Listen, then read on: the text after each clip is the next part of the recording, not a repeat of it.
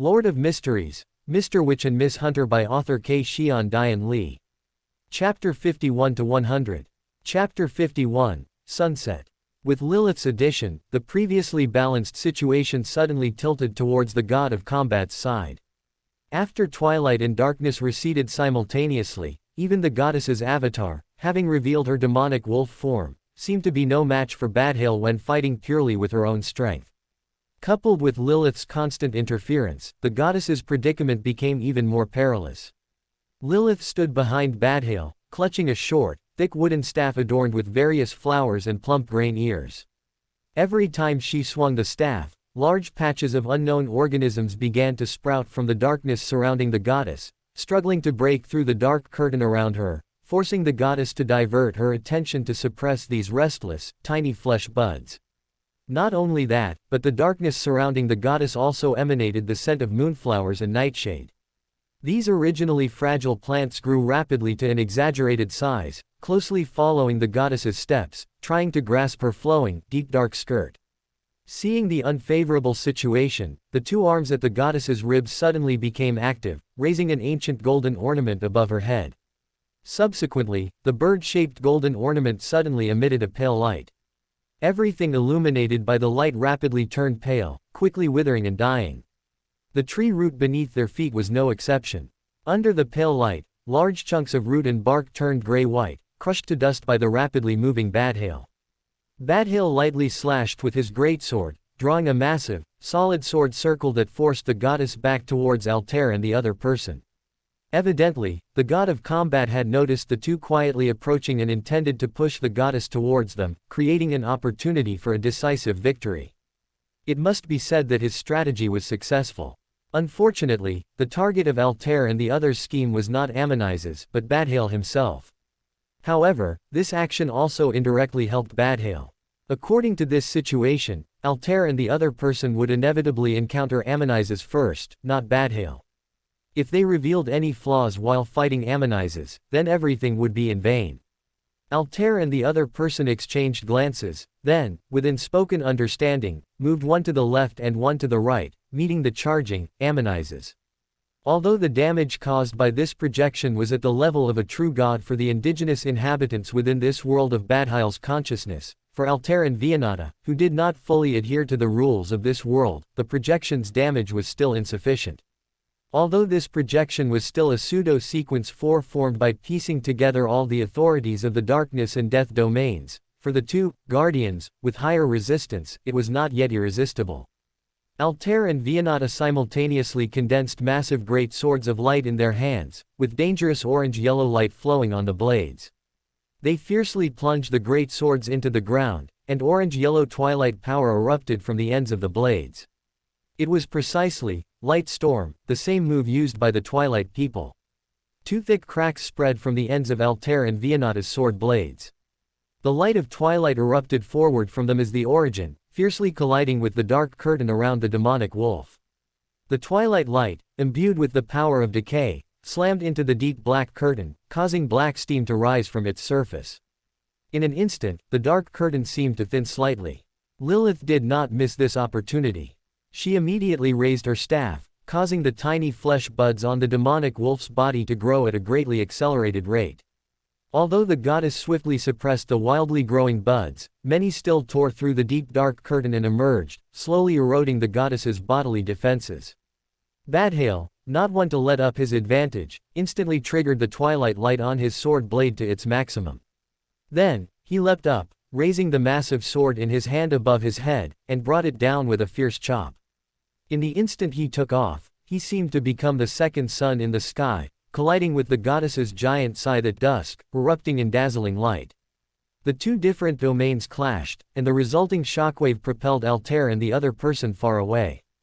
In the clash of their powers, the goddess was at an absolute disadvantage. However, this was not without reason. The arms at the goddess's ribs once again raised the golden ornament. That pale light, symbolizing death, was brewing within it. She intended to use that mystical item to force back those around her.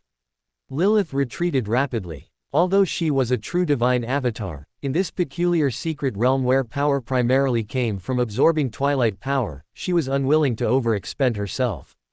Vianata activated Flame Sprint, carrying Altair as she swiftly ran past Badhale.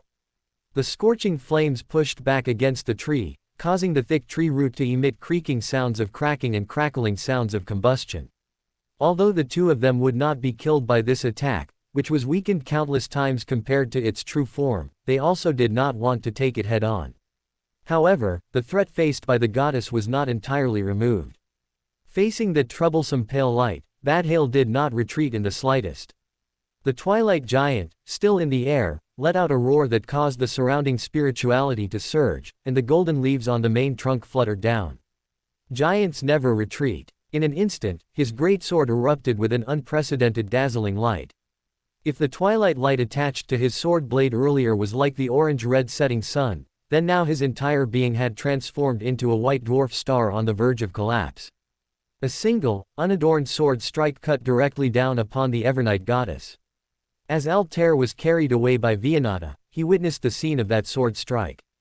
Despite being a strike weakened countless times, it still shocked Altair to the point of almost forgetting to breathe. It was an extremely pure sword strike, and also an extremely complex one. Within that single strike were rolling star rivers, the genesis of worlds, and also a long river with a setting sun, a lonely smoke in the vast desert. Altair could barely imagine how the goddess beneath the sword's edge would respond to this strike. In direct combat, no one could surpass Badhale, the god of combat, not even the Evernight goddess. However, all of this was also exactly as Altair had arranged. That terrifying, fatal sword strike effortlessly cut through the black great scythe in the goddess's hand, along with the goddess's body, splitting her into two. Subsequently, the two halves of the goddess's remains transformed into a brilliant cosmos. A beautiful cosmos that brought peace to the mind. A mysterious, distant, and tranquil cosmos. A decaying, madness-inducing, bizarre cosmos. Chapter 52, Mother and Son. The Evernight goddess didn't block that sword.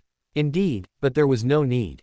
The moment Badhale leapt, her two arms at her waist quietly rose, cradling a crimson moon that emitted a soft glow.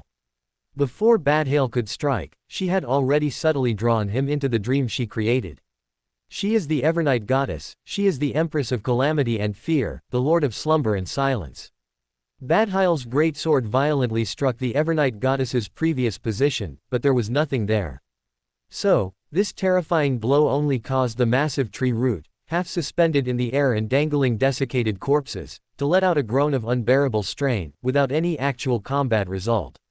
The goddess once again raised her arm, covered in black wolf fur, allowing the light of nightmare to envelop the frozen god of combat. In the dream, perceptible only to the god of combat, the deep cosmos suddenly exploded, and an unspeakable madness and chaos surged from the rift of the explosion, filling the entire dream like pus from a wound.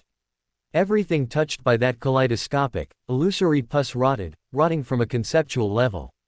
The goddess used the dream to directly inject a small amount of pollution from the distant cosmos, which she usually concealed with her authority, into the god of combat's dream.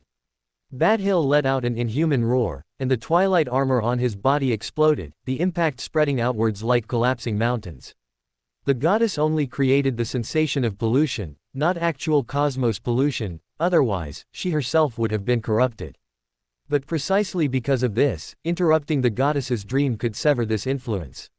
Therefore, Badhale, disregarding the rapidly spreading putrid mold on his body, unleashed the energy of twilight with all his might, blasting the corrupted, rotting flesh outwards, and incidentally forcing the goddess to divert her attention to defense. However, this shockwave became the final shovelful of dirt on his grave. After two full-force attacks and a recoil from a fiery charge by the anomalies of this world, Vianata and Altair, and then being attacked by the goddess's power of death and Badhale's dawn greatsword, the massive root system finally couldn't hold on. With a rumbling collapse, it fell downwards, dragging Badhale, who hadn't fully recovered from the dream, straight down into the black pool below. The tree root plunged into the pool first. Although its volume was far greater than the pool, it failed to splash even a single drop of water. It, along with the shriveled corpses dangling below it, sank into the bottomless pool, becoming the cornerstone of that pale emperor's throne. Perhaps the sound of the heavy object falling into the water awakened Badhale. Before he hit the surface, he suddenly opened his eyes, felt the bottomless abyss beneath him, and heard the alluring or threatening cries of the undead. At this moment, his ability to think had not yet recovered from the previous virtual pollution. Possessing an instinctive fear of the tranquil and death-symbolizing water beneath him, the only thing he managed to do was to somewhat dazedly reach out a hand towards the glowing direction above him, like a newborn infant. He did indeed grasp something. A wooden staff adorned with flowers and wheat ears. Because the spirituality here had been significantly dispersed by the previous impact, his usual spiritual perception was not very effective. He could only vaguely sense a warmth from the spirituality of the one above, a feeling he hadn't experienced in a very long time. He opened his eyes with some effort, those eyes he rarely relied on because they were easily deceived by illusions. In the light of twilight, he vaguely saw a smiling, fertile woman, unmindful of her appearance, leaning over the broken section of the tree trunk. The wooden staff in her hand extended, fixing her body several meters away from that terrifying abyss. Mother. He uttered this giant language word with a decaying voice. He felt this word was so familiar, yet so strange. Then, he saw something crystalline seem to flash in the woman's eyes before becoming resolute.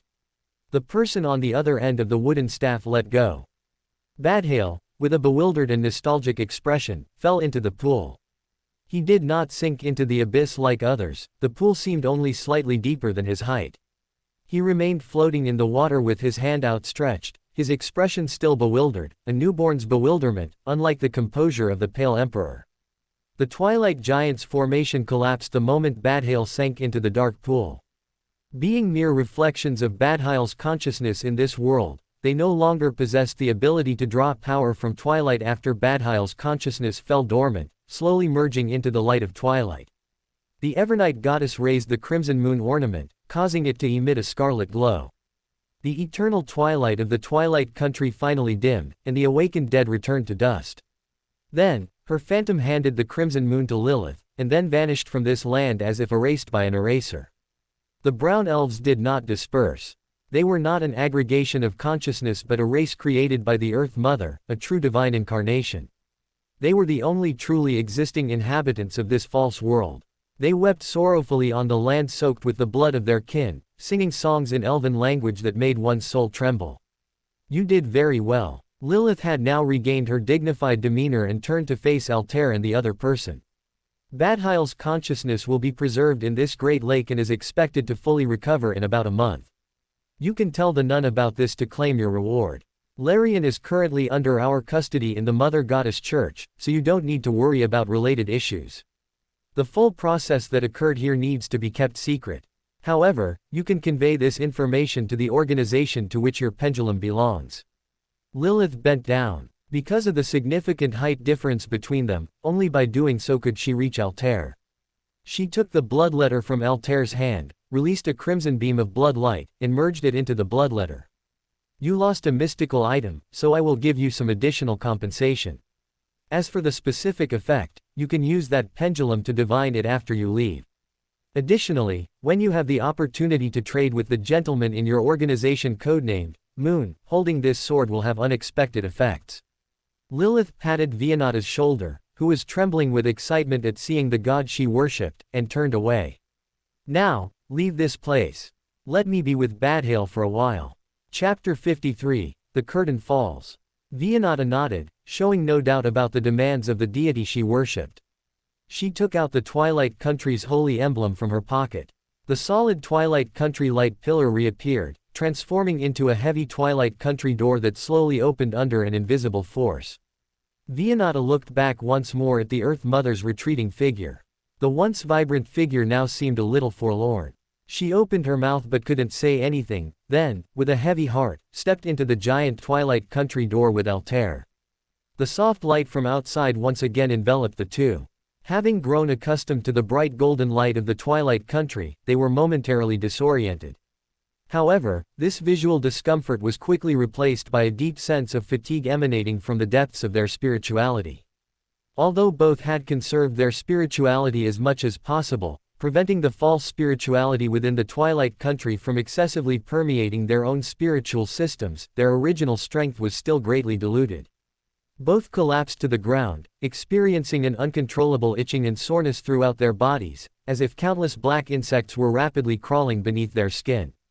This was the second time in a week they had overdrawn their spirituality, and both inevitably exhibited minor symptoms of losing control. However, Sister Vesper, who had remained outside, had clearly made ample preparations. A dark red glowing iron lantern suddenly appeared in Sister Vesper's hand. She raised the ancient, simply designed old lantern high and lightly swept it over their bodies. Specks of dark red light fell from the lantern, landing on the two who were twitching uncontrollably from fighting the loss of control. Those dark red light specks seemed to possess magical power. The moment Altair and Vianata's spiritual bodies touched them, their previously restless spiritual bodies miraculously calmed down. The physical changes caused by the spiritual fluctuations also subsided. Their eyelids grew heavier and heavier, and eventually, they fell into a dreamless sleep. When Altair woke up in the church basement on a bed that wasn't too wide, he didn't know how much time had passed. His blood-stained outer jacket had been removed, washed, and neatly folded to the side. However, the person who did it seemed to have a lot of similar experience, as they didn't overstep by changing his shirt as well. Was it Sister Vesper who did this? It's not surprising, though. When she was a military nun, she saw many injured people in similar situations, so she naturally didn't feel awkward. Rather, providing this level of care to the injured was a matter of course for her. Altair blinked hard. His eyes were tired from being in an orange-yellow environment for so long, so much so that he didn't even notice someone lying next to him at first. Wait, someone was lying there. Altair turned his somewhat stiff neck to look, and Vianata's sleeping face was less than 20 centimeters from him. Her slightly curly golden hair was now loose. Clearly, the sleep cap Sister Vesper had put on her hadn't worked. Her breathing was light, mixed with the scent of her Moon brand conditioner, making Altair's nose tickle. Looking closely, her eyelashes are quite long. Altair couldn't help but recall a classic scene from Wuthering Heights, where the heroine wakes to find her assistant and good friend staring at her. When asked what she was doing, the other person replied, "I'm counting your eyelashes."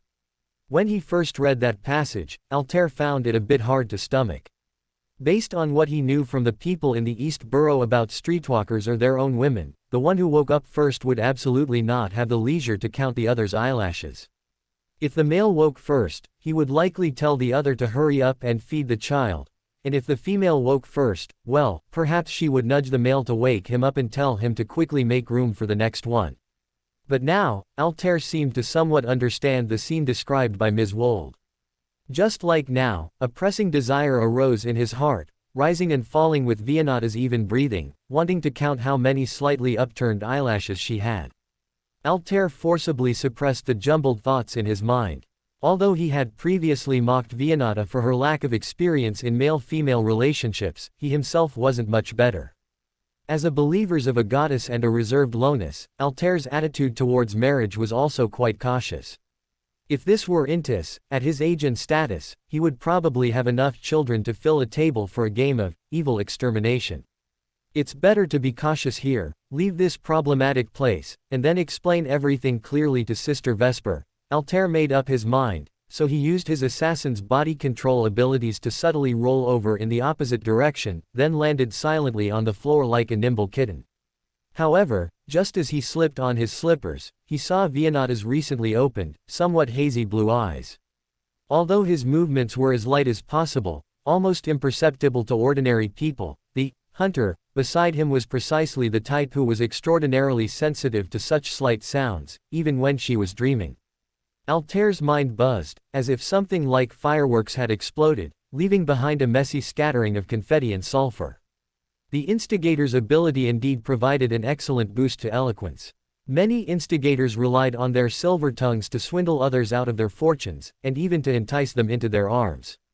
However, temptation could be used for preliminary groundwork, but it couldn't be used for self-preservation after a given fact had occurred, especially when the person waking up in the same bed was a fire mage, of a higher sequence than himself. Altair's spirituality intuition screamed warnings, and his body had quietly tensed, ready to bolt the moment Vianata conjured a fireball in her hand. However, Vianata's expression wasn't as angry as he had imagined. She yawned, pulled up the covers to look at the unfamiliar, clean linen sheets, then rubbed her eyes and rolled out of bed from the other side. What are you fussing about over there? Oh, my toothbrush isn't here. Vianata calmly stretched, turned up the kerosene lamp on the table a bit, and picked up the change of clothes that Sister Vesper seemed to have prepared. I'm changing clothes. Turn around, or you'll get styes from peeking. Vianata rolled her eyes at Altair, who hadn't yet reacted. You didn't do anything, why are you so guilty? Chapter 54, The Nun's Compensation. Altair turned around awkwardly and sat on the bed, beginning to put on the cotton robe Sister Vesper had prepared for him. Although these were originally loungewear for patients being treated at the church, Sister Vesper had clearly washed them very carefully, leaving no stains. The two quickly changed their clothes, and the atmosphere was slightly awkward.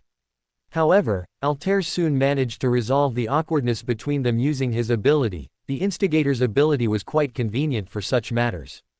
Altair and Vianata walked through the narrow corridor and arrived at the above-ground section of the church. Sister Vesper was waiting there, a few bloodshot lines in her eyes, seemingly having stayed up all night, eager to learn about the god of combat's situation. Good morning, it is morning, isn't it?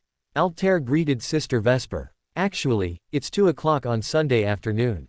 Sister Vesper's voice trembled slightly. Although she was trying her best to control her emotions, her heart was still uneasy when she was about to face the outcome. Altair and Vianata exchanged glances.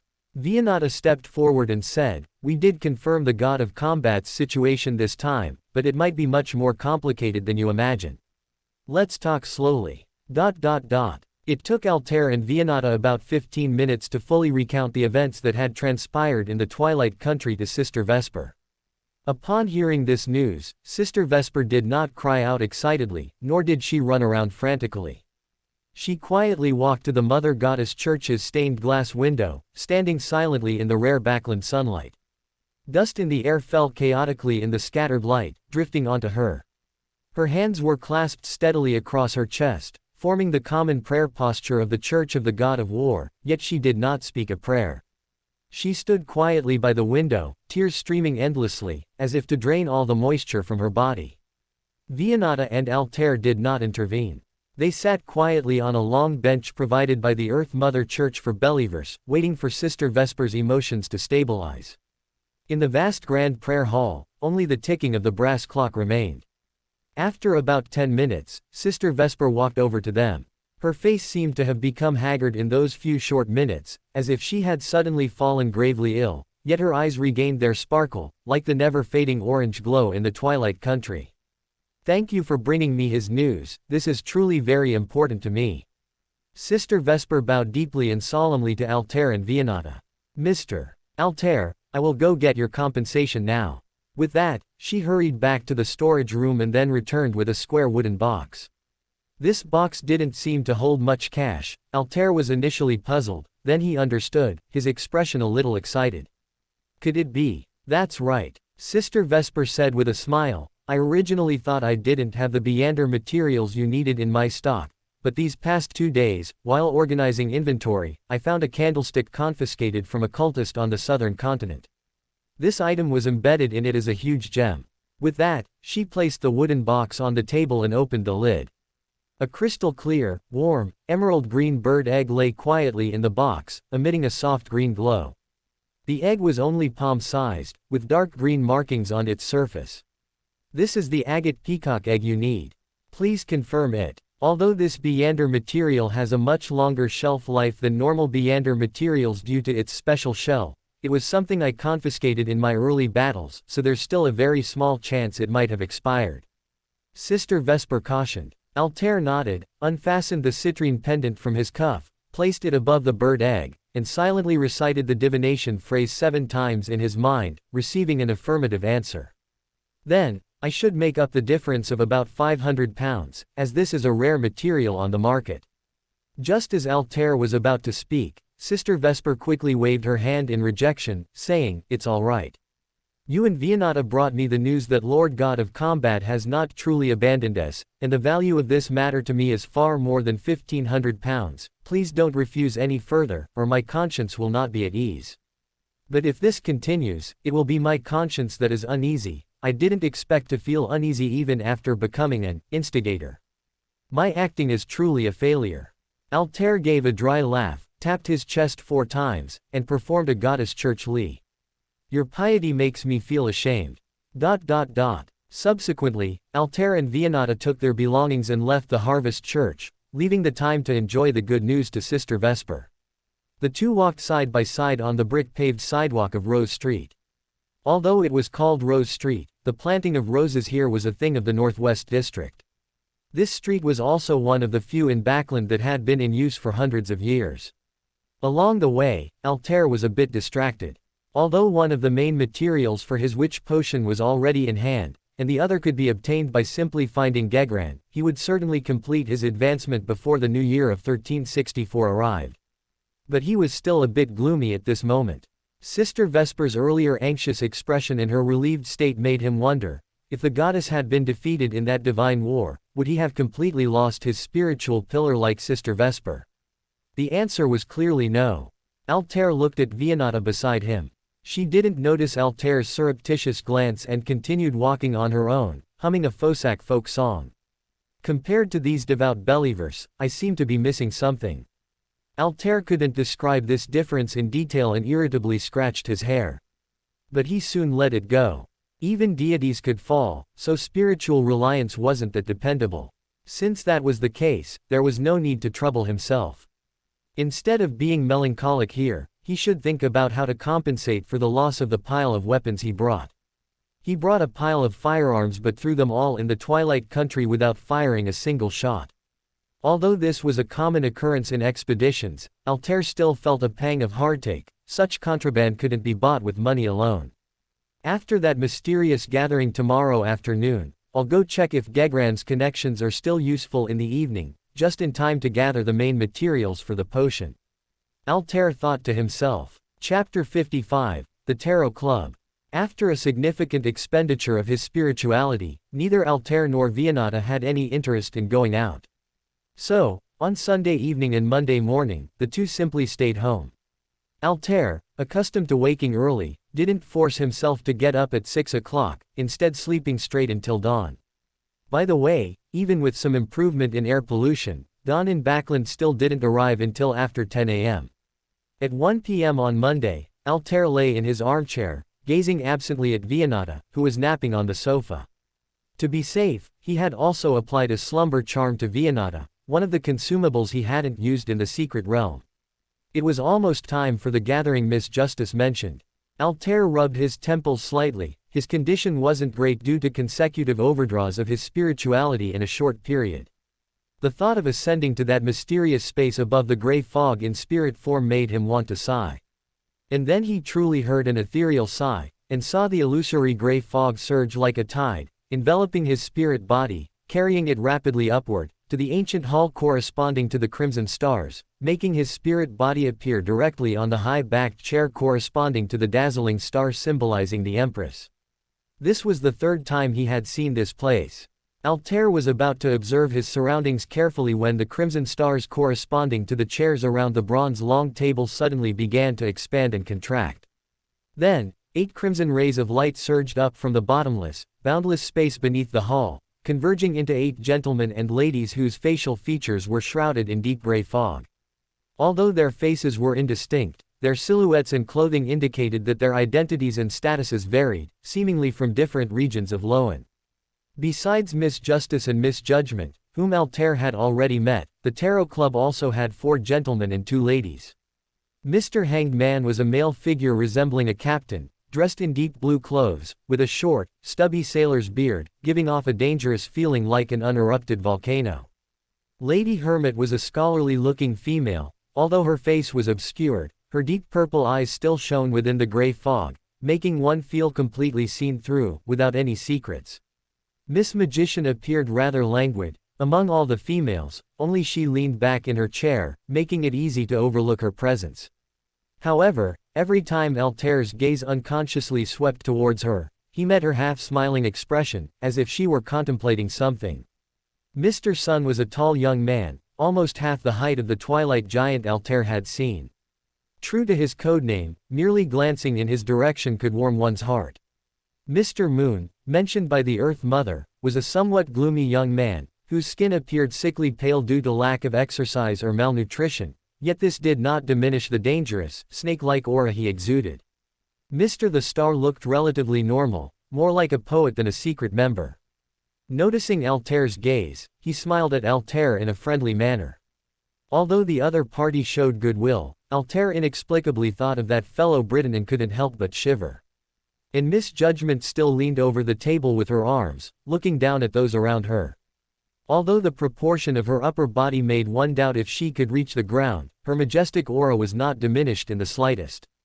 Miss Justice's face was completely hidden beneath the gray fog, and even her aura was well contained.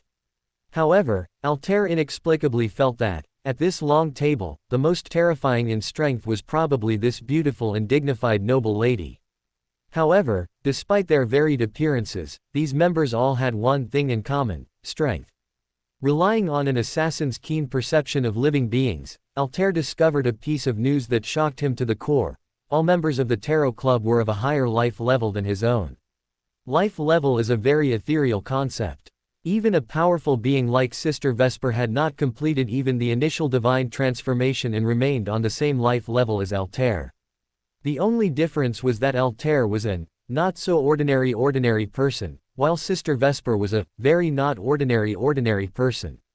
People at this level, aside from being a bit stronger than ordinary people, of course, some are much stronger, or actually not much different from ordinary people. Birth, aging, sickness, and death are still concerns for them. However, all the members of the Tarot Club were of a higher life level than Altair, and by a whole major rank. In other words, these 8 members, even the most inconspicuous Miss Magician, had already reached Sequence 4, crossing the threshold of demigodhood. This also meant they all possessed centuries of life, their faces would not age, they were even immune to all illnesses, and even injuries could heal extremely quickly. Although Altair had already prepared himself mentally, he was still so shocked that he was almost speechless. It should be known that when many tribes in the southern continent still didn't know the concept of the 7 gods, a powerful demigod was no different from a true god in the eyes of the local natives. Even reaching Sequence 4 could earn one the respectful title of he. As far as Altair understood, even the secret organization, Theosophy Order, that Gegran invited him to join had no demigods in Backland. Yet, in this vast space above the gray fog alone, there were 8 demigods of different pathways gathered. Theosophy Order was a subordinate organization of the demoness sect, believing in the primordial demoness, so how great must the existence be that commanded the Tarot Club? Altair seemed to understand a little. The description in that holy book about the 6 angels around Mr. Fool seemed not to be groundless, but to have solid evidence. Mr. Fool is indeed terrifying. As Altair's mind wandered, Miss Justice slightly lifted her skirt and bowed gently to the empty high-backed chair at the head of the table. "Good afternoon, Mr. Fool." Subsequently, the remaining 7 powerful Beyonders, who appeared either gentle or arrogant, stood up in unison and respectfully bowed to the empty chair, as if a lofty and great existence still sat there. Altair also dared not be negligent and quickly followed the others' actions, instinctively performing the etiquette of a goddess believers. He later realized it was inappropriate, but it was too late to change.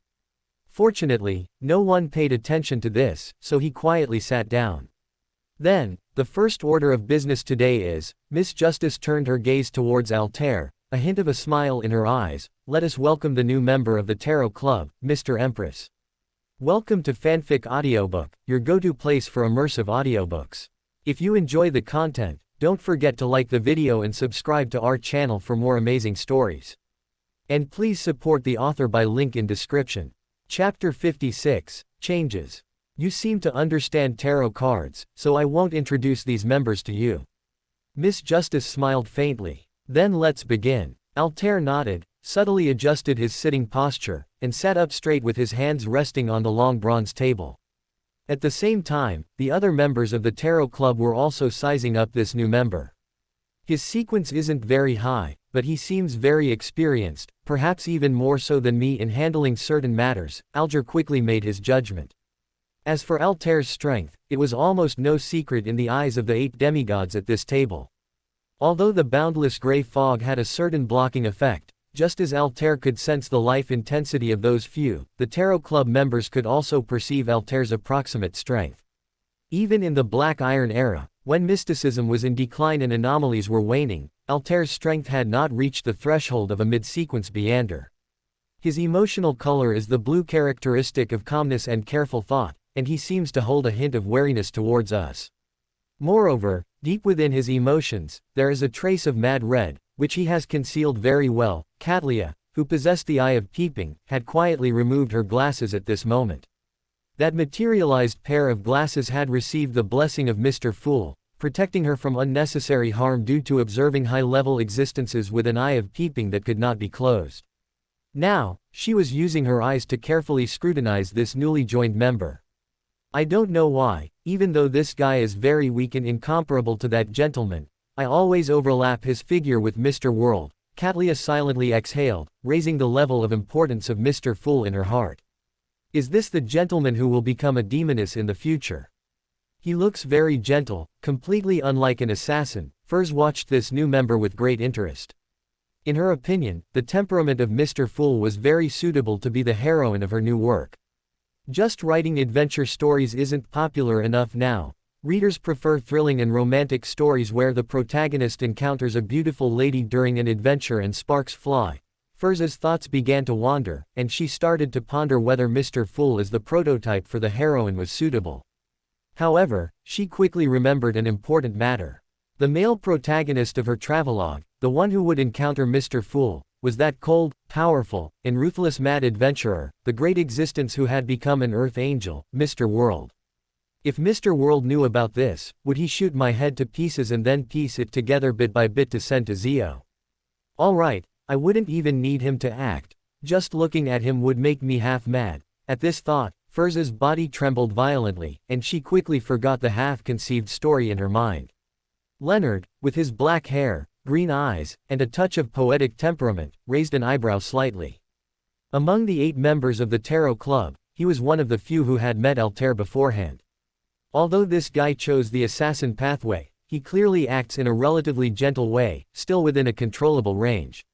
Leonard's brow furrowed as he recalled Mrs. Sharon, the demoness of pleasure he had encountered when he was still in Tingen, and Triss, the instigator who caused the Clover tragedy. However, this is the first time I've known that a sequence assassin can be acted like this. Hey, if Tingen City also had a few similar beauty salons, would Triss or Mrs. Sharon not have needed to create those tragedies? Such a thought arose in Leonard's mind, but then he was amused by himself. However, after laughing, he still couldn't help but start considering the possibility of this idea. It sounds a bit ridiculous, but it seems to make sense. After controlling the platforms needed for acting, the Nighthawks could identify Beyonders who had independently discovered the acting method through their excellent performances in these places. In situations with insufficient manpower, this method indeed seems feasible. I'll write to the Archbishop of the Backland Diocese to discuss this matter when I get back. Leonard was somewhat excited by the sudden inspiration. Although this gentleman looks very gentle, he doesn't give me a good feeling. Derek Berg, who had already advanced to sequence 4 unshadowed, frowned. Altair's spirituality reminded him of Elder Lovia of the City of Silver's 6-member council. Although she later proved through her actions that she was a respectable elder and had not betrayed the City of Silver, her spiritual aura also carried a hint of malevolence, often making Derek, the unshadowed, who was abnormally sensitive to evil auras, feel uncomfortable. However, compared to the deep malice of Elder Lovia, which was under layers of suppression, this gentleman's spirituality was more like a creature called a sea anemone that he had learned about after coming to Byam. Beautiful and eye-catching, but once touched, one would be stung by its venomous tentacles. It has been proven that Elder Lovia did not betray the City of Silver. I hope this Mr. Fool will not do anything that threatens the Tarot Club. Derek looked up at Miss Justice, who was currently explaining to Mr. Fool how to materialize text. Miss Justice was once a somewhat naive noble lady, but ever since Mr. Fool issued those tasks, her temperament has undergone a considerable change, Derek mused. This change not only came from the improvement of her sequence but also seemed to be an inner transformation. Derek couldn't say whether this change was good or bad, only that he should pay as much attention as possible to relevant aspects and stop things before they became irreversible. It feels like without Mr. Fool, the Tarot Club seems to have become something I can't quite understand. Derek's expression was slightly solemn. Is merely protecting the residents of the City of Silver enough to fulfill Mr. Fool's entrustment and awaken him before the apocalypse arrives? Derek felt completely unsure. Although he had led the residents of the City of Silver out of the cursed land that had held them for thousands of years, the achievements he had made were already enough to be proud of, but in the face of the impending apocalypse, all of this seemed insignificant. I know I don't have the talent in this area, but I also have things I can do, Derek silently encouraged himself in his heart. Chapter 57, Humanity's Choice. Seeing that the members of the Tarot Club were all deep in thought and no one spoke immediately, the hanged man, Alger, cleared his throat and said, "Let me first talk about the changes on our side. Last time when I asked for everyone's help, due to the urgency of the situation, I didn't describe it very clearly. Now, I will give a detailed description of the situation with my fleet." His words seemed to carry an unspoken authority, but unlike Madame Judgment, the sense of authority he conveyed contained an implicit threat of violence, making one feel as if they would have their head smashed in if they didn't comply. Subsequently, Alger described in detail the endless sea line, the wildly growing mycelia, and the current state of his crew members. "I've lost quite a few sailors, but fortunately, the Blue Avenger doesn't require too many crew members. The remaining members can still keep the ship running. If it comes down to it, I'll need to ask Miss Magician to help transport a batch of crew members. We can select them from the group that recently arrived in Biome to seek refuge with Danitz." "Ah, okay." Furs, suddenly mentioned, instinctively straightened her back. However, she then asked with some concern, "But if the problem can't be resolved quickly, constantly adding new people might lead to heavy casualties." "It doesn't matter. Most of these crew members were originally pirates and are not believers of Mr. Fool, so they won't affect Mr. Fool's awakening. Rather, if completing Mr. Fool's mission only requires sacrificing a few sailors, then it's a very worthwhile trade." Alger shook his head indifferently, as if the deaths were merely a few rats stealing grain. "But, this." Furs was about to say that since these people had already pledged allegiance to Alger, even if they weren't members of the Church of the Sea God or the Fool Church, they could barely be considered their own. However, she was impatiently interrupted by Alger. "Miss Magician, I want to ask you a question." Alger rolled up his somewhat cumbersome dark blue sleeves and adjusted to a more imposing sitting posture. Furs couldn't meet his sharp gaze and instead shifted her eyes to the holy emblem on his chest. Before the southern continent was developed by the various kingdoms, it was ruled by indigenous people who worshipped evil gods, including many evil existences at the demigod level. Alger's voice was somewhat cold, as if he was speaking of a story completely unrelated to himself. However, the churches only dispatched demigods to clear the southern continent half a year after their advance. And within that half year, 1/3 of the southern continent was directly occupied by the 7 Orthodox God churches, and the number of demigods eradicated reached double digits in the Storm Church's records alone. "Do you know how the Orthodox God churches achieved this?" Quote. "Do you know how the Orthodox God churches achieved this?" Alger's question echoed in the vast space around the bronze long table. Leonard, a Beander of the church, and Catlia, who knew many secrets, had serious expressions. Although Zio, Judgment, didn't know, based on her understanding of the church and the military, she quickly made a judgment. Miss Magician, who clearly didn't know these things, looked a bit confused. As for Sun and Moon, they simply had expressions of, "What are you talking about?" "Well, you can't expect a City of Silver resident and a shut-in vampire to know these secrets, can you? To kill an enemy demigod without one's own demigods participating." Altair's mind stirred slightly. He had, more or less, experienced the power of a demigod. For low-sequence Beyonders, a demigod was almost an unsolvable existence. For Beyonders who had not crossed that threshold to do this, there was only one method from beginning to end. As he thought of this, a sense of sorrow inexplicably welled up in Altair's heart. "How did they do it?" Furs asked with a lack of confidence. "With human lives." A calm and emotionless voice came from the upper end of the bronze long table, drawing everyone's gaze. The lady seated at the source of the voice wore a light blue cloak, with stars shining on her back, forming a pattern of intertwined swords and scales. The one who spoke these words was none other than Miss Justice, who appeared gentle and elegant, seemingly completely disconnected from all things dark like bloodshed and slaughter. "Altair, sitting next to Miss Justice, suddenly felt his hair stand on end. In that instant, he could feel that Miss Justice's originally placid mind had undergone a drastic change. One moment it was calm, the next it was a raging storm. Although she suppressed that emotion in an instant, it still frightened Altair quite a bit. In that moment, Miss Justice gave me the feeling of no longer being like a flesh and blood human, but rather like those ancient angels who walked between the divine kingdom and the earth during the Age of Darkness. Altair discreetly glanced at Miss Justice, then subtly shifted his body away from her. Alger was visibly stunned for a moment, his aura shifting slightly, no longer as imposing as a mountain. After a long while, seeing that everyone remained silent, he realized that the topic he had brought up was not yet finished. Yes, that's exactly how it was. Alger nodded somewhat stiffly, composed himself to regain his previous demeanor, and continued. The Storm Church alone had at least 500 Beyonders who either turned into sealed artifacts or Beyonder characteristics, or were executed by teammates due to losing control and going mad, including many at Sequence 6 or even Sequence 5. And other churches, like the Eternal Blazing Sun Church, which is more aggressive on similar issues, would have suffered even more severe losses.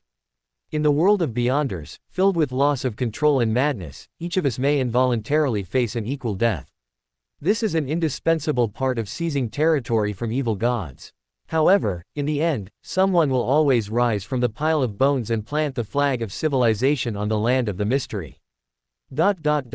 A very rational yet cruel decision. Without knowing the specific grade of those evil spirits, sending mid-sequence powerhouses to probe is very normal. Furthermore, if a Sequence 5 dies in battle, the hidden demigod in the team has a chance to retrieve his body and characteristic. But if even a demigod dies in battle, can one expect a Sequence 5 to retrieve the demigod's remains? Furs nodded heavily, then lowered her head in silence. Alger gave Furs a meaningful glance, then swept his gaze to Altair, and continued to discuss the current situation. Everyone, do you have any feasible methods that would allow us to approach that sea line or find an opportunity to investigate the source of that pollution? Alger asked the remaining members again. Sun, Hermit, Magician, Justice and I briefly discussed it, and we all believe that behind that sea line should be what we've been looking for, or something even more dangerous. Chapter 58 Participation. Something you've been looking for. Altair keenly caught the keyword from the hanged man's mouth. This ancient and secretive organization indeed has its own objectives. According to Justice's description, the ultimate goal of this organization is to prevent the coming of the apocalypse. Therefore, the item they are looking for might be significantly related to preventing the apocalypse. Although I don't know what it is, it must involve many secrets that a person at my level shouldn't know. Altair quietly shifted his body backward, lest the hanged man, who seemed prone to anger, assign him some strange tasks on a whim. Just the artisan that Justice asked me to monitor is enough to drive me crazy. I absolutely cannot get involved in new incidents. Altair secretly made up his mind. At this moment, the Tarot Club members, after a brief period of thought, became active once again. How did you confirm that behind that sea line is what Mr. Fool is looking for? Or rather, how did you confirm that there is something there? Mr. Moon said in a somewhat condescending tone, after all, we need to understand the situation in more detail before we can make a more effective judgment. Whether we resolve it ourselves or consult the ancestor, there must be a reason. Without sufficient evidence, the ancestor would also find it difficult to give us revelation. Ancestor. Altair pricked up his ears once more. The conversation between the Tarot Club demigods was incredibly informative for Altair. Even a few seemingly ordinary sentences from them were like a sudden enlightenment to Altair, almost completely refreshing and rebuilding his worldview. This Mr. Moon doesn't seem to be human. After all, besides the warlocks in the southern continent who still secretly worship their ancestral spirits, no one would frequently use the title, Ancestor. Speaking of which, Earth Mother said that her true identity is Lilith, the ancestor of the Sanguine. So, this Mr. Moon must also be Sanguine, right? Altair looked at Mr. Moon sitting opposite him with some curiosity, but due to the obstruction of the gray fog, he couldn't see him clearly. He looks very clean, a respectable gentleman, seemingly unrelated to the disgusting and ugly monsters in folklore. However, just looking at the brown elves, One knows that Lilith probably wouldn't design her dependents to be monsters covered in pus and sores. She is a deity with excellent aesthetics. Altair let his mind wander for a while, then suddenly realized that his previous thoughts were somewhat blasphemous, and quickly calmed his mind, clearing away distracting thoughts. Because we saw a door there. Furs the magician, who had just heard a shocking fact, suddenly replied.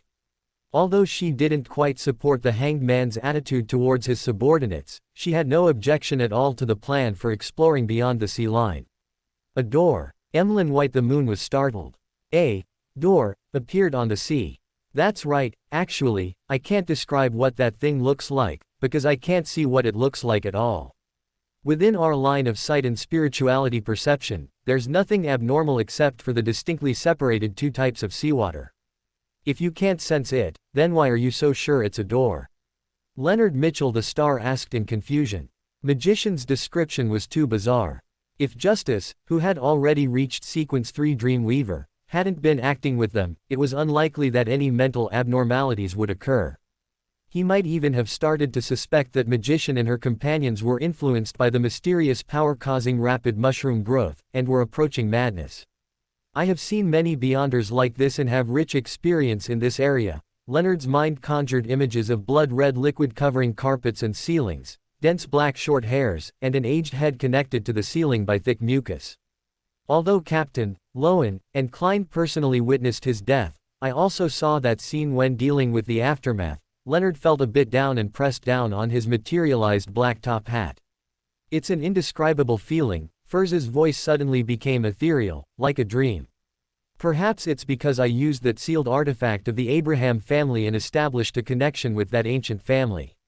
Although Justice and I, no matter what method we used, couldn't specifically record or prove the existence of that door, deep in my spirit, it clearly tells me that there is a door there, a great door leading to mystery. Wait, that is to say, these few. Altair suddenly raised his hand, interrupting Magician, including Justice. None of the participants sensed the existence of that great door. Although Altair did not intend to interfere in this matter, he was also concerned that inaction might be perceived as passive work by these demigod-like powerhouses, leading them to doubt his loyalty. He knew very well that some people in high positions value not your achievements but your attitude. Make a simple analysis, propose some common solutions, make himself seem very active, but in reality, find an opportunity to step aside and let those who can confirm verify his conjectures. Altair quickly found a suitable way to participate, so he no longer hesitated and decided to get directly involved. Furz the Magician looked at the newcomer with some surprise, evidently not expecting him to actually have the courage to join the demigods' conversation. What a bold fellow. I remember when I first joined the Tarot Club, it had already been some time, and even in front of Hermit, who joined later and was only Sequence 5 at the time, I didn't even dare to interject.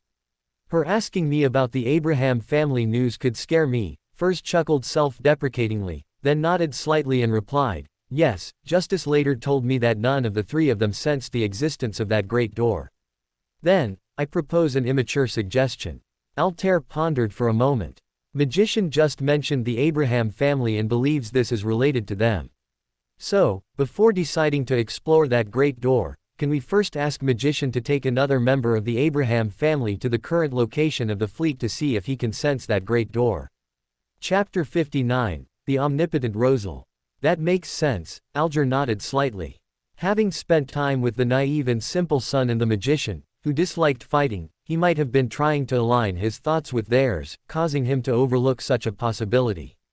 Although the Star Queen was also experienced, she seemed to be too preoccupied with the terrifying mushroom man she had brought, and thus didn't propose a similar idea. Alger shivered, remembering that strangely simple-looking man. He was somewhat worried that when he returned from above the gray fog to the real world, he would be covered in talking mushrooms. He looked at Madame Hermit and saw the same worry in her eyes. I'll do that, Alger nodded. So, assuming there really is a door there, hypothetically speaking, what are your thoughts on how to approach it? By the way, we've already tried the Traveler's Door, spirituality channels, ritualistic magic, and acceleration magic. None of them worked. Attacks also had no effect. Even when trying to turn back, we always remained at the starting point, Madame Hermit added. Mr. Moon frankly admitted that he had no similar experience. I haven't had a similar experience, but I will consult Lord Nebuz with ritualistic magic or pray directly to the progenitor when I return. Mr. the Star also subtly indicated that he had no similar experience and needed to consult records. I'll go back and look through the Nighthawk's files. However, I'm not in Backland right now, so I'll need to entrust another deacon to do it, which will take some time. Mr. Empress, do you have any other thoughts? The hermit, Catlia, looked at the pensive Altair and asked. Madam, I'm only sequence 8, Altair shrugged helplessly. Don't put too much hope in my knowledge of mysticism. It's all right. When our own knowledge can't solve a problem, we occasionally rely on some people's beginner's luck, Miss Justice encouraged with a faint smile. After all, once we become demigods, our way of perceiving the world differs to some extent from yours. While this brings us many conveniences, it also means we might overlook problems that lower sequence beyonders might discover instead. The members of the Tarot Club nodded in agreement. Seeing everyone's gazes turn to him, Altair felt a bit helpless. However, since Madame Hermit had already thrown the ball to him, simply declining might not be effective. After all, he couldn't ask for help from the entities behind him like Mr. Moon and Mr. the Star. You are all prominent figures in the field of mysticism. With just a couple of descriptions, it's hard for me to discover mystical problems that even you couldn't find. Altair gave a bitter laugh.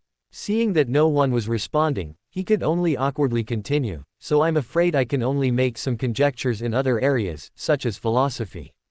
Do you know Rosal the Great's third paradox of Rosal? The hall above the grey fog suddenly fell silent. The name Rosal Gustav was mentioned once again at the bronze long table after Mr. Fool fell into slumber. This made everyone feel a moment of trance, as if the Mr. Empress before them was another dependence of Mr. Fool, sharing the contents of Rosal's diary as interpreted by Mr. Fool. However, after a brief moment of nostalgia, everyone except Justice, who came from a noble family, and the Hermit, who was of the mystery prior pathway, embarrassingly realized that their understanding of philosophy was quite shallow. They were the type to attribute all philosophical topics they hadn't heard of to Rosal, and they certainly didn't understand this so-called third paradox of Rosal. A person walking from Trier, the capital of Intis, to Backland in Loen, must first complete one half of the journey, then one half of the remaining total journey, then one half of the remaining one half. Audrey, Justice, who had received a complete philosophical education, spoke up, avoiding the embarrassment of others not understanding the paradox. Continuing this cycle, one can never reach the destination. This is Rosal's third paradox. Exactly, Altair nodded. Don't you think this is very similar to your situation? It is indeed very similar, however, this paradox proposed by Rosal has limiting conditions. The Hermit, Catlia, frowned slightly.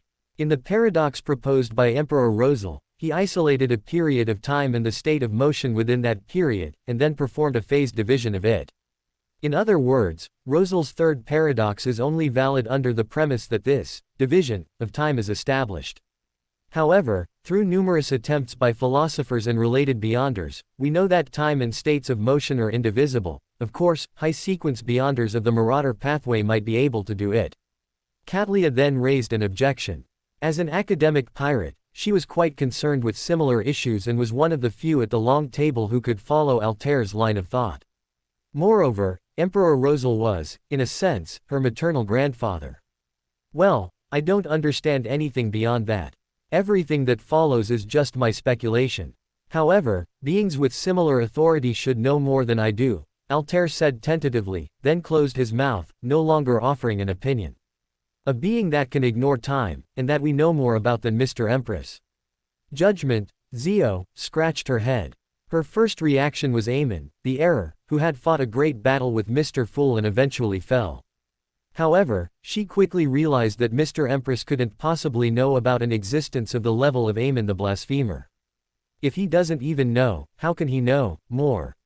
Could it be? The members of the Tarot Club almost simultaneously recalled a sentence from a passage they held dear, the beginning of Mr. Fool's Holy Scripture, a common opening for every missionary. Since Mr. Empress could sit there, he couldn't possibly not know this, and indeed, their understanding of him was deeper than Mr. Empress, who had just joined the Tarot Club. My lord calls himself the Fool, in the past, in the present, and in the future. Son, Derek, recited in an incredulous voice the description that had stirred up huge waves in everyone's hearts. Chapter 60, The Benefits of Philosophy. Everyone at the long table was shocked at this moment. Of course, it wasn't because of Altair, but because of the possibility he presented. If the thing behind this door was personally sealed by Mr. Fool. Catlia's voice became a little hoarse. Then, our strategy will need to be adjusted significantly.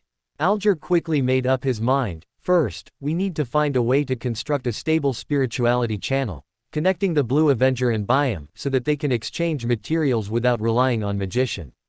We'll also send that Mushroom King back.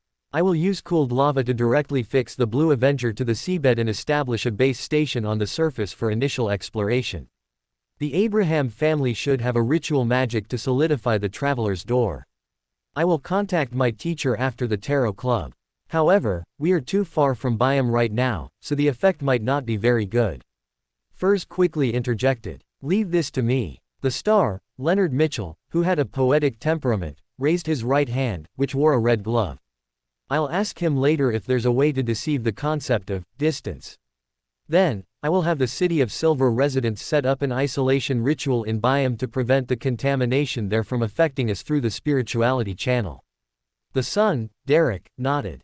Although his voice wasn't mature, his attitude was firm. Altair opened his mouth but couldn't speak. After realizing the ideas they had previously overlooked, the 8 demigods acted with astonishing efficiency. Even the seemingly most laid-back Miss Magician and Mr. the Star immediately found ways to solve the problems they were responsible for. Miss Magician is backed by an ancient family named Abraham, and Mr. the Star seems to have an angel behind him. Moreover, I heard Britain say that the red glove on that gentleman's hand is a symbol of the Nighthawks, elite team. Could it be that he is one of the 22 pillars of the Night Church? Altair felt increasingly that the Tarot Club was full of hidden talents. An organization he had never heard of before, whose members had infiltrated the high echelons of major churches, including the Storm Church and the Goddess Church, and also included a young talent from the vampire race, a demigod powerhouse from an ancient family, high-ranking personnel with military backgrounds, and high-sequence beyonders from the wealthiest noble families in the kingdom. Altair didn't dare to think further. Mr. Empress, thank you for providing the insight. To be honest, before deciding to absorb you into the Tarot Club, we did not expect you to be such a knowledgeable gentleman. Hermit, Catlia, nodded to Altair. I wouldn't say knowledgeable, I just admire Rosal and have read many of his works. Altair quickly said modestly. If these big shots thought he was exceptionally capable in this area and assigned him more tasks, it would be counterproductive. Emperor Rosal was indeed a respected wise man, but that doesn't erase the fact that you also possess excellent judgment. Hermit, Catlia, waved her hand, indicating that Altair didn't need to be modest. In the future, if you need any Beander materials, you can directly request to purchase them here, and I will help you find them through my channels. Beander materials below high sequence, as long as they are not too rare, can be found at the Beander Gathering on Sunia Island, on Oravi Island. Beander Gathering on Sunia Island. Altair immediately grasped the keywords in her speech. This lady, like Mr. Hanged Man, seemed to be active at sea. This hermit lady's attire seems to be in a style that is more Loan leaning Intis, but Sunia Island was ceded to Fosak by Loan during the 20 Years' War, more than 700 years ago. She can move freely under the noses of the extremely xenophobic Fosak people. Could she be a pirate? And she also said that most materials below high sequence could be obtained, which means not only can she participate in Beander gatherings, but the level of that gathering is also not low. A demigod-level pirate lady. Altair silently took a deep breath. Although he was inland, he wasn't completely ignorant of news from the sea. At least, he had heard of the famous 4 kings and 7 generals who roamed the 5 seas. Queen Mystic. No, that's not right. She founded Oravi Island, so she wouldn't need to buy low and mid-sequence materials from outsiders, and she could save on the markup. And Altair had also heard Gegran mention the name of Vice Admiral of Disease, Tracy. Although he didn't know if she was already a demigod, if even Vice Admiral of Disease was a member of this Tarot Club, Miss Justice wouldn't have needed to bring me into the club to inquire about the demoness sect. Then, this hermit lady's identity was obvious. Altair nodded. subtly bowing to the black-robed woman opposite him, while also tightening the corners of his mouth to prevent his expression from losing control due to shock. Star Queen. Now, among the Tarot Club members, Altair knew of one more major figure in the field of mysticism. Without considering what changes these important figures could bring to his future, Altair also understood that this was definitely a huge help.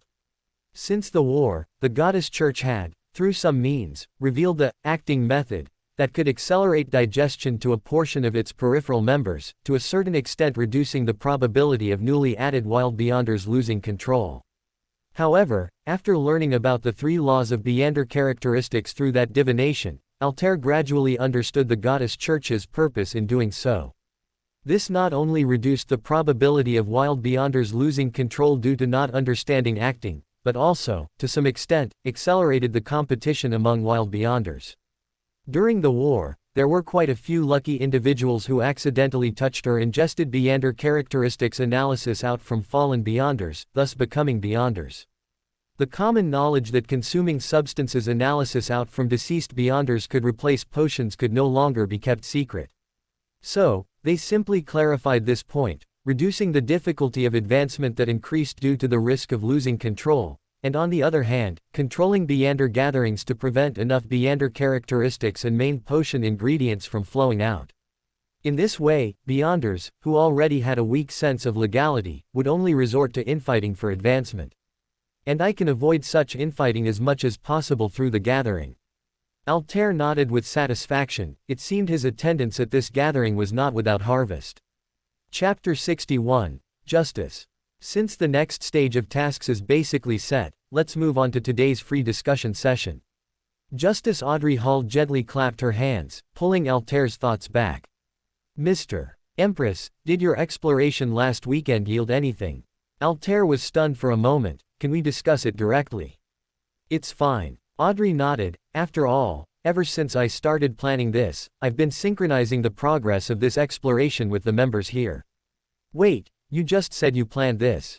Altair couldn't help but ask for confirmation. Of course. Audrey looked at Altair with a strange gaze, as if curious why he only realized it now. Otherwise, don't you think everything was too coincidental? That nun is indeed a devout believer of the god of combat, but she doesn't pray to the god of combat in the church every day. Even if a gang member is devout, how many times can she go to church? Audrey smiled softly, yet in Altair's eyes, this smile twisted, forming layers of eggshell white scales, from beneath which seeped crimson blood. At that instant, Altair seemed to somewhat understand the strange feeling Miss Furs described, where perception and cognition were completely opposite. Miss Justice's appearance and smile were exceptionally beautiful. Although her face couldn't be seen above the gray fog, only her temperament could be felt, her demeanor was still impeccable. Yet, in Altair's eyes, beneath Miss Justice's smile were intricate, illusory tendons and patterns like a spiderweb, making one feel dread and unease at a glance, wanting to escape as far as possible at all costs. And, Miss Justice glanced at Altair, wanting to continue. However, Altair suddenly raised his hand, interrupting her next words. All right, that's enough. Altair forced a stiff smile. Let's just say I asked a question I shouldn't have. Just after Altair interrupted Audrey's description, the eerie sense of contrast on Miss Justice disappeared, and she once again felt like the well-mannered noble lady. She again displayed an impeccable, perfect smile. Mr. Empress, you are even smarter than I imagined. For those on stage, watching from the audience is a curse. Altair was silent for 2 seconds, then nodded slightly, indicating that he understood. Justice is not always desirable. For those living in darkness, justice is instead frightening. Altair sighed and began to recount his experiences. What did Miss Audrey mean by that? Furs was momentarily confused, not knowing what riddle these two were playing. It wasn't until Miss Audrey spoke her last sentence that she suddenly realized. If everything Miss Audrey said was true, her observation period for Mr. Empress was probably longer than we imagined. Even before we encountered difficulties, she had already begun preparing strategies to solve them, and this strategy included not only Mr. Empress but also his companion, and Mr. Empress interrupting Miss Audrey was clearly out of fear of some possibility. Furs couldn't help but think from Mr. Empress's perspective. Miss Audrey had previously told us that Mr. Empress became a Beander shortly before Mr. Fool fell into slumber last year, and she became a dream weaver at that time. Furs suddenly shivered, and a previously absent emotion appeared in her eyes as she looked at Audrey. She had previously envied Miss Audrey's generosity and beauty, and her feelings for her included friendship, a bit of gratitude, and a touch of jealousy.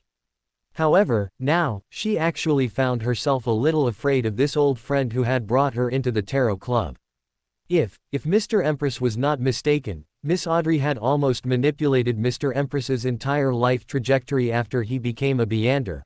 Although it wasn't herself being manipulated, Furs felt an ancient fear emanating from the depths of her spirituality, like an insect caught in a spiderweb.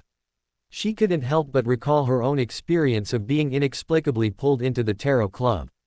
Although if it weren't for Mr. Fool and the tarot club, she would probably have died from the symptoms of losing control caused by the full moon's ravings. Not everyone could gladly accept this feeling of being manipulated and having their future arranged. It was at this moment that Furs realized that the manifestation of justice was not always comforting and satisfying. The sword of the goddess of justice points towards evildoers, but also towards oneself. Furs looked at Mr. Empress with some concern, worried that he might be dissatisfied and cause some problems. However, Mr. Empress's voice opposite remained normal, still so magnetic, as if completely unaffected. Audrey nodded imperceptibly. On the bronze long table in front of her, an illusory parchment appeared out of thin air, as if an invisible pen was writing on it. Dreamweaver acting principles. Weave a dream that blurs the line between reality and illusion, or plan a grand scene. The more people involved, the better the effect. Let people get used to everything in the dream, and then, when they are used to it, wake them from the dream, or put them in the position of a spectator. Note: if they are unwilling to accept true reality, even if the situation in reality is more beautiful, and they willingly choose the dream you wove, then this dream is considered successfully woven. Indeed, I didn't misjudge his character. Audrey looked at the gradually completed acting principles on the paper and pondered. She wasn't actually too concerned with Altair's narration. Those messages might be secrets to other members of the Tarot Club, but she already knew them when she made the deal with the Earth Mother Church. So, from the beginning, the content of their deal was that Audrey would be responsible for providing personnel to enter the fragments of the Twilight Country with restricted power to help the Earth Mother reshape Badhile's consciousness, while the Earth Mother Church would help her find Hermes, who had taken away the entire psychology alchemists.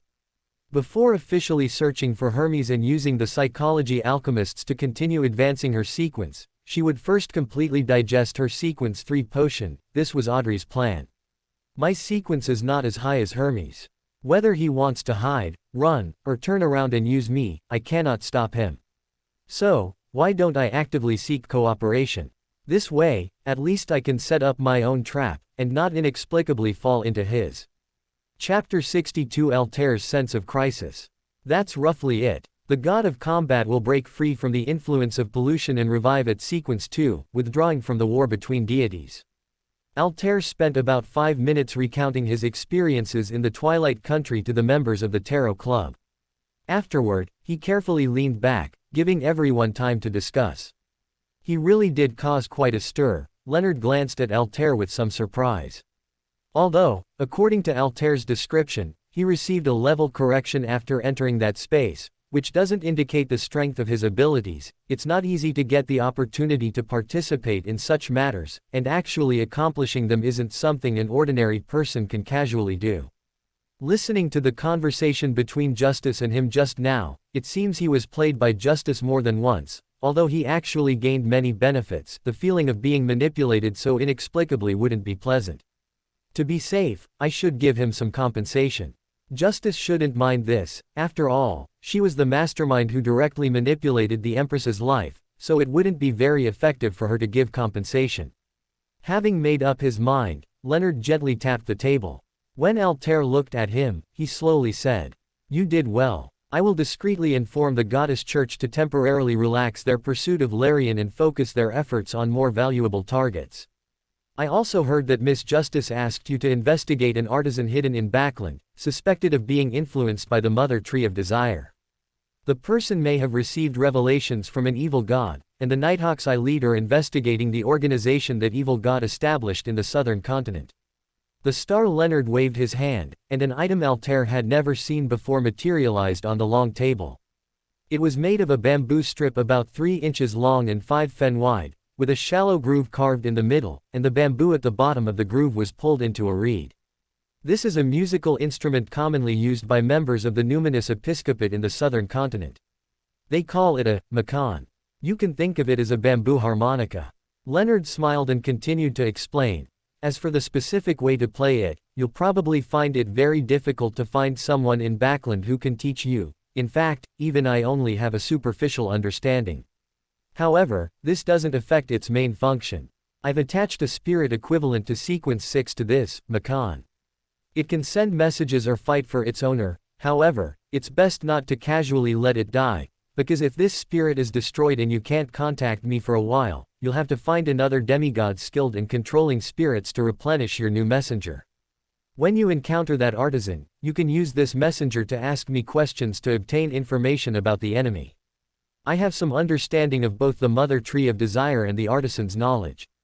Leonard explained patiently. To use it, place the macan to your lips, concentrate your spirituality to vibrate the bamboo reed in the center of the macan.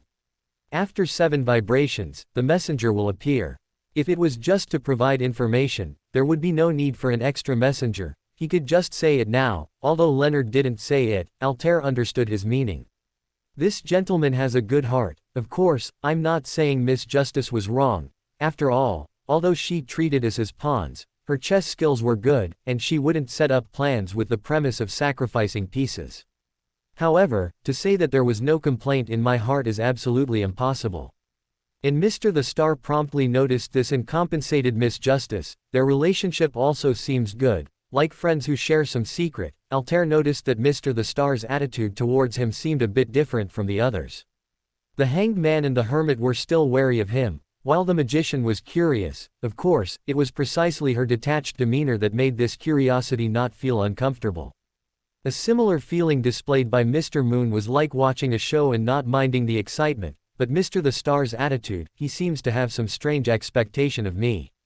Although he didn't show it, I could feel that if there was a second person at this long table, besides Miss Justice, who hoped I would grow quickly, it was Mr. the Star. Is it because I was registered with the Nighthawks? But that doesn't make sense. First, this gentleman seems to be in the southern continent now, and should have left Backland before I cooperated with the church. Even if he were in Backland now, I am merely a sequence 8. How could I be worthy of having my information on an archbishop's desk? Altair came back to his senses, quickly thanked the other party, and then cautiously asked. But, if it's just to impart knowledge, such a high-level messenger isn't necessary, is it?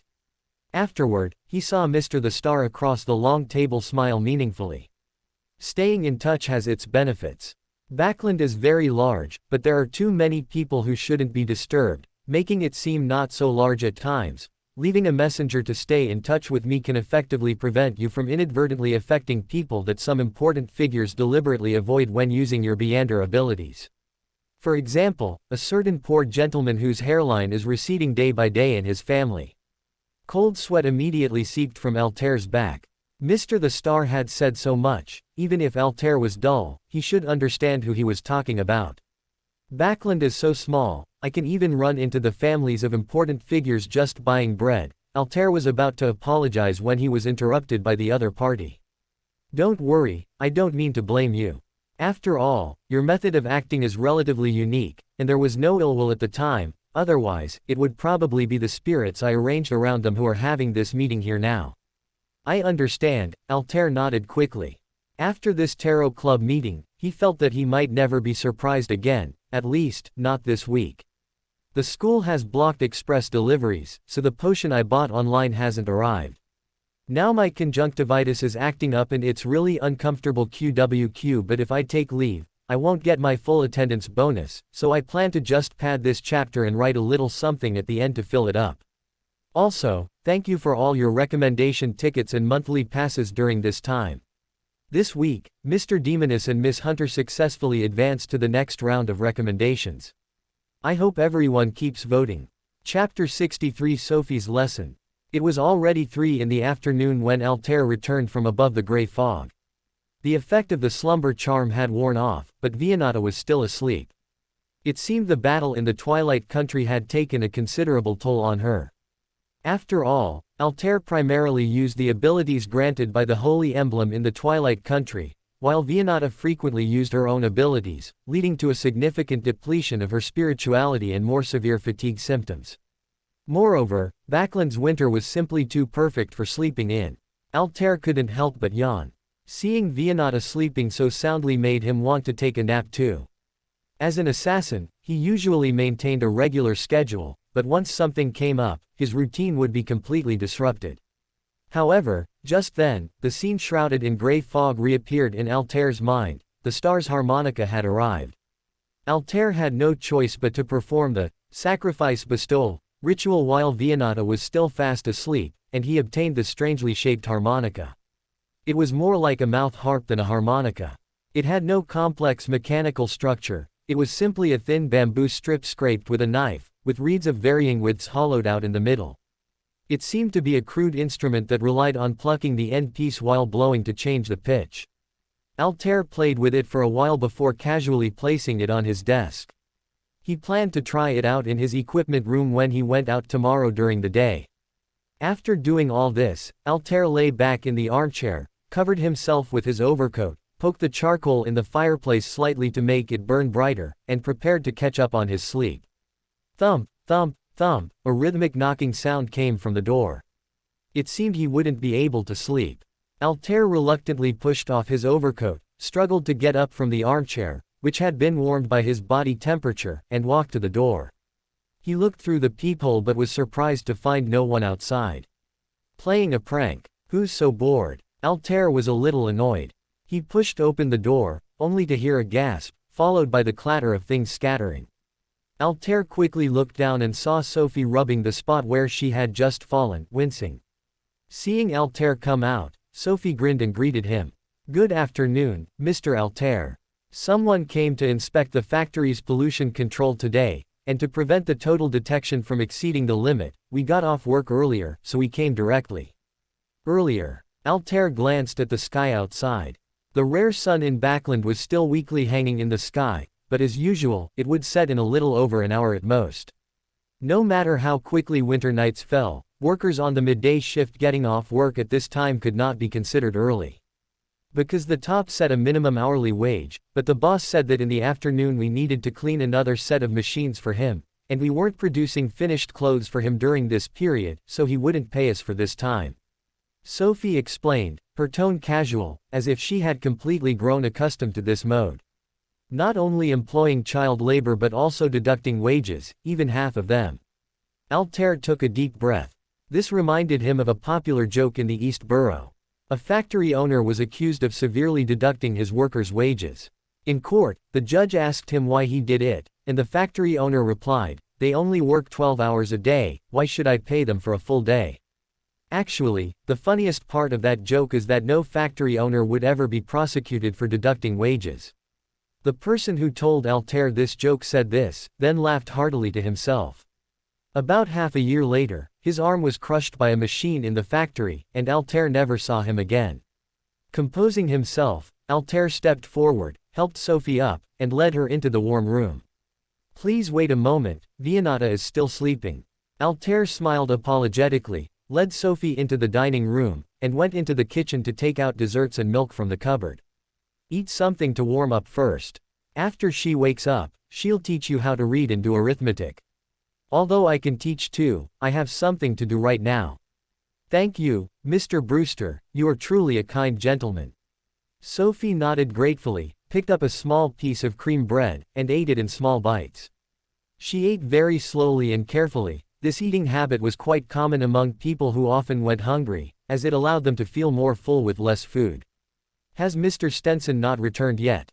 I remember the Lord of Storms doesn't advocate for women to study in school, right? He wouldn't object to you studying here with me, would he?" Altair casually picked up a piece of preserved fruit from a plate and threw it into his mouth, making small talk with Sophie. Of course he wouldn't object. Sophie retorted somewhat anxiously, but almost choked from speaking suddenly. Altair quickly patted the little girl's back. "Dad is very open-minded. It's just that the Storm Church doesn't have a dedicated school, there are only choirs that teach hymns and the Storm Revelation. And we don't have money to go to public school. Sophie paused and explained to Altair. The priest in the choir seemed very kind and treated me very well. Every time I went to church, he would look at me with a smile. But Dad didn't seem to like him doing that. Ever since I told Dad, he hasn't let me go to church to pray. He sold his watch to an uncle and bought a holy emblem of the Lord of Storms from him, and I do my daily prayers to it. Sophie said innocently. To be honest, I still feel a bit regretful. Dad really liked that watch and usually didn't even like to wear it. Of course, I'm not saying the holy emblem of the Lord isn't worth it. Sophie was still chattering away, but she noticed Altair had frowned at some point. Mr. Altair, what's wrong? Sophie asked with some concern, is something bothering you? Nothing, just thought of something else. Altair reached out and ruffled the unruly lock of hair on Sophie's forehead. You just need to know that your dad is doing this for your own good. Oh, Sophie nodded, half understanding. By the way, what's the name of that choir priest you mentioned, and which church does he serve at? Altair withdrew his hand and asked Sophie with a smile. Such a kind priest, I'd like to find an opportunity to visit him too. Chapter 64, Night Patrol.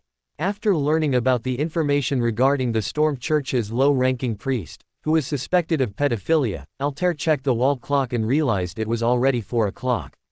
Altair thought for a moment and decided to wake Vianata, asking her to finish today's lessons early. Although Sophie's home was right next to his, it was risky for her to go home too late, especially since this was the East Borough. Moreover, as a single male, having a little girl stay at his house until late didn't sound good, and Mr. Stenson seemed quite sensitive to such matters. But this was a good thing. Altair nudged the sleeping Vianata, who groggily woke up and looked somewhat dazed at the expectant little girl beside her. Sophie is here to learn from you. Sophie, this is Miss Vianata Sevens, you can just call her Vianata, calling her Sevens is a bit strange. Vianata glared at Altair but didn't voice a rejection. After all, with Sophie's big eyes staring at her, even if Vianata was displeased about Altair waking her up, she couldn't bring herself to refuse. You two get along well, I'm going out for a bit, I have some matters to attend to. Altair said, starting to put on his overcoat. Come back early to cook. Vianata ordered without lifting her head. Can't you just, never mind, you'd better wait for me to come back and cook. Altair was about to retort instinctively but suddenly remembered her peculiar talent in cooking. He quickly changed his words. A few minutes later, Altair walked briskly through the streets of Backland. He didn't bring his bloodletter because he didn't intend to look for trouble this time. Although the priest's actions were despicable, he wasn't going to act solely based on Sophie's words. Besides, he didn't know if the other party was a Beander, and attacking a priest in Backland was a very dangerous thing to do. Actually, the safest way would be to change his identity and blend into the choir, but the other party apparently wouldn't choose someone like him, who, in his eyes, had passed his expiration date. Altair mocked himself. Moreover, until Miss Audrey's matter was resolved, he didn't intend to cause any more trouble. While not violating moral standards, opportunities to play the role of an assassin well were not abundant, but they were certainly not few in the East Borough. Of course, the best outcome would be if the priest had no problems, and little Sophie was just being overly sensitive. That way, no one would have to die, and no one would be hung from the Storm Church's bell tower. The only one who might suffer was Mr. Stenson, who lost a watch. Altair mused as he walked towards the Brave Bar. When he woke up at noon today, Ian's messenger boy had informed him to pick up the intelligence he needed at the Brave Bar tonight. Backland's winter was damp and cold. Due to the increased use of charcoal by households, the air quality had also deteriorated significantly. For anyone suffering from chronic illnesses, Backland's outdoor winter climate was nothing short of torture. Similarly, no healthy gentleman would enjoy going into the dark, cold alley behind a bar in such weather, especially at night, unless they were involved in some illicit and wicked deeds. This was indeed the case. Altair's keen 5 senses allowed him to discover some rather egregious matters. He stopped in the shadows of the low wall behind the bar and listened carefully. He had his own scale for immoral acts, with one end being less egregious matters like adultery, which is a mutual result of two people willingly taking the risk, but what he was hearing now was at the other end of the scale.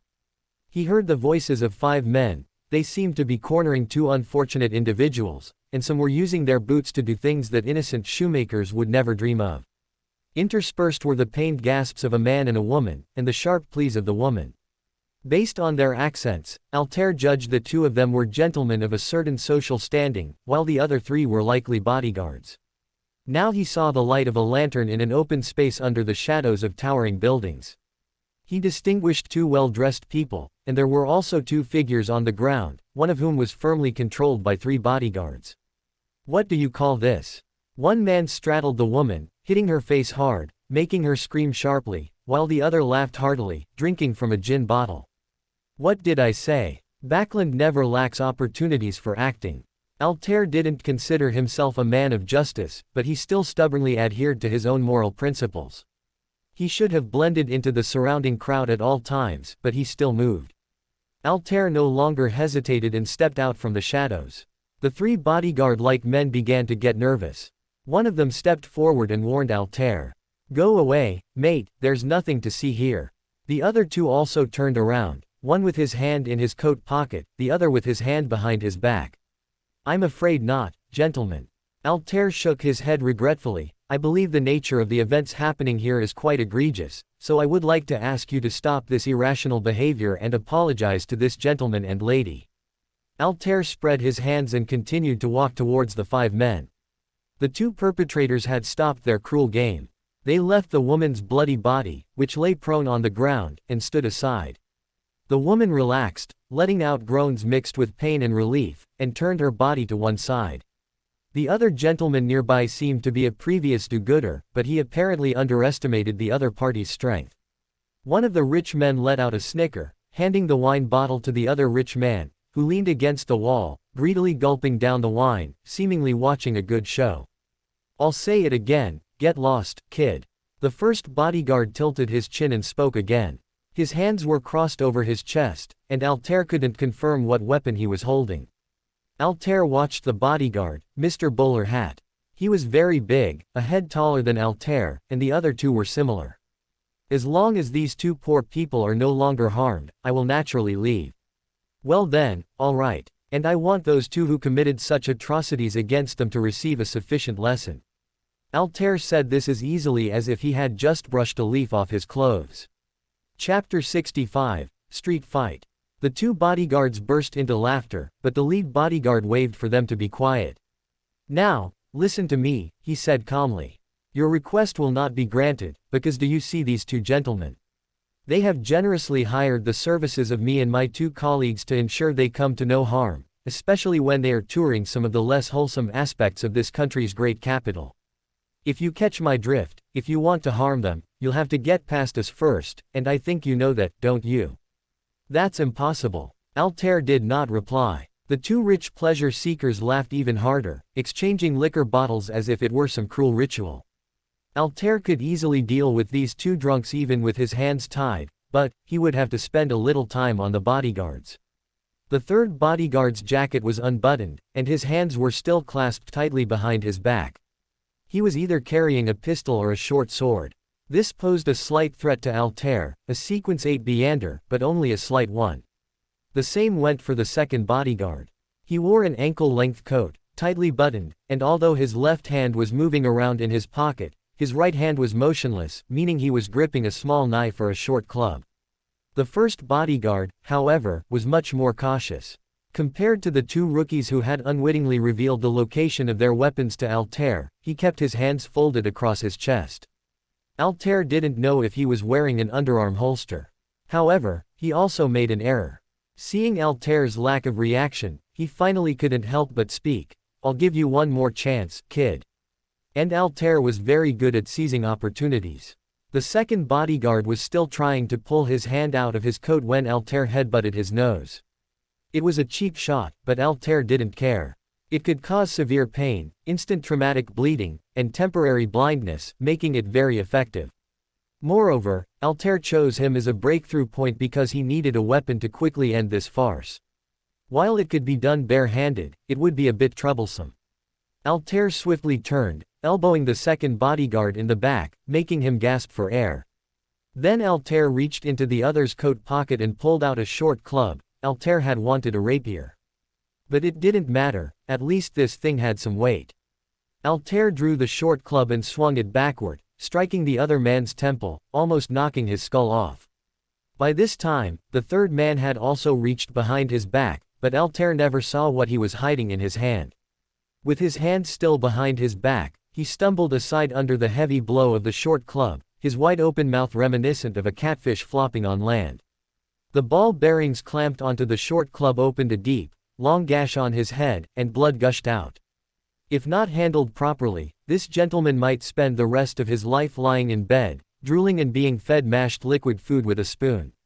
The entire process was over by the time the first bodyguard even thought of drawing his knife. The fallen third bodyguard and the staggering second were between him and Altair, but Altair wasn't about to end it there. He swung the short club around, hitting the second man's jaw, then brutally kicked and broke the second man's leg. This person would likely never stand up again, and a shattered jaw meant few people would understand what he was saying in the future. As Altair landed one foot, his other foot was already kicking up, making his movements like a dance. He kicked the burning oil lamp into the first man's face, causing the would-be sneak attacker to let out a frustrated cry, only managing to knock the lamp away. Then Altair steadied himself and switched the short club to his other hand.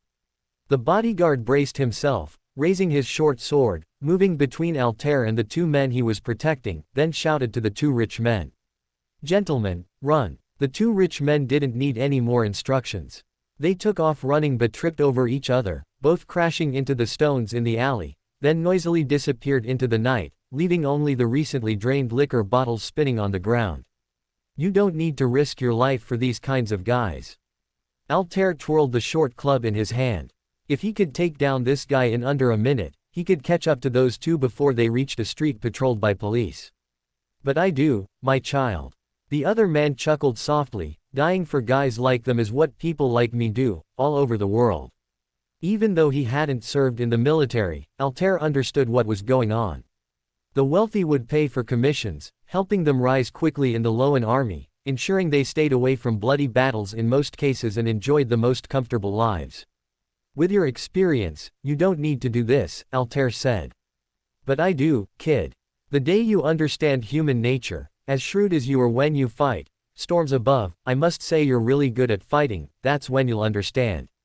All right, I'm wasting time. Altair suddenly felt a bit annoyed. He knew that if he quickly took down this guy, he would still have a chance to catch up to the two culprits without delaying his meeting with Ian. But he suddenly felt a bit disheartened. Even if he took down this poor guy who was just doing his job for money, it wouldn't change anything about this damned situation. These are irrelevant, sir. Anyway, my target isn't you, but those two guys. I still can't let you touch them, child, the bodyguard said regretfully. He raised his short sword, its tip aimed at Altair. In his eyes, Altair saw the expression of someone who clearly knew he had already lost. It seems you have no choice, sir, Altair replied. Before he finished speaking, he had already lunged out, like a black phantom.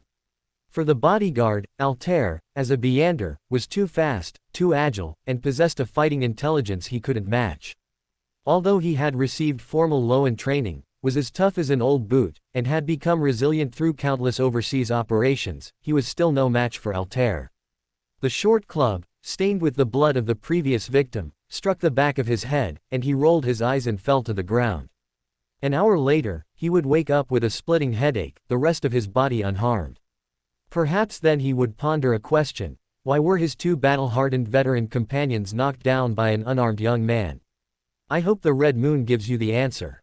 Altair picked up his fallen peaked cap from the ground and bowed slightly to the three unconscious men. Chapter 66 The Poor. How are your injuries, both of you? Altair stepped over the three unconscious, twitching bodies of the bodyguards and walked towards the two unfortunate people who had just been knocked to the ground. Not dead yet, thank you for your help, kind stranger and gentleman. The brave man who had intervened had already propped himself against the wall and stood up. Clearly his physical condition was still good, he had simply been at a disadvantage due to the number of opponents. You should be worried about this lady. When I found her, those two scoundrels were taking advantage of their numbers to do some evil things. But it seems they lost interest after seeing blood and instead started those barbarian acts. The other party struggled to walk towards the female worker-like person lying on the ground and carefully checked her condition. She seemed to have exhausted her energy during the barbarian beating, but fortunately, the two drunkards involved in the assault did not know how to effectively use the advantages of their physical strength, so her injuries were not severe. And when the gentleman walked into the light, Altair, by the dim light, clearly saw his face. "Mr. Stenson?" Altair asked with some uncertainty. "Altair." The other party turned his head at the sound, his eyes bruised black from the beating. It took him a while to focus and recognize that the person who had saved him was his good neighbor. "Goddess above, it really is you." Altair hurried over, and he and Mr. Stenson each supported one side of the unfortunate lady's body. "Is this lady also an acquaintance of yours?" Altair asked Mr. Stenson as he pulled the lady's arm over his shoulder. "Ah, of course not." Mr. Stenson seemed to have slight tinnitus from the beating he just received, and it took him a while to react. "She seems to be a textile worker, but I haven't seen her before. However, the two moves you used to take down those guys were really quick. Even our instructors when we were trained in the army probably couldn't have done it as smoothly as you did." Mr. Stenson praised. "It's clear that in the bodyguard profession, you must be among the most outstanding professionals. Have you served in the military before?" "Ah, I'm just an amateur." Altair vaguely brushed off the question. "Since you don't know her, where should we take her? The nearest hospital or a slightly further charity hospital?" "No, I'm afraid not." Mr. Stenson shook his head. "I'm not criticizing you, Mr. Altair, it's just that poor people like us generally don't go to even the cheapest charity hospitals unless we feel there's something seriously wrong with our internal organs or bones. Once you enter there, you have to lie in a hospital bed for a long time. Not to mention the money, the most terrifying thing is getting used to it," Mr. Stenson said with some heaviness. And the injured female worker also nodded slightly in response. "People like us, even if we get sick or injured, must never lie down, because once we lie down, it's very possible we won't be able to get back up." "Lie down, and never get back up." Altair silently repeated this sentence in his heart, feeling like a stone tied to a rope, firmly bound to his heart, making it sink continuously. "Then, can you still hear me, madam?" Altair let out a breath. "Where is your residence?" "This gentleman and I will take you back." "Mistletoe Street. My home is at 12 Mistletoe Street," the lady replied softly. "Thank you so much." "It's nothing, it's just a small favor for me." Altair nodded slightly, entrusting the female worker to Mr. Stenson to support, while he went to the street to hail a taxi carriage. However, seeing the two with the injured lady, the taxi carriage was unwilling to stop, no matter how Altair waved. Seeing the lady and Mr. Stenson shivering in the cold wind from blood loss, Altair was somewhat annoyed. When the next carriage passed, he simply didn't wave, but instead bent down and with a burst of strength, in a few steps, he was alongside the carriage, grabbed its shaft, and flipped onto the startled coachman's side. Altair casually handed out the short stick, which was covered in cold, sticky blood, and jabbed it directly under the coachman's chin. "Stop. Take us to 12 Mistletoe Street, and I'll give you 10 souls for the fare." Altair leaned his face close to the other's ear. "Or, would you prefer I drive your carriage myself?" Okay. The coachman hastily stopped the carriage and let Altair and the others get in.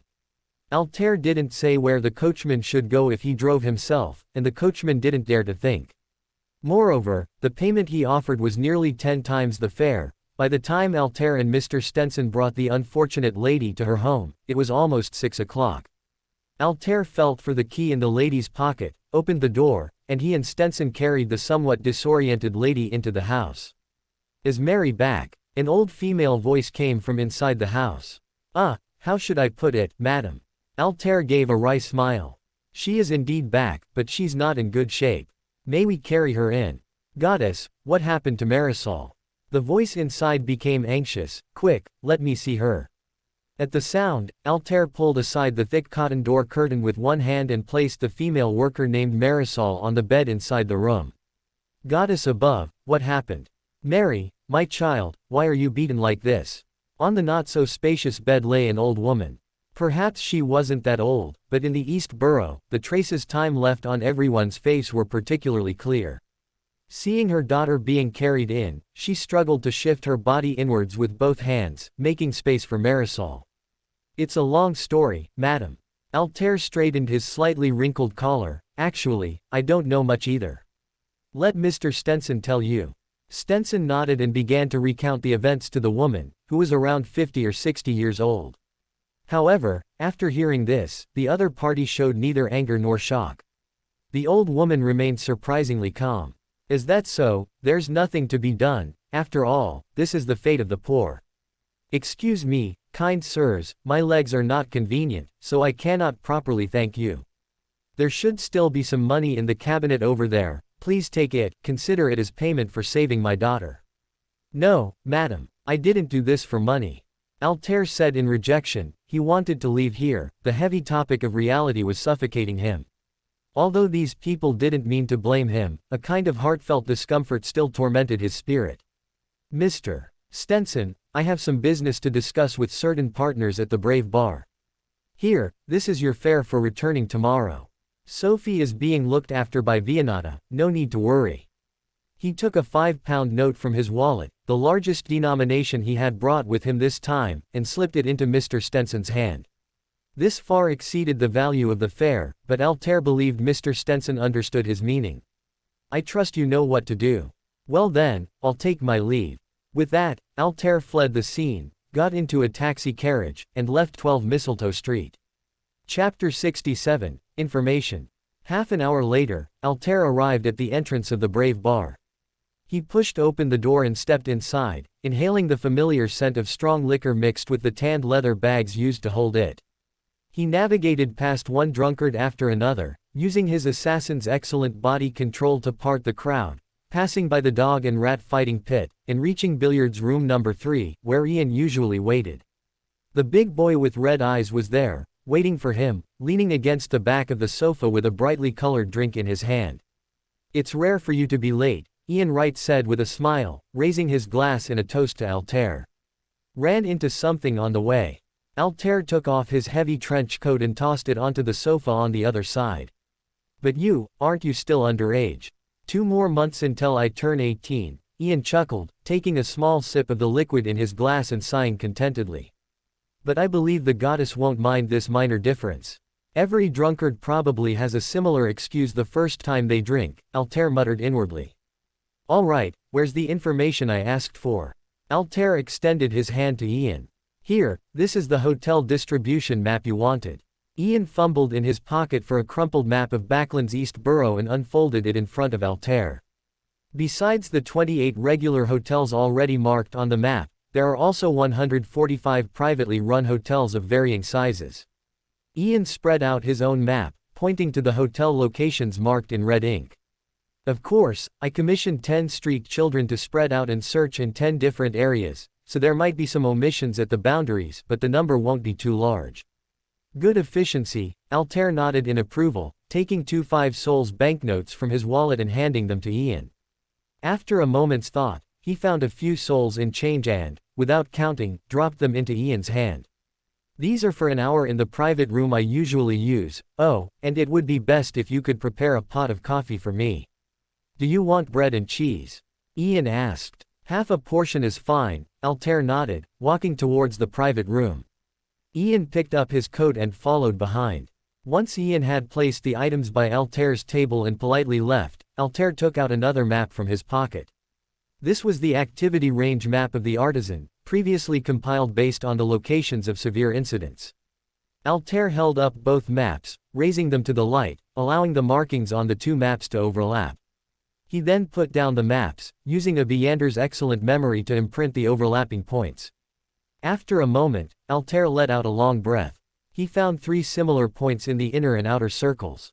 This meant there were 3 locations where severe incidents were suspected to have occurred under the influence of the mother tree. The effect was even better than he had expected, saving him a lot of trouble in pinpointing targets. However, Altair couldn't bring himself to be happy. Out of more than 20 areas where multiple severe incidents occurred, only 3 were possibly caused by the influence of Beyander powers. Altair looked at the chart with a serious expression. After a long while, he sighed deeply. Even after wars, transformations, transcending death and rebirth, and even with an unknown number of true gods falling, human evil still persisted, sprouting from the depths of every person's heart, from the bottom layer of human nature, and brewing bitter fruits in the real world. Beyonders must always maintain their humanity, fighting against madness and loss of control. However, madness is also a part of humanity. The good in humanity is humanity, and evil is also humanity. Altair was silent for a moment, then put the cheese Ian brought into the bread, forcing it down with the rather mediocre coffee, which made his eyes water. Afterward, Altair put on his trench coat and, instead of walking through the noisy crowd again, carefully jumped out of the private room window. By the time Ian came to clear the dishes an hour later, Altair had already returned to the two-story detached house at 12 Rose Street. Before entering, he glanced at the mailbox hanging on the gate. Inside, besides today's evening paper, there was also a letter from the Backland Herald newspaper, with Vianata's name written on it in beautiful cursive. "I'm back." Altair opened the door. "There's a letter for you, from the Backland Herald." "Why so slow?" Vianata, who was teaching Sophie Lowen characters with the storm revelation Sophie had brought, looked up and extended her hand to Altair, signaling him to give her the letter. "Is it about the newspaper's news?" Altair took off his casual shoes at the door. The shoes had picked up some dirt from the ground near the bar, which disgusted Altair a bit, so he simply took them directly to the bathroom. "You have both your news and the newspapers, right?" Vianata stretched, then casually ruffled the wisp of hair sticking up on the little girl's head, trying to press it down, but she regrettably failed. "You're back just in time. Hurry up and make dinner. You took so long, I was about to make it myself." Vianata looked as if it was only natural. "Do you really want Sophie to eat that stuff you make?" Altair pressed his son's temple. "Forget it, it's not good to waste food." "Oh, Sophie, your father ran into a little something." Altair skillfully took off his coat and put on an apron, then told Sophie, who had just finished her homework, about Stenson. "How badly is father hurt? Is he okay?" As expected, Sophie immediately asked anxiously, tears welling up in her large eyes. He's fine," Altair quickly reassured her. "He's taking care of the injured lady and said he believes you've grown up and can sleep by yourself when father isn't around." To prevent Sophie from crying and fussing, Altair used the instigator's eloquence to tell a white lie. In reality, he had hastily escaped because he couldn't stand the atmosphere there and hadn't had time to hear what Stenson said. It turned out that parents' acknowledgement of their child's growth ranked quite high on a child's wish list, if such a list existed, of course. Hearing Altair's words, Sophie indeed stopped fussing and obediently stayed by Vianata's side, waiting for her to read stories from the church's propaganda pamphlet. Recommendations continue next week. This time it's Fantasy Strong Push Plus client recommendation. I still hope everyone can boost the data. Please vote for monthly tickets and recommendation tickets. Chapter 68 Dinner. Altair was busy in the kitchen. Lowen's traditional culinary culture could be described as quite barren, but for a considerable period after the 20 Years' War, a preliminary cultural exchange and integration occurred between Lowen's mainland, its colonies, and other nations, fortunately including aspects of culinary culture. Due to time constraints, Altair did not prepare complex Intis dishes. Instead, he opted for traditional smoked fish with Lowen-style beetroot, accompanied by fondant potatoes, lemon butter, and pickled cucumbers. Of course, considering Sophie's demanding work in her growing stage, he also prepared ample white bread and milk. "You know, I think you're becoming more and more like a chef." When Altair brought the pan-fried cod fillets, serving as a side dish, to the table, Vianata said with a mix of surprise and admiration. "Your compliments are becoming less and less uplifting." Altair placed the last dish on the table, then sat down and, as usual, began the pre-meal prayer. What a coincidence, the three people at this table worship three different deities. A thought popped into Altair's mind. He was a believer of the goddess, Vianata believed in the Earth Mother, and Sophie, like her father, was a follower of the Lord of Storms. Well, actually it should be four deities. After all, I have already chanted the honorific name of the Fool, and received a mysterious boon. Altair's face soured, but he quickly dismissed the thought. If Sister Vesper were also here, there would be believers of 5 different faiths at this dinner table. I hope the deities they worship don't clash during the pre-meal prayer. Altair was startled again, shocked by the disrespect of his thoughts towards the deities, and quickly recited the goddess's honorific names several times in his mind. Honestly, after experiencing so many high-level events, my reverence for deities is diminishing day by day. I have a feeling this isn't a good thing.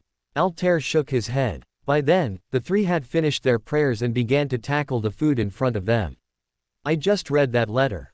Mr. Harris from the newspaper told me that my interview was successful and that I should start working at the Herald newspaper on Wednesday. A press pass was also included in the letter. Vianata spoke to Altair casually while sandwiching pickled cucumbers between slices of white bread. I don't know, but are your journalist recruitment processes always so quick? Altair asked curiously. If it were an instigator, it would be understandable, but for a provoker, Altair thought it would be a huge success if she didn't flip off the interviewer before even entering the door. Of course, I used some other methods. Vianata mumbled, anyway, the gentlemen who competed with me didn't act gentlemanly enough and were escorted out by security. Since Sophie, an ordinary person, was at the table, she couldn't explain too clearly, but Altair immediately understood. Presumably, Vianata secretly provoked those competitors, causing them to make a scene and get themselves involved. Thus, the interviewer, out of sympathy for her innocent involvement, and because the others were consequently eliminated, had no choice but to hire her. Although I know that with your bachelor's degree from Fosak National University, those competitors wouldn't be your match even in a normal competition, isn't this a bit? Altair sighed. On another note, he had never heard of provocation being used in such a way. You also know that even in a normal competition, those guys couldn't beat me. My actions merely saved some unnecessary trouble. Vianata nonchalantly picked up a piece of fish with chopsticks and brought it to her mouth. Through Altair's subtle influence over the past few days, she had also learned how to use these two small wooden sticks to pick up food, though her movements were still a bit clumsy. Besides, based on my experience in Fosak, in similar fields, some old fuddy-duddies have a certain degree of discrimination against women. For example, worrying whether a female reporter can go deep into the East Borough, saying it's all for your safety, and so on. Vianata pouted, then took a bite of her fish fillet. Where did they think I live, Empress Borough or Hillsden Borough? Note: in the original work, Empress Borough and Hillsden Borough are the two best residential areas in West Backland. The former is a gathering place for nobles, and the latter is a gathering place for wealthy merchants. Altair nodded in deep agreement. Although in Lowen, where the goddess is the main deity, the status of women is relatively equal to that of men, there are still believers of the storm who believe women should stay at home to care for their husbands and raise children. Moreover, the aristocratic system formed by primogeniture is deeply entrenched in Lowen and other countries, making it almost impossible for an outsider woman to break through such a class. By the way, Sophie. Altair reached out to wipe the lemon butter from Sophie's mouth. Did Mr. Stenson serve in any of the kingdom's legions before? Papa is very amazing. Sophie was clearly proud when mentioning her father. It's just that the legion's name was too long, and I can't remember it. He fought in the south before and won many medals, but later, when the Fosak people reached the capital, he sold all those medals for black bread. As if remembering something, her recently uplifted spirits deflated like a punctured balloon. Altair quickly gave her a small piece of candied jackfruit to soothe her.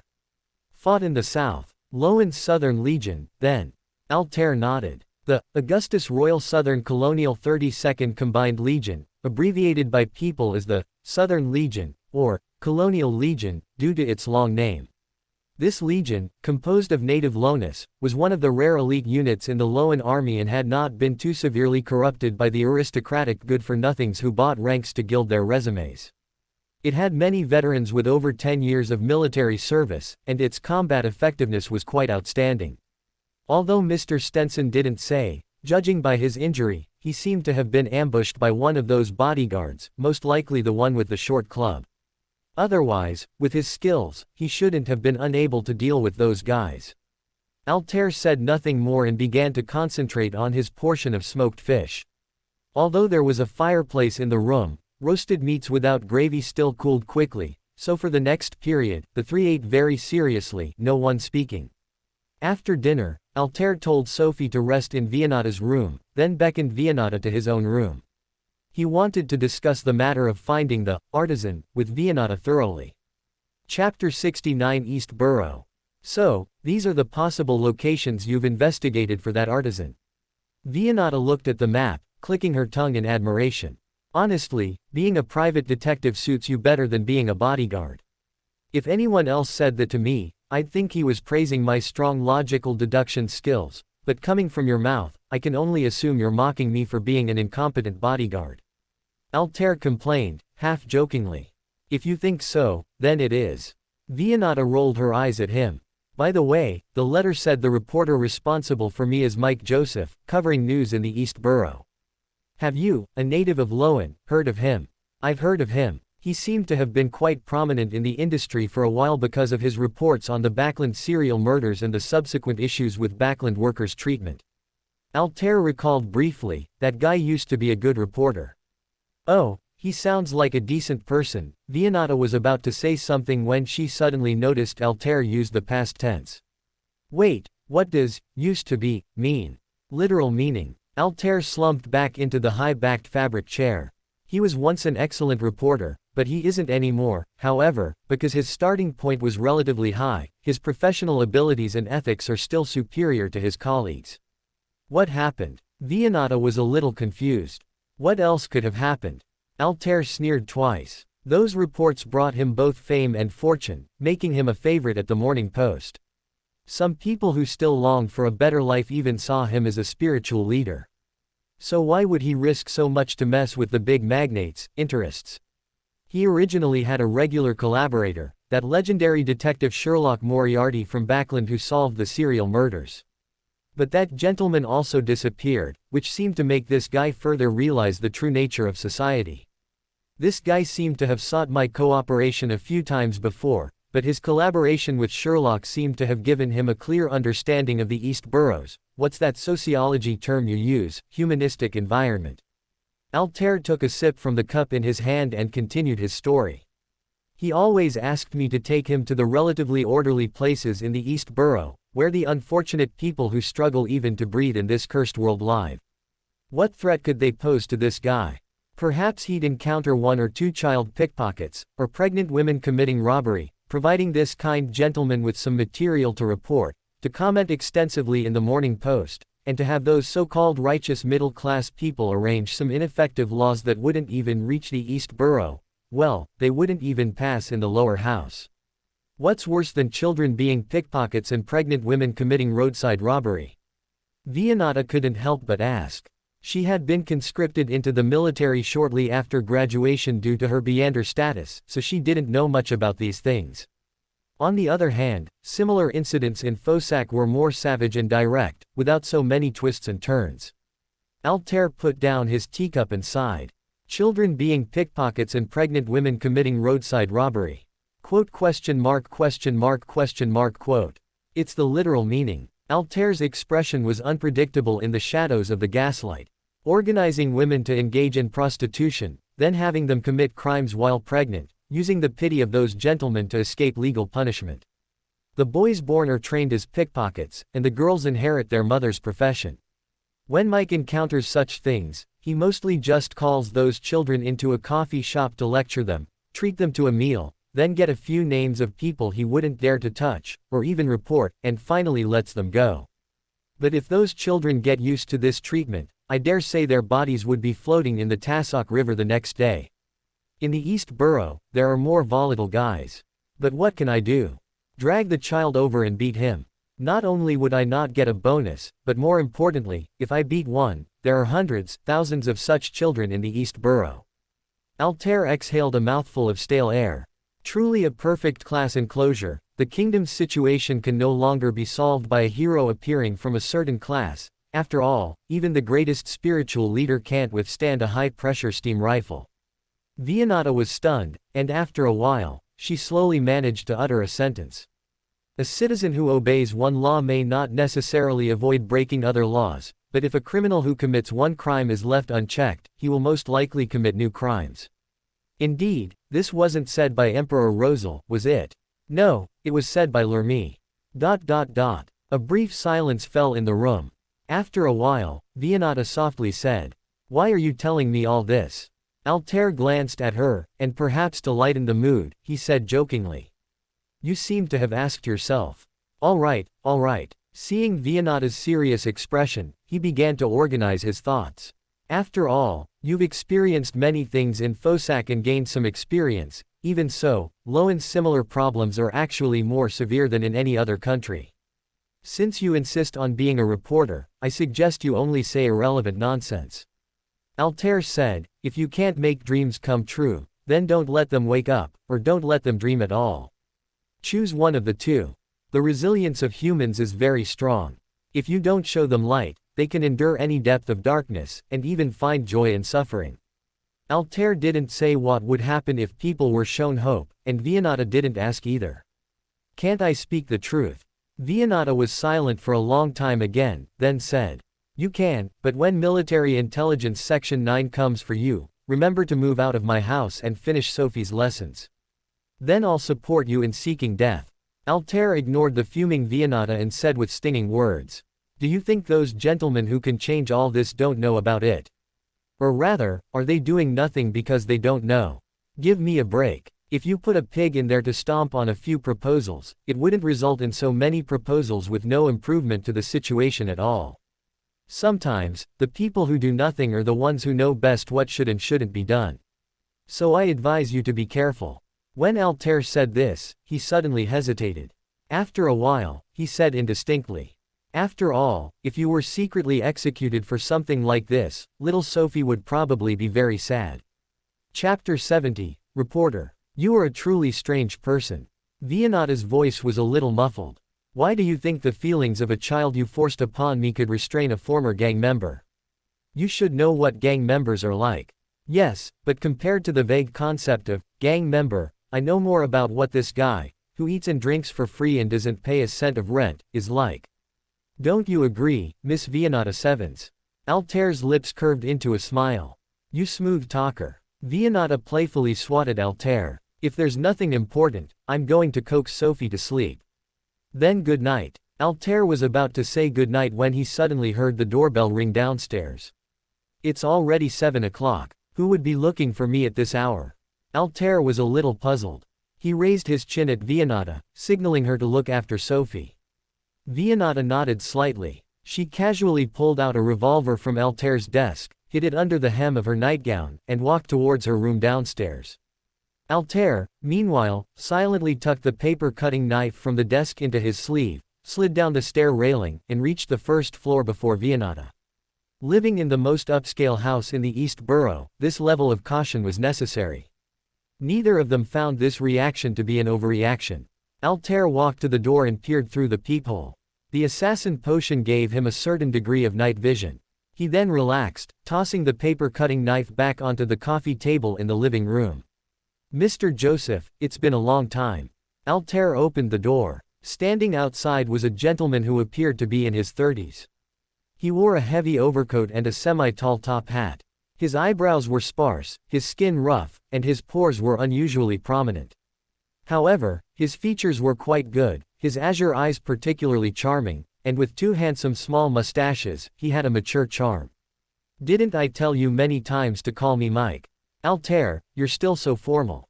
Mike Joseph laughed heartily, patting Altair's shoulder, puffs of white steam escaping his mouth.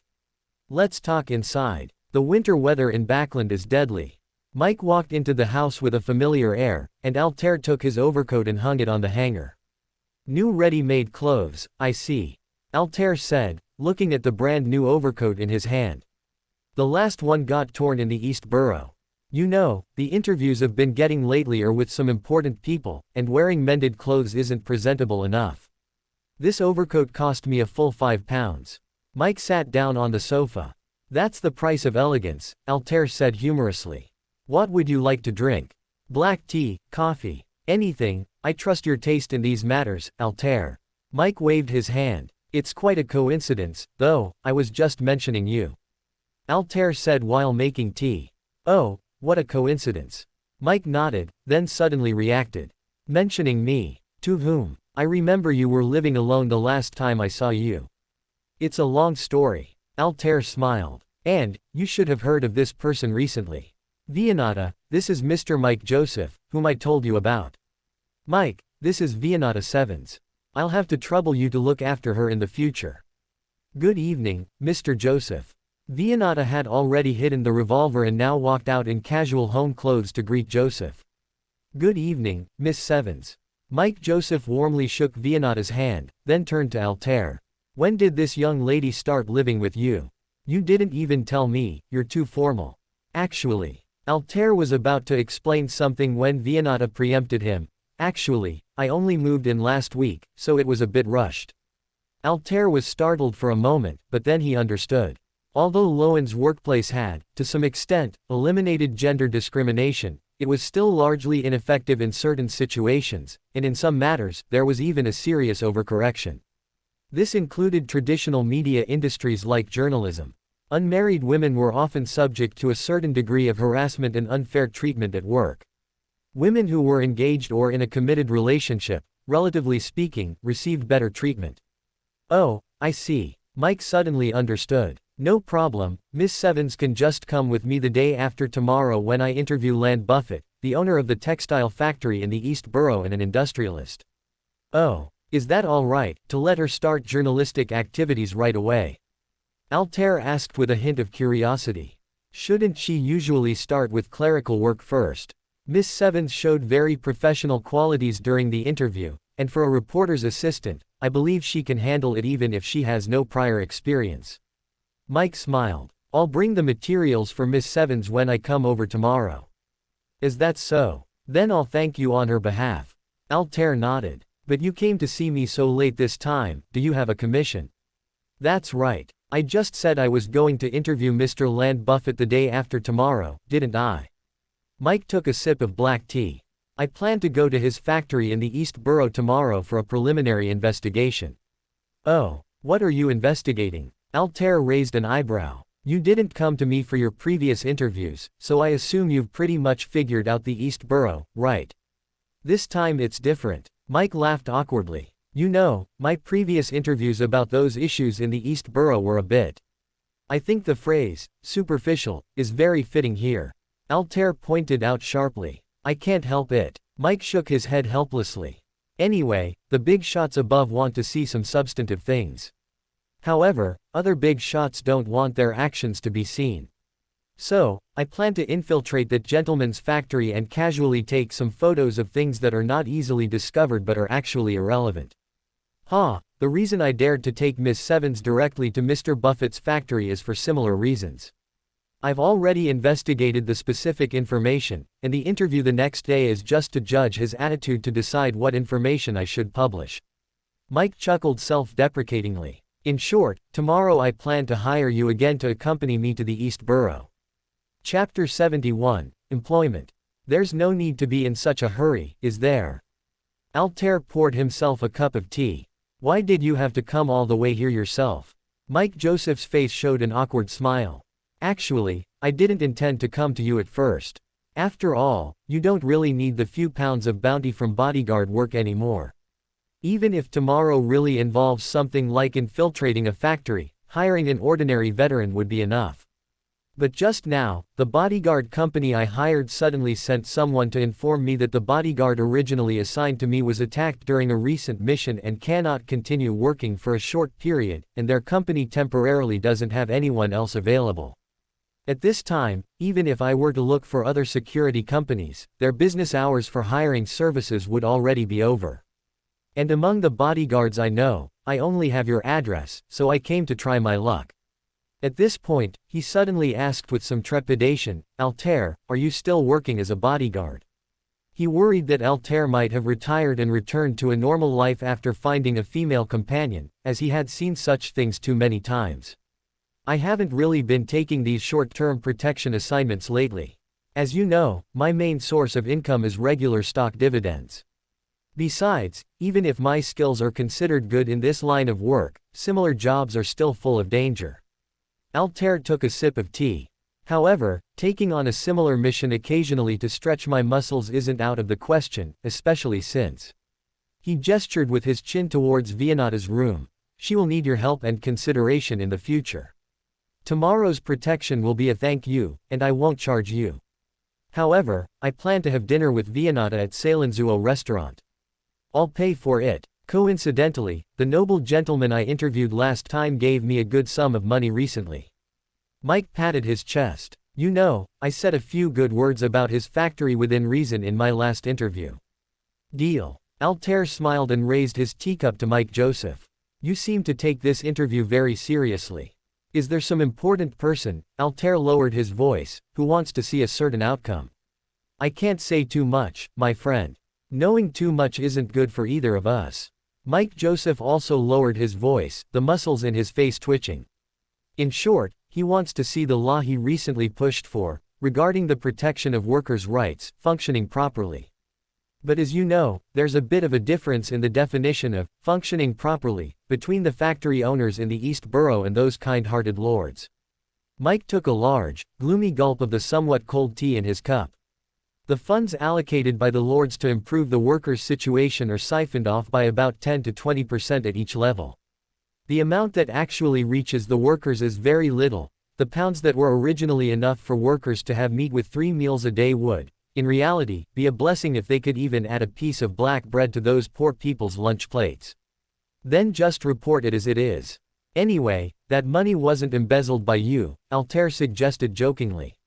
My dear Mr. Brutus, please don't make such unfunny jokes. Mike gave a wry smile. Don't look at how those lords can even deduct up to 40% when they withhold the king's allocations, but in reality, if just 10% of the funds they themselves release are embezzled, it can drive them mad. But if even they themselves lead the embezzlement, how can they stop their subordinates from doing the same? In the end, the anger will still be directed at small reporters like me. If I really reported it as it is, I dare say those factory owners wouldn't even miss a single beetroot on their dinner tables, and I'd probably end up as a floating corpse in the Tassoc River. Then Tanya would have to pay someone to fish me out. All right, I hope your stamina hasn't deteriorated. Altair shrugged. Although you don't have to pay this time, I still hope you plan the route carefully and avoid violent conflicts as much as possible. Don't worry, I have a sense of proportion. Mike nodded, finishing the last bit of tea in his cup. Honestly, it's best not to be discovered. After all, I still have to interview that gentleman in person the day after tomorrow. If I go too far, it would be awkward. Well, it's almost time for me to go. Mike stood up. If it gets any later, I'll miss the public carriage. Walking in the East Borough after dark is too crazy for a regular small reporter like me. I'll see you out. Altair also stood up and retrieved Mike's overcoat from the hanger. Mike Joseph did not express rejection, and the two came to the street directly opposite 12 Rose Street. Mike lit a cigar, his movements slightly unpracticed. By the way, I was wondering why your overcoat doesn't smell of smoke this time. Did you quit smoking? Altair asked curiously. Didn't I tell you? Tanya is pregnant. Mike took a deep puff, a satisfied expression on his face. But I still occasionally smoke a couple when I go out. Honestly, if I hadn't seen Miss Sevens at your place, I might have finished this one inside your house. You say I'm being distant, but aren't you the same? Altair lightly patted Mike Joseph's back. When did this happen? 8 months pregnant. Mike flicked his cigar, making the ember glow. I plan to invite you to the full moon celebration when the baby is a month old. That's still a while away. Altair shifted his gaze, looking at the bright red moon in the sky. The longer, the better. By then, you should also be settled down, right? Mike looked at Altair. I originally thought you were the type who couldn't settle down, but I didn't expect you to quietly get a girlfriend. But this is good too, with her to tie you down, I can confidently invite you to the full moon celebration. What do you mean by that? If I don't get a girlfriend, you won't invite me? Altair said, amused. Perhaps. I still hope this child can be as brave as his godfather, but if his godfather gets himself killed in some alley before then, I wouldn't be at ease. Mike gave Altair a meaningful look. I should have asked Detective Moriarty, but unfortunately, he's not the type to settle down. Thank you for your blessings. Next time, say fewer such inauspicious things, Altair said with a laughing reprimand. The public carriage is here, hurry up and get on to be with your wife. You don't need to tell me. Mike took the cigar from his mouth, laughed heartily, patted Altair's shoulder, and walked towards the carriage. Say hello to Tanya for me. Altair shouted from behind the carriage, his voice fading into the night of Backland. Chapter 72 Early Interview. Find a girlfriend and settle down, as if it were true. Altair stood by the roadside, watching the other party's carriage gradually disappear into the distance. After a long while, he shook his head, sighed, and returned home. Vianata was holding the Storm Revelation, reading stories from it to Sophie. Her golden curly hair fell to her shoulders, shimmering with a sweet light under the gas lamp, like melted honey, making one think of beautiful things like dreams, candies, or malt with just a glance. Next time you need me to provide this kind of cover, tell me in advance. Altair walked past her. Finish this part and go to bed quickly. We all have to get up early tomorrow, and Sophie also has to go to the factory for work. Didn't you understand what I meant? Vianata shrugged. All right, I'll pay attention next time. Good night, Mr. Brewster. Sophie smiled at Altair, showing her teeth, and drew a Storm Holy emblem on her chest. Good night, little one, I wish you a good dream. Altair tapped his chest 4 times. Although you are not a believers of the goddess, she wouldn't mind protecting such a lovely little girl. So glib, Vianata clicked her tongue twice from the side. Good night to you too, Miss Vianata Sevens. Altair didn't wait for her to say anything that might affect his mood, directly interrupting her next statement with a good night. HMPH, Vianata hesitated for a moment, just about to say something, but then realized that Altair had already taken his toiletries and gone upstairs to sleep. Sister Vianata, what happens next? What happened to Lord St. Spencer later? Sophie tugged at Vianata's sleeve. 20 years later, he died of old age. Vianata replied distractedly. All right, the story is finished, go to sleep quickly. Sophie froze, then burst into tears. The next day, when Altair came downstairs early to cook, he found Vianata sitting at the dining table, looking a bit haggard, as if she hadn't slept well the previous night. What's wrong? Why so listless? Altair asked curiously. Because St. Spencer died of old age. Vianata answered without raising her head. Quote question mark question mark question mark quote.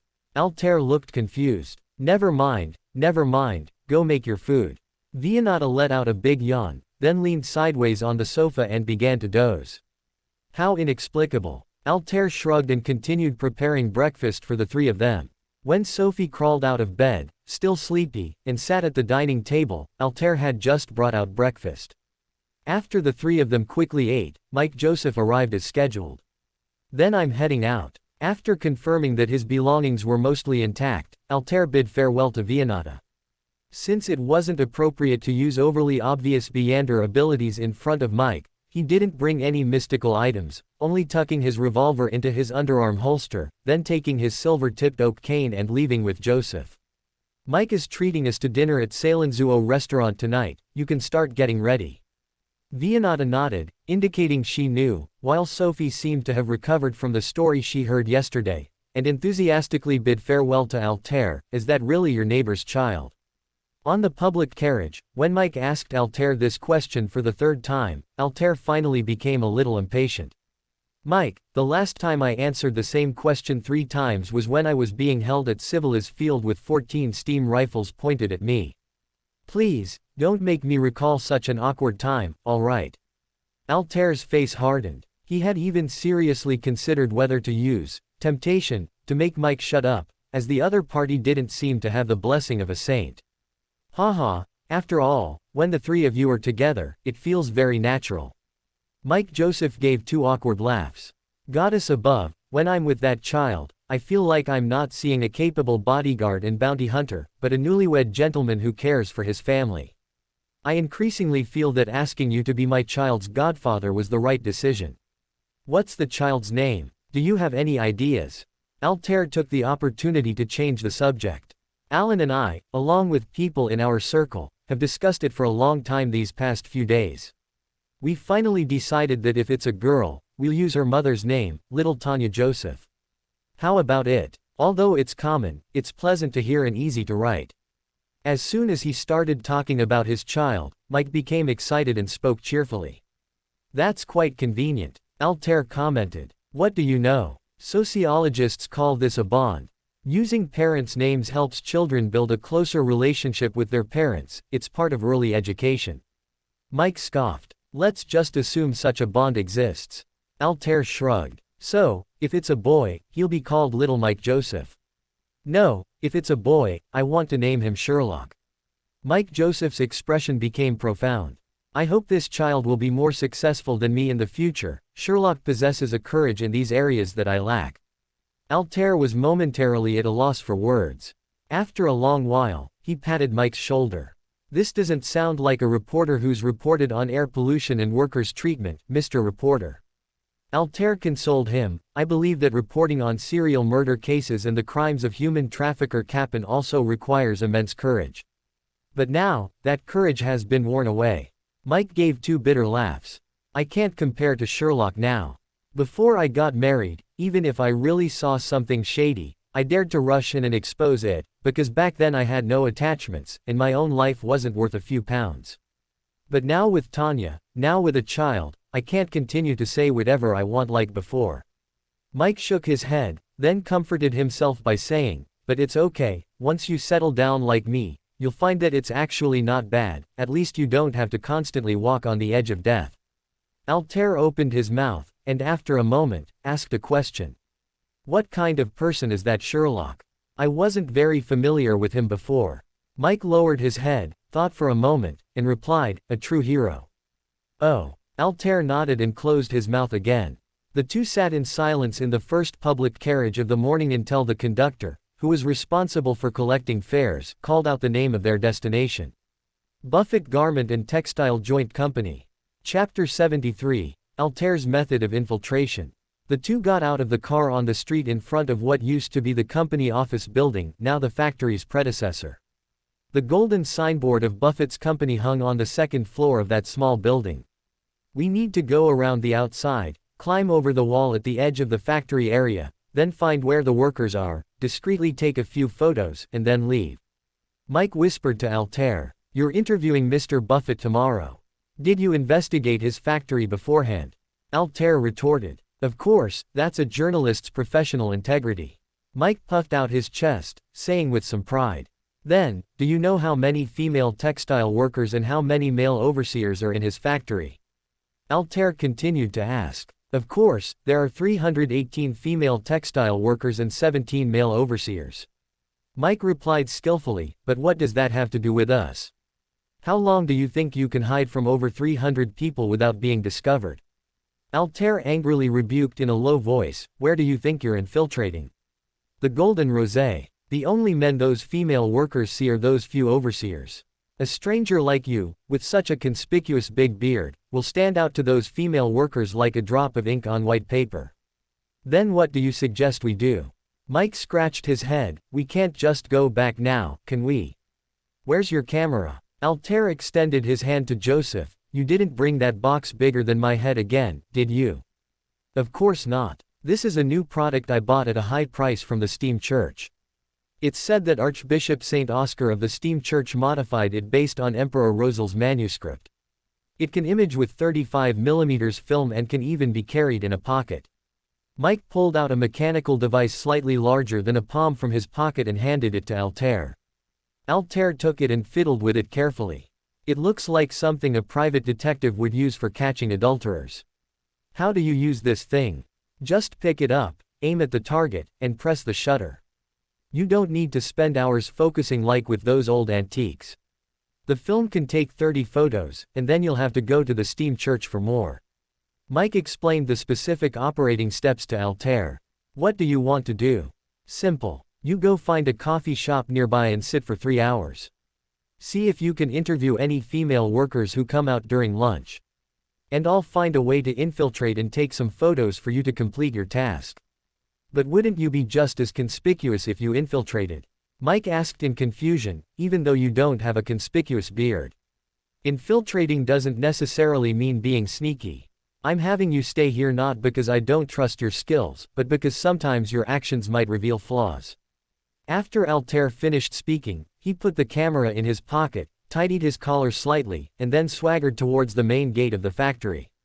Sir, do you have an appointment? The two guards at the door dutifully stopped him. Apparently, although a sudden visit is not polite, we cannot always make appointments in advance for every visit. Altair shook his head, then pulled out a black-covered document from his pocket and subtly showed the cover to the two guards. "Allow me to introduce myself. I am an plainclothes police officer from Symbolizes Field. I am here at Mr. Buffett's request to secretly investigate his financial secretary for embezzlement." Altair lowered his voice. He said this because, due to policy reforms in recent years, financial management within factories was overseen by civil servants uniformly appointed by the government, further enhancing the transparency of financial management. However, in most factories, these appointed officials became mere nominal positions or new embezzlers. "Then why don't you have an appointment?" the guard asked suspiciously. "Were you kicked in the head by a donkey?" If the secretary responsible for Mr. Buffett's paperwork saw in the appointment book that Mr. Buffett had an appointment with a police officer from Symbolizes Field, would I still be able to find anything useful? Altair cursed in a low voice, or perhaps, he's having you tip him off and giving you a cut from his embezzled funds. Altair stuffed the document back into his pocket, revealing the holster of his revolver under his arm. "You should know, 8 out of 10 times, that guy's embezzlement is from your wages. He's rewarding you with money deducted from what you're already owed, and you're still working so hard for him." Altair clicked his tongue in disdain. "Hurry up, my patience is limited." The two guards exchanged glances. Altair saw the flames of resentment ignite in their eyes and knew that his temptation had succeeded. Originally, an instigator's temptation ability was meant to awaken the evil thoughts in people's hearts. However, Altair extended the scope of this evil thought to desires, causing the other party's desires to spiral out of control, making them more likely to do things that bring pain to themselves or others, such as persuading noble ladies to purchase expensive beauty packages. The pain often fell on the gentleman paying for them. And now, under Altair's guidance, the fire of resentment in the hearts of these two guards towards the financial secretary had clearly been ignited. To make that financial secretary pay, they were willing to violate the rules to some extent to allow this plainclothes police officer from Symbolizes Field to enter the factory area. Mike sat in the coffee shop across the street, seeing Altair just say a few words and then walk directly through the main gate. He was stunned for a second or two before mechanically stuffing the bread in his hand into his mouth. Just like that, the infiltration was successful. Altair stood in the corridor of the office area, holding the police officer's badge, and smiled mockingly, then opened the document. There was no badge inside the document holder, only a sleeping charm was tucked into the black document cover. That saved a charm. However, this was only a precautionary measure anyway. For ordinary common folk, the name Symbolizes Field alone was enough to deter them. However, it's still best not to go too deep. A capitalist running a factory in the East Borough with no beyonders under him. Altair would never believe it. "Next, I'll find an opportunity to climb over the wall or continue tempting the guards to let him take me into the factory area to take a few photos, and that will be enough." Altair put away the document and walked past the financial secretary's door. No one was inside, and even if there were, Altair wasn't interested. He quickly walked through the office area. However, what Altair didn't notice was that on the financial secretary's desk, there was a perfectly placed white ivory statue, and the flowers beside the statue swayed slightly in the windless room. Chapter 74 Sneak Attack. Altair quickly left the company office building, where beyonders were easily encountered, and arrived at the long passageway leading to the factory area. Here, he could already see the huge iron gate, nestled among the ornamental trees in the company yard, separating the factory and office areas. In front of the iron gate stood two guards armed with short clubs. Past this point, there should be at least 2 more guard posts along the way. Altair decisively abandoned the idea of violently taking down these two and climbing the iron gate. Instead, he walked straight up and greeted the 2 guards. "I'm Mr. Smith's new assistant. I have a report here that needs to be shown to the foreman in the factory area." Altair gestured with a stack of documents filled with text that he had just picked up to the 2 gatekeepers. As for the name Smith, he had seen it on the door of the financial secretary earlier. He chose this excuse because financial secretary Smith's entourage were not factory workers but civil servants he brought with him, so it was normal for some of them not to know these 2 guards. "Which foreman do you need to show it to?" one of them asked suspiciously. "Can they even understand it? That's why I'm here to explain it to them, isn't it?" Altair smiled, Come on, buddy, you know their job is to talk different nonsense in front of all sorts of people.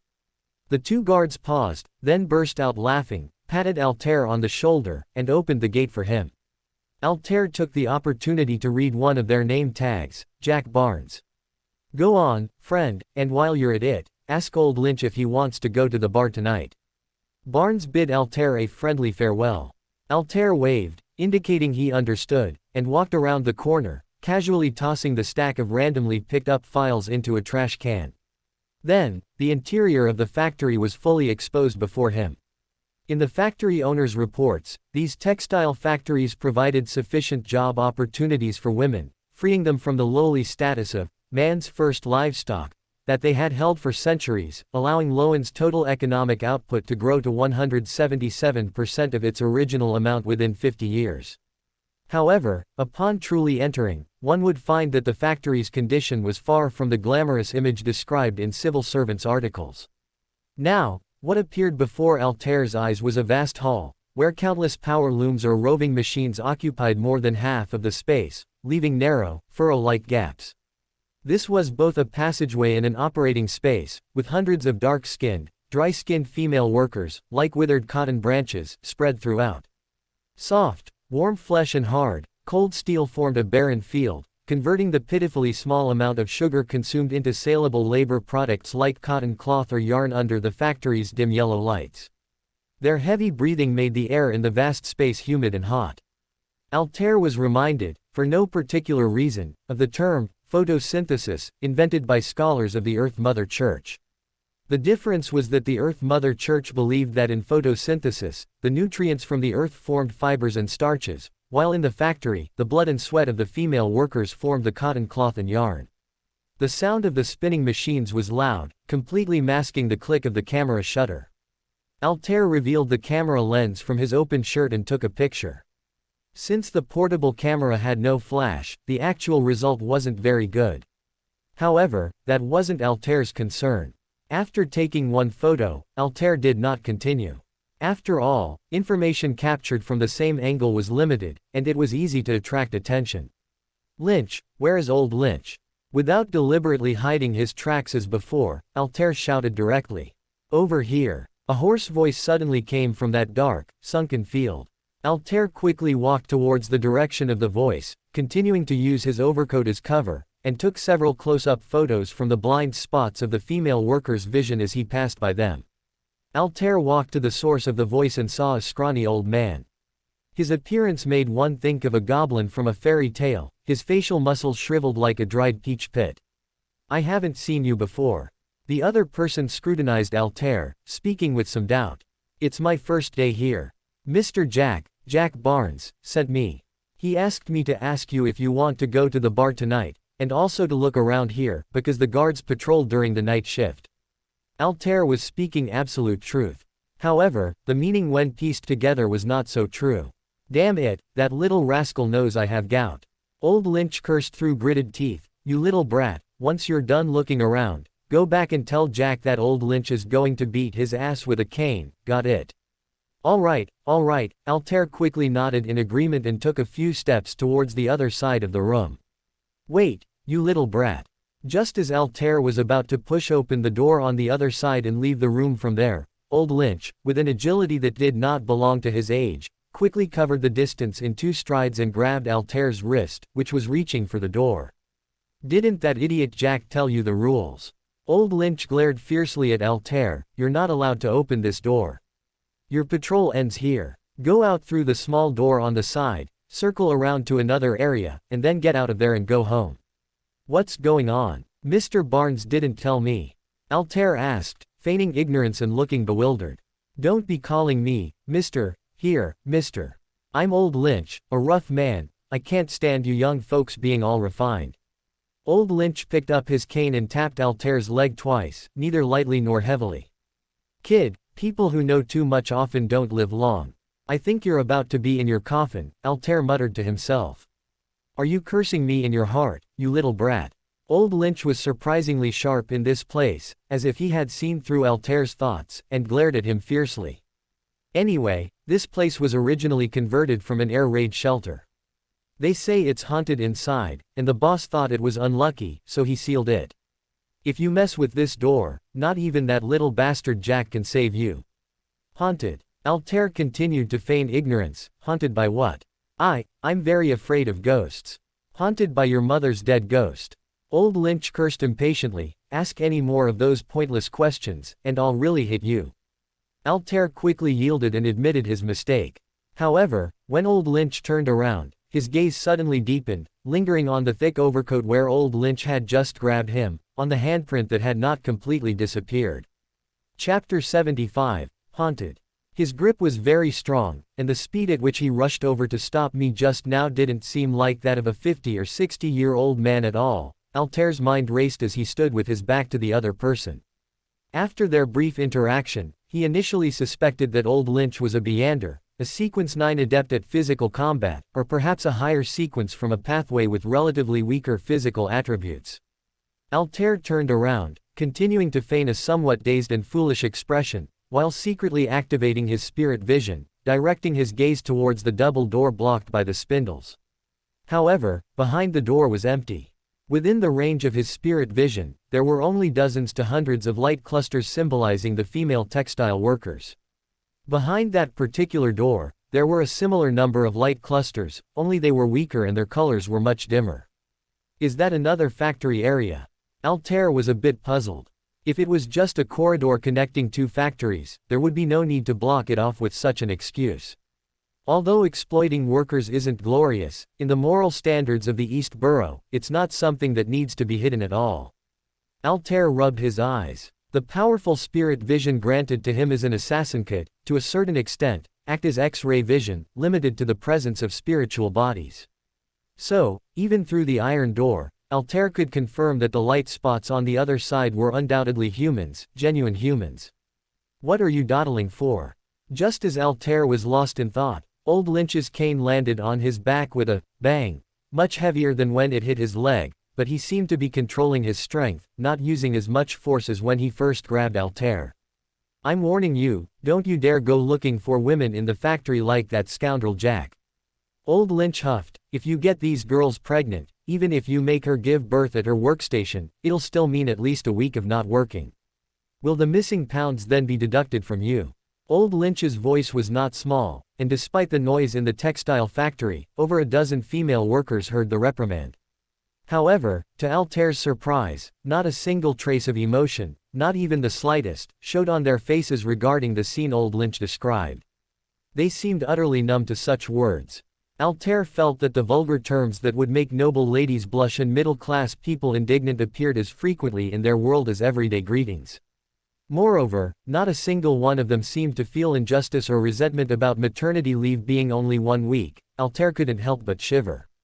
He recalled the wild Beyonders he had once seen, whose consciousness had been eliminated by the Nighthawks through surgery or abilities. Their white matter was severed, and they would simply remain still, like puppets slowly developing cracks as time passed. I'm leaving now. Altair dodged Old Lynch's stick, feigning clumsiness as he fled outwards. Once he stood at the doorway, he deliberately asked loudly, "So, are you really going to the bar tonight?" "Go to hell." Old Lynch was furious, but Altair had already strode away from the factory area. It was 12 o'clock, less than 10 minutes until mealtime. Altair glanced at his pocket watch and decided to blend in with the female workers leaving for lunch to exit the factory. Before that, I need to find a secluded place to hide. After all, my identity has changed quite a bit, and being recognized would be bad. Ideally, I should find another opportunity for a simple disguise, Altair thought, taking off his deerstalker hat and stuffing it into his shirt, buttoning up his overcoat completely, adjusting it slightly, and then taking out his folding plane glasses from his pocket and placing them on his nose. This transformed him from a slender gentleman into a slightly plump clerical worker.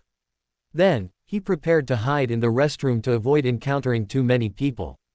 Just as he passed through the corridor Old Lynch had mentioned for bypassing, he seemed to hear faint groans, like painful shouts echoing multiple times in the empty space, leaving behind a desperate reverberation weakened by the concrete. Altair abruptly stopped, activated his spirit vision, and his other hand reached into his clothes, where he kept Requiem charms, and slumber charms, effective against vengeful spirits and ghosts. However, his vision showed nothing. Altair frowned and cautiously approached the wall. After confirming that no one was around, he pressed his ear against the wall. Now, the sound was clearer. It was crying, a desperate, hoarse cry, as if from someone utterly exhausted, acting purely on instinct. The waters here seem deeper than I imagined. Altair's gaze deepened. Just as he was about to leave, he was suddenly called out by someone behind him. "Who are you and what are you doing here? Don't you know this area is off limits?" Altair turned around, and what met his eyes was a very ordinary-looking face, without any distinguishing features, making it almost impossible to remember his appearance. In the instant he turned, Altair saw his name tag, Amir Smith. "Damn, I ran into the main guy." Altair's mind buzzed, but his mouth didn't stop. "I'm the repairman Mr. Buffett hired. He said the walls here were converted from old air raid shelters a long time ago, and many parts are dilapidated. He asked me to inspect them. Just now, I was judging whether there was internal damage to the wall by leaning against it and listening for changes in the tapping sound." Seeing the other party half believing, Altair proactively extended his dust-covered hand. "Nice to meet you, I'm Jimmick, a safety officer from Backland Construction Contracting Company." He had seen the name on a business card in the wallet of the unfortunate assassin he had killed. This action wasn't to build rapport with the other person, but simply to distract him, occupying his brains processing with a large amount of information so he wouldn't dwell on the loopholes in the previous sentence. "Oh," Smith clearly hadn't reacted, and shook Altair's hand in a daze. "I'm Amir Smith, the financial manager of this company. It's almost time for lunch. Do you know any good places to eat nearby? I mean, the kind suitable for heavy laborers like me." Altair didn't let the other person stop to think, immediately throwing out a new question. Under Altair's guidance, Smith began to seriously consider which restaurant was better. And just then, the quitting time bell suddenly rang. It's already 12 o'clock. Altair exaggeratedly glanced at his pocket watch, feigning surprise as he said, "I still have to continue surveying this afternoon, so goodbye, Mr. Smith." With that, he bowed slightly and quickly returned the way he came, blending into the crowd leaving the factory. Mr. Smith remained standing in place, seemingly still pondering where to eat lunch. And as he pondered, his gaze occasionally swept across that wall. Leaving the factory, Altair couldn't help but let out a sigh of relief. Wondering about the effect of the photos, Altair muttered to himself as he walked briskly towards the cafe where Mike Joseph was waiting. "But I don't need to worry about such trivial matters. After all, these are things I cannot change." Altair took a deep breath of cold air, allowing his mood to calm down slightly. Even if he witnessed similar scenes, he couldn't do anything. Loan, a nation founded on industry, had a significant portion of its legislative power in the hands of these factory owners and nobles. Setting aside whether exposing such matters would truly affect those factory owners, even if Buffett were genuinely impacted and forced to improve worker conditions, his factory would gradually lose competitiveness due to increased labor costs, and the workers would still not have many good days. Altair silently entered the cafe and found Mike Joseph. At this moment, a gaunt female worker was sitting in front of the reporter. Seeing Altair approach, she let out a short yelp. Altair's attire seemed to remind her of the factory security guards. "Relax, madam, this is my bodyguard." Mike quickly reassured her, giving Altair a chiding look. Altair smiled wryly and shook his head, sitting down next to Mike Joseph. At this point, the female worker was also a bit flustered, looking as if she wanted to leave quickly. "Then our interview for today concludes here. Thank you for your cooperation." Mike bowed to the female worker like a gentleman. She mumbled a couple of assents and quickly departed. "The photos have been taken. I'll go back this afternoon to find a darkroom and develop the negatives." Altair, using the potted plant as cover, pulled out the camera and discreetly handed it to Mike. "As for which photos you should release and which to keep, you decide. Tomorrow, when Vianata goes to work, I'll have her pass our bill for tonight to you. You're not going to order some Ormir red wine there, are you?" Mike warned, half jokingly. "You know I don't like to drink." Altair replied earnestly. "How's your interview progress here?" What else could it be? Nothing more than the expected situations: wage arrears, working over 14 hours a day, terrible working conditions. Even if I didn't come for an interview, writing down the worst things I could imagine would be pretty close to the truth. Mike shook his head. Every time I see those female workers come for interviews, their eyes cautious yet hopeful, I feel my conscience being pricked, because I know this is just a formality, and their situation is unlikely to change at all. Mike's tone was a bit somber, but he immediately forced himself to cheer up and said to Altair, "Anyway, let's have lunch first. Since the last time I came to this place, they've added something called gaufre to their menu. Altair, have you ever eaten this before?" Altair's expression froze for a moment, then his Adam's apple bobbed up and down, as if he was organizing his words. "What's wrong? Is it perhaps very unappetizing?" Mike said, feigning ease. "I ordered one for you too. If I had to say, it really isn't tasty." Altair nodded gravely, because strictly speaking, this isn't food, it's a potion. "A potion?" Mike asked in astonishment. "Precisely, a potion for children."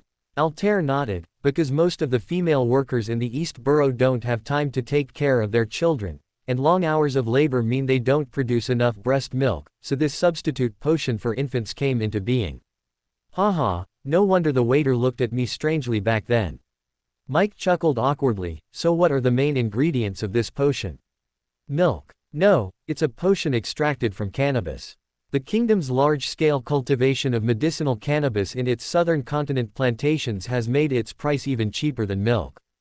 Giving a tube of this potion to a child can force the infant to sleep for 6 to 8 hours, and they won't wake up crying even amidst the factory noise." Altair rested one hand on the table, his face grim. Mike opened his mouth, trying several times before he could make a sound. How do you know?" Altair gave a self-deprecating laugh. "Because this stuff contains cannabis, and although the content isn't high, it's enough as a lower-tier substitute for drugs. Many gang members in the East Borough secretly run similar businesses, and I've had a few unpleasant dealings with them. But it's a pity that if those drug addicts in the gangs continue to drive up the prices like this, I'm afraid it won't be long before the female workers' children won't even be able to afford this." At this moment, the waiter approached with 2 toothpaste-like tubes, placing the 2 aluminum-encased potions on their table. Altair unscrewed one, sniffed it, and then put it back. "Hey, they're even short-changing on this now. Quote. How surprising, when did our instigator become so sentimental?" Just as Altair was looking down in a daze, a familiar, alluring female voice came from beside Mike Joseph. That tingling sensation, as if emerging from his very bones, once again overwhelmed Altair's senses, making his blood flow faster and his breathing heavier uncontrollably. Altair abruptly looked up, and Gegran's figure appeared before him, abrupt and flamboyant. Beside him, Mike Joseph had already fallen asleep, leaning against the back of the sofa. And it wasn't just him, everyone in the entire cafe had fallen into a state between semi-sleep and wakefulness. "You still have nightmare abilities?" Altair asked casually. "No, this is a black magic of the witch, capable of putting those afflicted with illness into a deep sleep." Gegran shifted the order of her crossed legs, her smooth black stockings swaying before Altair's eyes, but Altair wasn't paying attention to them. "You spread illness around." Altair's expression was displeased. "You know, even the mildest flu could easily prevent many people here from seeing the new year of 1354. It was already the end of November, more than a month until Lowen's traditional Gregorian New Year. Don't worry, those symptoms will disappear after this magic ends." Gegran chuckled softly. "Besides, even if I didn't appear, how many people would dare say they are certain to live past this new year?" Chapter 77. All materials ready. Altair opened his mouth, finding himself unable to refute. Compared to the plight of those workers, even death wasn't so terrifying. Perhaps, an early release from their suffering wasn't such a bad thing for these people. "Let's not talk about that. What's so important this time that you had to cause such a commotion to see me?" Altair tossed the Godfrey potion in his hand to Gegran, who carelessly caught it and, with some interest, licked it a couple of times, frowning at the strange taste. "I came to see how your potion preparations are coming along. The higher-ups in the cult have ordered all Demoness candidates to complete their advancement by April next year. The Demoness potion is unlike other sequences. The advancement ritual for Sequence 7 requires a full 7 weeks of preparation, so time is not abundant." "Why does it have to be finished before April?" Altair asked subconsciously. That's none of your business. Gegran said impatiently, but as soon as she finished, she felt the meaning was a bit off, so she rephrased, I mean, this matter isn't something you should be concerned about right now.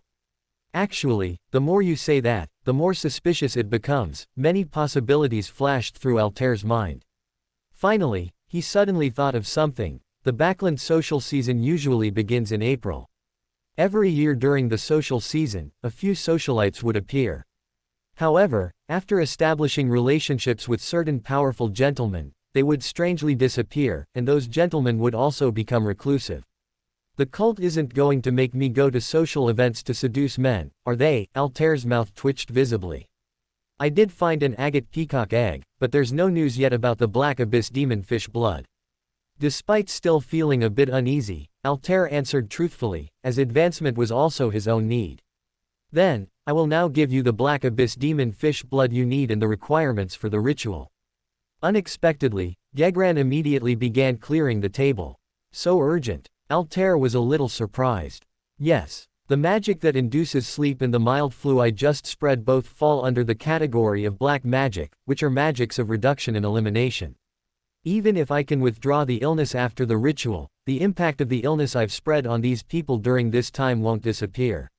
So I need to finish what needs to be done as quickly as possible and conclude the ritual.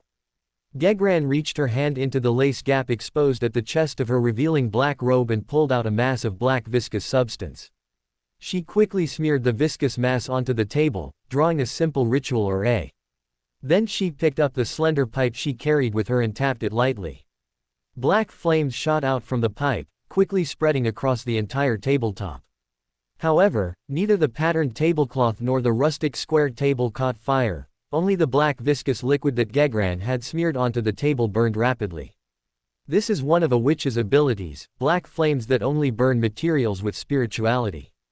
After sequence 5, depending on the residual spiritual characteristics in the materials you choose, the nature of other abilities, including flames, will also change differently. Seeing Altair's curious expression, Gegran extended her tongue and seductively licked the corner of her mouth, continuing her explanation. As she spoke, the black flames also burned away the viscous liquid, leaving only a brass narrow-necked bottle the size of a human head and a yellowed parchment on the table. This whole bottle is it. Altair was a little bewildered. In his impression, a potion could be contained in a small 50 milliliters beaker at most. Of course. Gegran asked with a hint of amusement, otherwise, how would you drink it 7 times? Ritual requirements. Prepare a set of metal jewelry, including a ring, bracelet, necklace, earrings, brooch, cufflinks, and anklet. Wear them before consuming the potion for the first time. After consuming the potion, guide the excess spirituality into one of the pieces of jewelry. Remove it once the spiritual guidance is complete. Additionally, the bracelet, earrings, cufflinks, and anklet do not need to be symmetrical. Furthermore, from the first time you consume the potion, try to keep your emotions in a state of significant fluctuation, and your emotions must not be completely identical when consuming the potion a second time. There are no strict requirements for the order of removing the jewelry, but the ring must be removed last. With each piece of jewelry removed, your body will undergo certain changes. After removing the ring, you will completely transform into a female. The jewelry worn during the advancement ritual can all be used as consumables for a witch's subsequent substitute ability. With each type of jewelry removed, the witch will gain a new ability. It is generally believed that these 7 pieces of jewelry correspond to the witch's 7 core abilities at sequence 7: flame, frost, invisibility, black magic, charm, substitute, and hair control. Also, a sequence 7 witch can temporarily revert to male by re-wearing these pieces of jewelry, but this change increases the risk of permanent loss of control, and this risk will not disappear with the subsequent removal of the jewelry. This is only usable within 1 month of complete advancement. Altair quickly read through the parchment, then let out a long breath. What a complicated ritual. However, the abilities it brings are worth it, Gegran responded. You should leave. I hope you go home tonight and attempt to advance. This afternoon is for you to buy the jewelry you need. What about Mike? I mean, I still have the task of protecting him. Altair pointed to Mike beside Gegran. Although he was still in a dream, Gegran's inherent charming effect seemed to have influenced the dream, making the gentleman's expression quite peculiar at the moment. Don't worry, I'll put him on a carriage home. I have ways to manipulate dreams if I want to. Gegran waved her hand. Do you have anything else you want to tell him? I'll use my ability to put it directly into his dream. Then tell him to develop a copy of today's photos for me too. Altair nodded. With a Sequence 5 escort, Mike shouldn't have any problems. Well, perhaps the Sequence 5 herself was the problem. Oh, and while you're at it, please post 2 commissions for me on your side. Altair lifted the can of Black Abyss Demon Fish Blood. Help me investigate whether Father Roger Mattisoli of the Storm Church in south of the bridge in Old Lynch, the foreman at this factory, are Beyonders. If so, what pathway, what sequence, and what abilities do they have? The Demoness's advancement ritual is a supplementary setting and does not conflict with the original work's direct consumption of the potion. The protagonist here doesn't know that direct consumption is possible because the big bosses behind the scenes are playing a big game, and it's not the advancement method written on the blasphemy slate. Before arguing, please consider carefully the scope of what you allow for fan-made settings, and understand the difference between not needed, and not allowed, and not mentioned, and mentioned is not allowed. If you can't figure it out, I suggest you kindly move on, which saves everyone trouble. Chapter 78. Why go to Salenzuo restaurant when there's a demoness to watch? What do you want with them? Gegran glanced at Altair. Although you're good looking, for that priest, you're probably past your expiry date. To hell with your expiry date. Altair cursed inwardly, yet on the surface, he barely managed to maintain his expression. All right, no more jokes. Hurry up and leave, I'm going to dispel the dream. Gegran waved her hand, signaling Altair to leave quickly, so Altair picked up the can of blood and left without looking back. So much jewelry, I have to buy it all this afternoon. Altair recalled the 7 pieces of jewelry listed on the paper and decisively gave up the idea of buying finished products, preparing to make a set himself using the craftsmanship he'd honed while making talismans. I'll use silver for the materials. I wonder if there's enough in the storeroom. Altair mused. After all, most jewelry stores that sell anklets are run by Intis people, and who knows what messy thoughts those debauched guys might have when they see the shopping list. At least, the anklet absolutely cannot be bought at a jewelry store. Altair reaffirmed his conviction and took a public carriage to Champagne Street in the West District. The shops on this street, like its name, were filled with an extravagant atmosphere. There were a full 6 jewelry stores on one street, and most of the remaining shops were also luxury goods stores. Altair visited every store, customizing 6 pieces of jewelry at 6 different shops, of course, not including the anklet. At 3 p.m., Altair stood under a street tree on Champagne Street, its leaves not yet fully fallen, looking at the bag in his hand in a slight daze. After about 5 minutes, he finally let out a sigh. So expensive. Inside the bag in his hand lay 6 pieces of jewelry, all silver, a necklace with a pure blue sapphire, a pure silver ring, a bracelet carved with vine patterns, teardrop crystal earrings, a hexagonal diamond-studded brooch, and flame-shaped cufflinks. These pieces of jewelry cost Altair 34 pounds and 8 sols, and spending so much money at once was difficult for the usually frugal Altair to accept. No choice, this is the price for maintaining the delayed ritual. Altair comforted himself. While reading the demoness sect-related scriptures Gegran brought him during this period, he discovered that consuming the witch potion could indeed involve drinking the entire potion directly, causing a rapid change in appearance. However, this was quite dangerous for a demoness who had transformed from a male, as the risk of losing control would be considerably high. For this reason, the demoness sect eventually developed this lingering ritual, gradually consuming the potion over a longer period. Although this ritual required more Black Abyss demon fish blood, it had one advantage: the user could use this ritual cycle to complete, as fully as possible, the mystical understanding of their new identity. At the same time, they would gradually master all the abilities of this pathway. If all goes well, before I completely become a demoness, I'll still have time to say goodbye to those friends. Things I can't take with me can be left to Mr. Stenson. If possible, I'd also like to go drink the full moon wine for Mike's child. By the time Altair finished making the anklet and returned home, it was already past 7 in the evening. However, it wasn't until Altair reached the door that he remembered about taking Vianata to Salenzuo restaurant. Indeed, as he walked through the door, he saw Vianata sitting in the center of the living room, wearing a narrow-waisted gown that accentuated her slender figure. However, the pretty face beneath the fashionable rose-leaf hat was now consumed by anger. "Sorry, Gegran suddenly sent over the main materials and ritual requirements, and asked me to drink the first potion today. I went to prepare for a bit in between, so don't be so quick to get angry." Before Vianata could erupt, Altair apologized first. Vianata's expression softened slightly, then gradually became playful. "No, unless you turn into a demoness for me to see right now." Altair. So, Altair was forced to awkwardly put on the jewelry under Vianata's curious gaze. Seeing his predicament, Vianata couldn't stop laughing. "Good, the first strong emotion is here, at least I'm embarrassed enough now." Altair suppressed his urge to find a crack in the ground and disappear, took a deep breath, and began to brew the potion according to the mystical ritual. He first added pure water, mandrake juice, narcissus juice, and shadow lizard scales to a thick-bottomed crucible, letting them simmer gently. Then he opened the brass can and slowly poured the black abyss demon fish blood from the can into it. The moment the can of blood left the bottle's mouth, Altair felt something slowly and steadily pulsating within the viscous, gelatinous blood, like a strong and powerful heart. The moment that can of blood entered the crucible, it boiled, and Altair felt as if the crucible in front of him would come alive in the next second. So, with the practiced skill of a culinary expert, Altair quickly cracked open the emerald agate peacock egg and poured every drop of the egg liquid into the pot of liquid, then placed the eggshell inside. This was the required material processing method in the formula. If the eggshell were simply thrown in, the black abyss demon fish blood alone would not react with the eggshell in a mystical sense. The colorless egg white flowed into the black blood, mixing with it.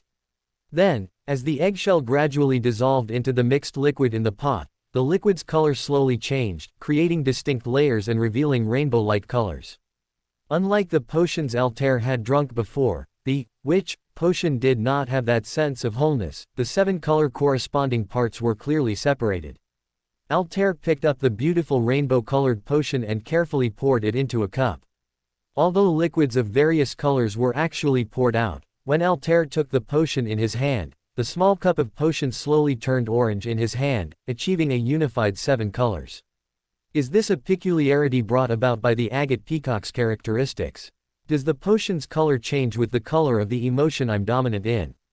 Altair looked curiously at the potion in his hand, then steeled himself and gulped down the cup of orange liquid. The moment Altair drank that 1/7 of the potion, the boiling potion in the pot immediately quieted down, as if there was still some connection between it and the part that had been drunk. Inside Altair's body, mysterious power was constantly stirring, slowly transforming his body. Chapter 79, The Demoness of 17. Altair felt that after he drank the yellow liquid, it did not flow down his esophagus but directly melted into his body at the throat. It was as if his windpipe was choked, and the suffocating sensation pressed on Altair's nerves, while a burning pain came from around his lips. He stooped slightly, crouching down in pain, trying to resist the discomfort brought by consuming the potion. His hand inadvertently brushed his mouth, and he found that his fingers were covered with short, stubby stubble, while the area around his lips, which had originally been covered with fine stubble, had become smooth. Secondary sexual characteristics, including beard and Adam's apple, were disappearing. However, that discomfort slowly subsided after only 2 or 3 minutes. Altair slowly propped up his upper body at the table, and by the light of the red moon shining in from the window, he could see that the skin on his face, which had originally become somewhat rough from a full day of running around in the East Borough factory, regained its luster, becoming as warm and smooth as suet jade. His already handsome features were now even more refined, adding a touch of charm, only becoming more neutral. This ritual really works. The discomfort from taking the potion this time only lasted for such a short period. Altair looked at his seemingly fairer hands with some emotion.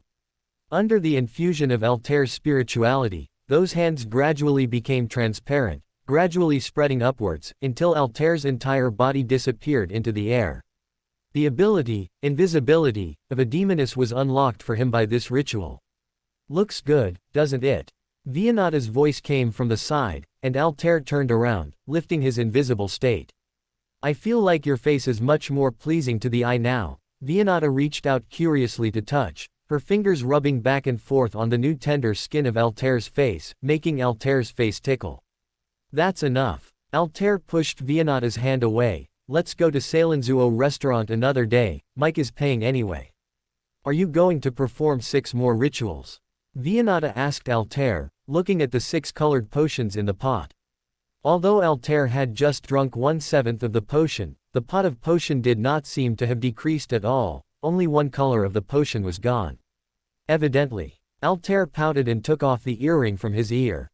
Due to time constraints, he hadn't pierced his ears and had instead bought popular hanging earrings.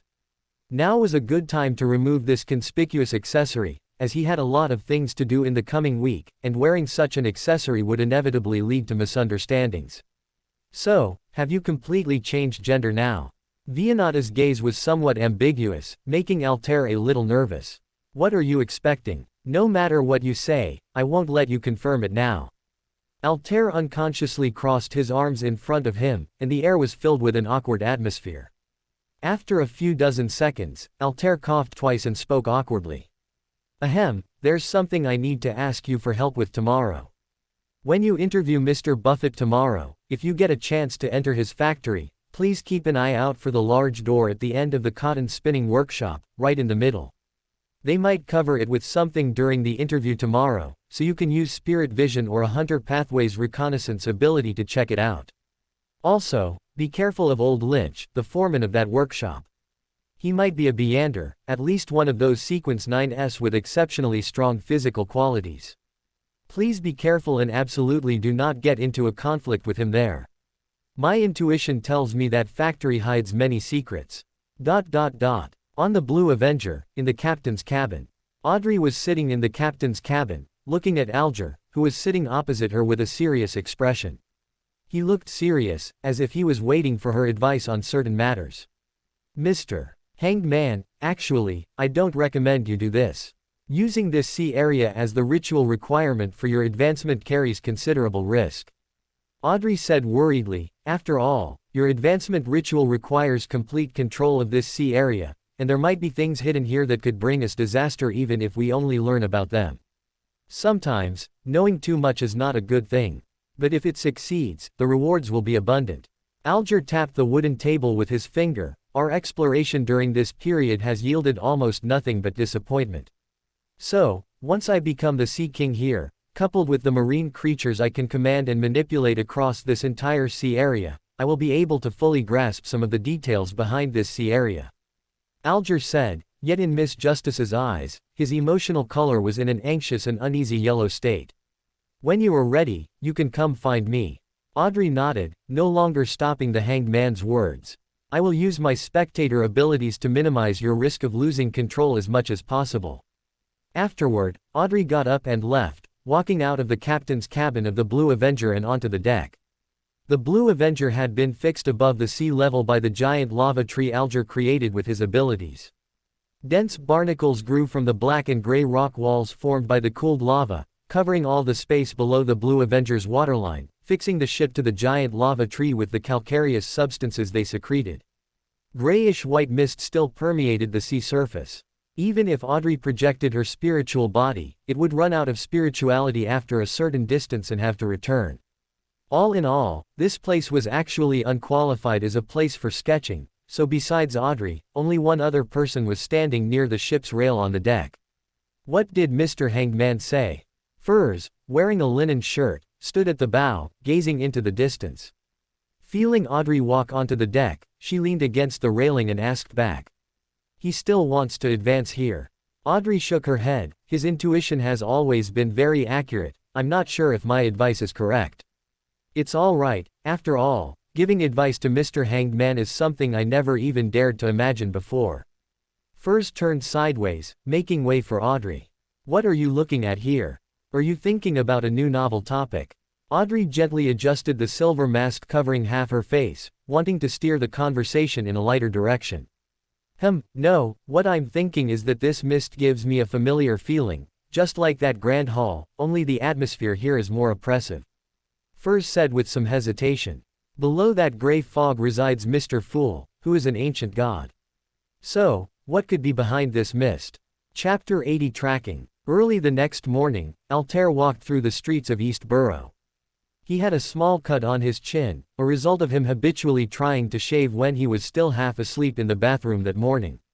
Fortunately, the ritual was a slow process. If he had directly consumed the potion like those demonesses before, he would probably be making even more of a fool of himself now. Altair touched the necklace on his chest. The sapphire-studded pendant felt hard and uncomfortable against him. He planned to personally investigate the points he had previously identified today. After all, it involved a Sequence 6 powerhouse, and Altair didn't want those bounty hunters to die for no reason, especially when their deaths could easily tip off the enemy. Altair recalled the map in his mind, confirming his first target. It was a very small guest house, and the red lanterns hanging at the entrance told passers-by that the services offered here were not just food and lodging. Altair pushed open the guesthouse's somewhat crude iron door and stepped into the narrow entrance hall, crowded with haphazardly placed furniture. Beside him were tin buckets for hot water, a rack with damp towels, and dirty walls emitting a musty smell. Hearing the sound of the door opening, a gaunt, bamboo pole-thin man at the front desk looked up and glanced at Altair.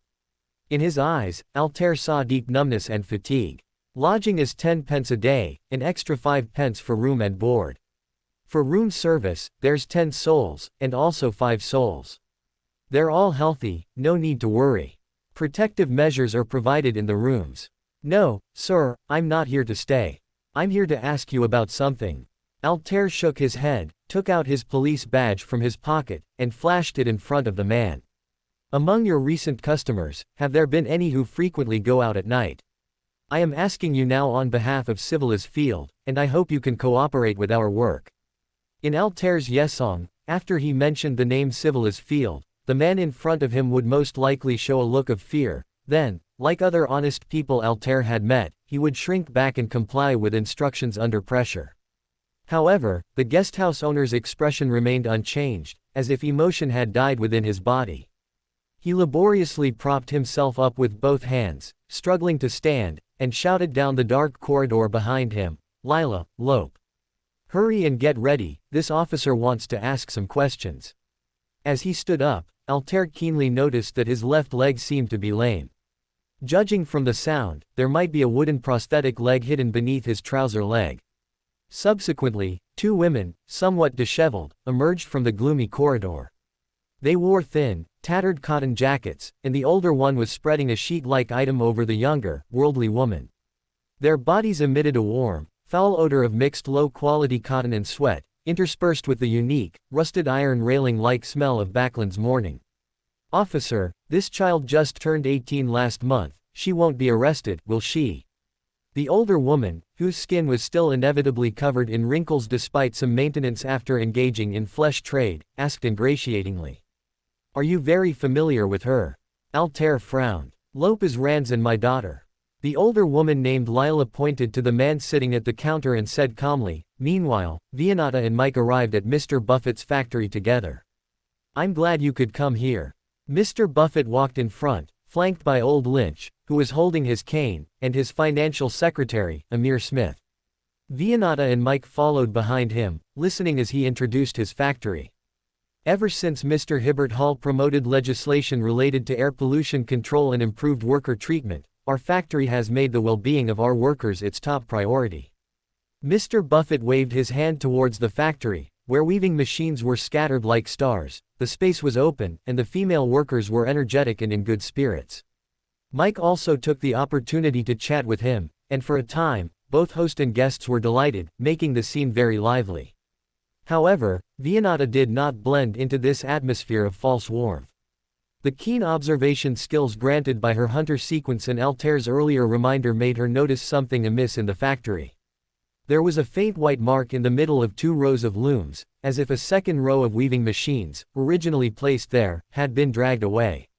The temperature was very low, there was a smell of mist in the air, and there was a layer of frost on the walls. It must have been ventilated overnight.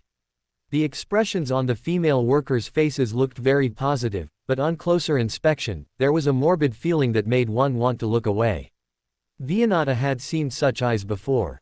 The Zemong party habitually made their cannon fodder use a certain dosage of ephedrine before battle, which allowed them to maintain their courage. The fanaticism on the faces of those who had used stimulants was exactly the same as these female workers before her. The room ahead was originally Lowen's air raid shelter, but now our factory uses it as a warehouse, storing some production failures that are inconvenient to dispose of. Due to not being open for many years, the interior is severely moldy, so we won't be visiting there today. Mr. Buffett waved his short, stout, and fat hand, leading Vianata and Mike towards another corridor. At the same time, Vianata casually cast her gaze towards the heavy door. She didn't believe a word Mr. Buffett said. If it truly was a forbidden warehouse, then the traces of dragged looms remaining in this room would not point to the door they came from, but rather to that large door. Vianata subtly brushed a wisp of hair behind her ear, her action for activating her spirit vision. Yesterday, Vianata had solidified a ritual magic on her eyes, allowing her to gain more information through spirit vision during the time it was active for one day. Obtaining information about prey was also one of the hunter's essential lessons. Those light clusters of different colors constantly contracted and expanded in her eyes, pouring information such as age, physical condition, and gender into Vianata's mind through the connection between spirit bodies. Subsequently, Vianata rubbed her eyes with some doubt, suspecting that her ritual magic had gone wrong. "Miss Sevens, what's wrong? Did you get sand in your eye?" Mike Joseph noticed that Vianata hadn't kept up and asked curiously. "Sorry, some dust fell from the ceiling just now." Vianata quickly caught up, but before leaving, she couldn't help but take one last look with her naked eyes. However, all the anomalies had disappeared. She only saw a panicked rat scurrying directly into the warehouse door. Chapter 81. Mother, my stomach hurts. You and this Mr. Lance? Altair asked, somewhat incredulously. Daughter, sir, daughter. Lila's face showed a helpless smile. Altair had seen many smiles in his life, yet even the desperate smiles of the most heinous lunatics he had killed, those with the strongest desire to survive, did not contain the intensity of negative emotion that he saw in the eyes of this family today. What exactly happened? Altair felt his throat being constricted by an invisible force. Originally, Rand and I were both employees of the Coal Limited Company. Although our salaries weren't much back then, we could barely get by and managed to buy this house. But later, due to air pollution control, we lost our jobs. With Rand's leg like this, he couldn't find a new place willing to hire him. Didn't you try to find the officials responsible for follow-up arrangements, those appointed by the higher-ups? Despite having already guessed the answer, Altair still asked with a glimmer of hope. They said, this is the price of reform. Mr. Land, who had been silent, said in a hoarse voice. A silence fell over the room. Altair slightly lowered his hat brim, as if to conceal the expression on his face. A moment later, he broke the silence.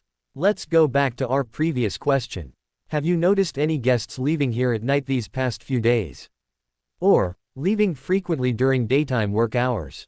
Altair felt that if he continued to listen to the plight of these poor people, he might not be able to complete his planned investigation today. Moreover, even if he listened patiently, it wouldn't improve their situation in the slightest. Probably not. I'm already getting old, and I'm not requested very often. Lila spoke frankly about her situation.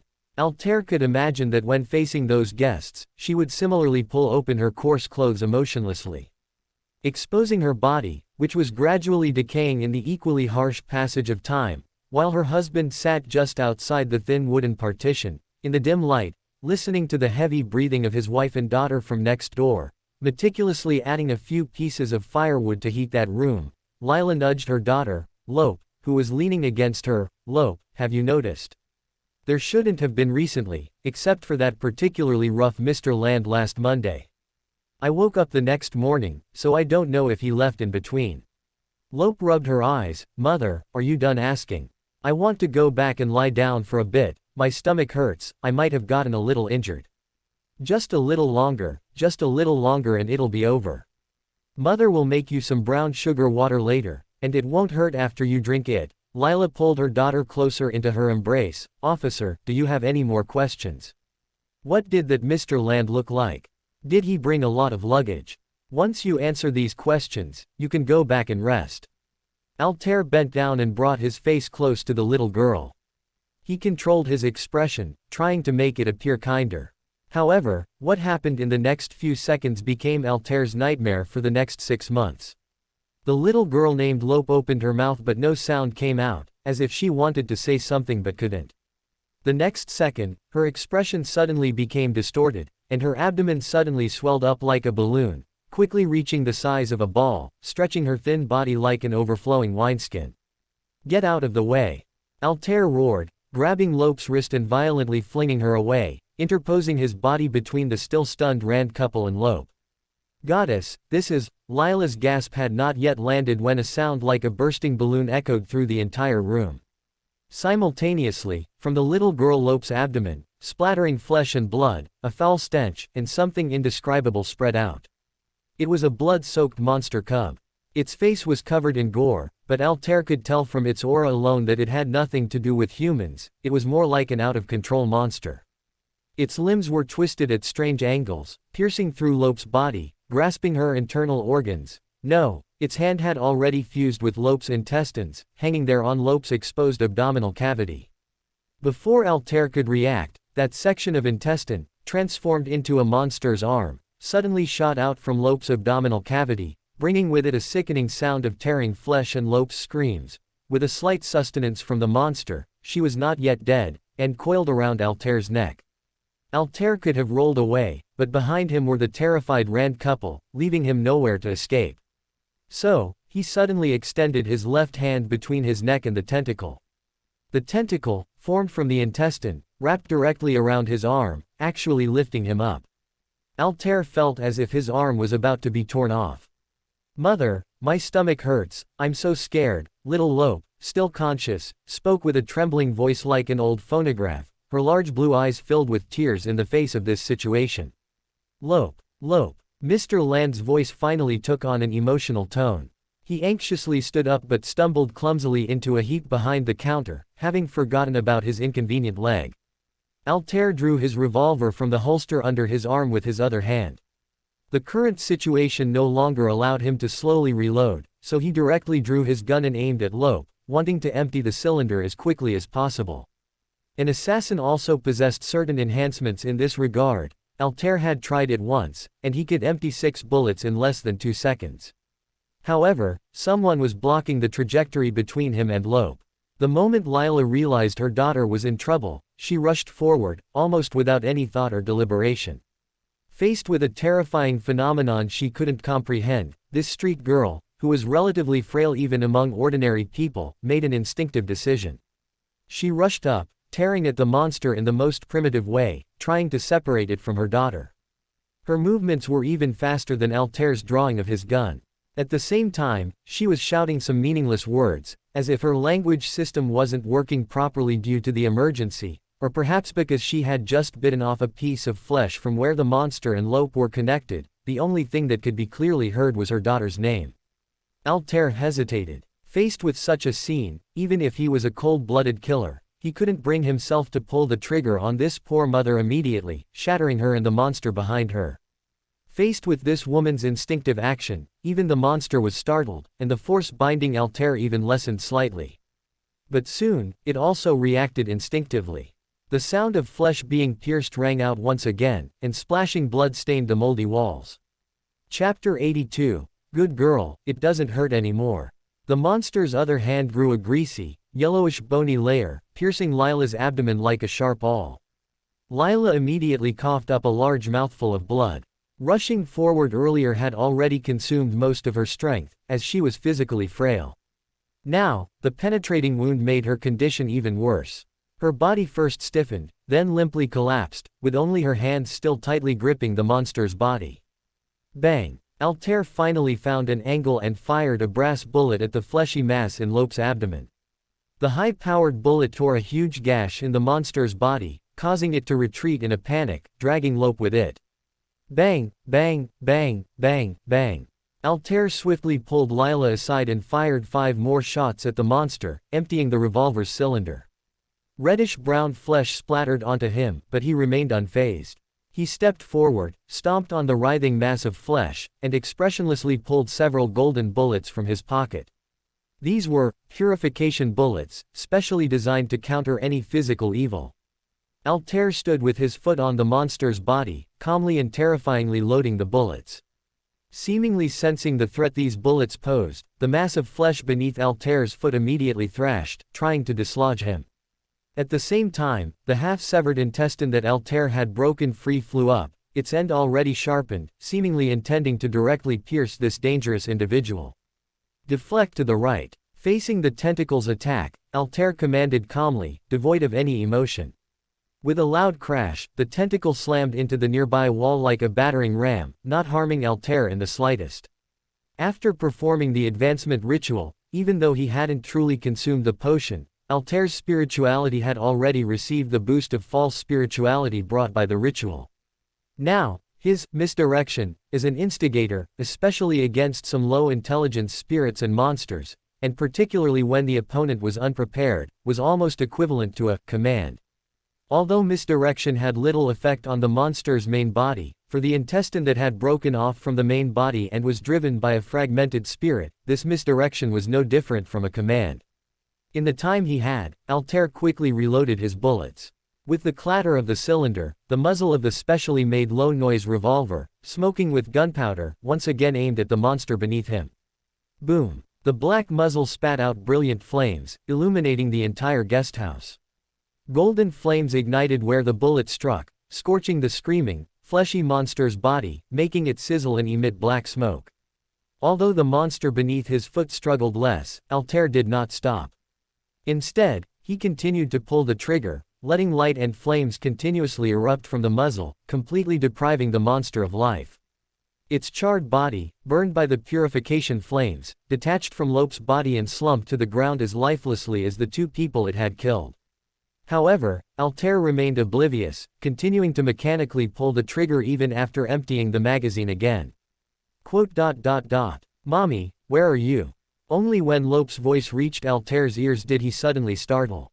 Although he had avoided Lope's body when he fired, and the purification bullet's flames would not scorch unpolluted parts, she had not died with the monster. However, it was clear that she was only experiencing a final burst of life. Mommy, where are you? I can't see. It's so dark, I'm so scared. Lope's cries became increasingly intermittent, like a damaged tape. Mommy's here, don't cry, don't be scared. It's the goddess's angel, the angel has come to take us to her divine kingdom. Lila slowly moved her body towards her daughter. However, her arms could no longer support her. She collapsed beside her daughter, holding her in her arms. Really? But my stomach still hurts so much. Lope's voice gradually weakened, sounding as faint as a mosquito's buzz to Altair, whose blood vessels in his ears were still throbbing with anger. It's okay, good girl. Mommy will make you some sugar water. It won't hurt after you drink it. Lila tried to stand up but failed several times. Rand, quickly get the sugar, it's on the kitchen counter. Lila weakly called out to her husband, Mr. Land. I'll go get it right now. Mr. Land sniffed sharply, preparing to rush to the kitchen for the sugar jar. No need, I feel no pain anymore. It must be the goddess's angel who has come, right? Lope smiled weakly, Mommy, I'm a good child, right? Will the angel take me to the divine kingdom? What nonsense are you talking about? I'm going to make you sugar water right now. You, at least drink the sugar water before you go. Mr. Land knelt incoherently beside his dying wife and daughter, unsure whether to get the sugar water or accompany them on their final journey. It's okay. You can have the sugar water. But don't drink it all, be careful of cavities. Lope lectured like an adult, but her voice grew softer and softer. I'm leaving now. Daddy, don't be too sad. In Altair's spiritual vision, the dim cluster of spirituality flickered and then completely extinguished.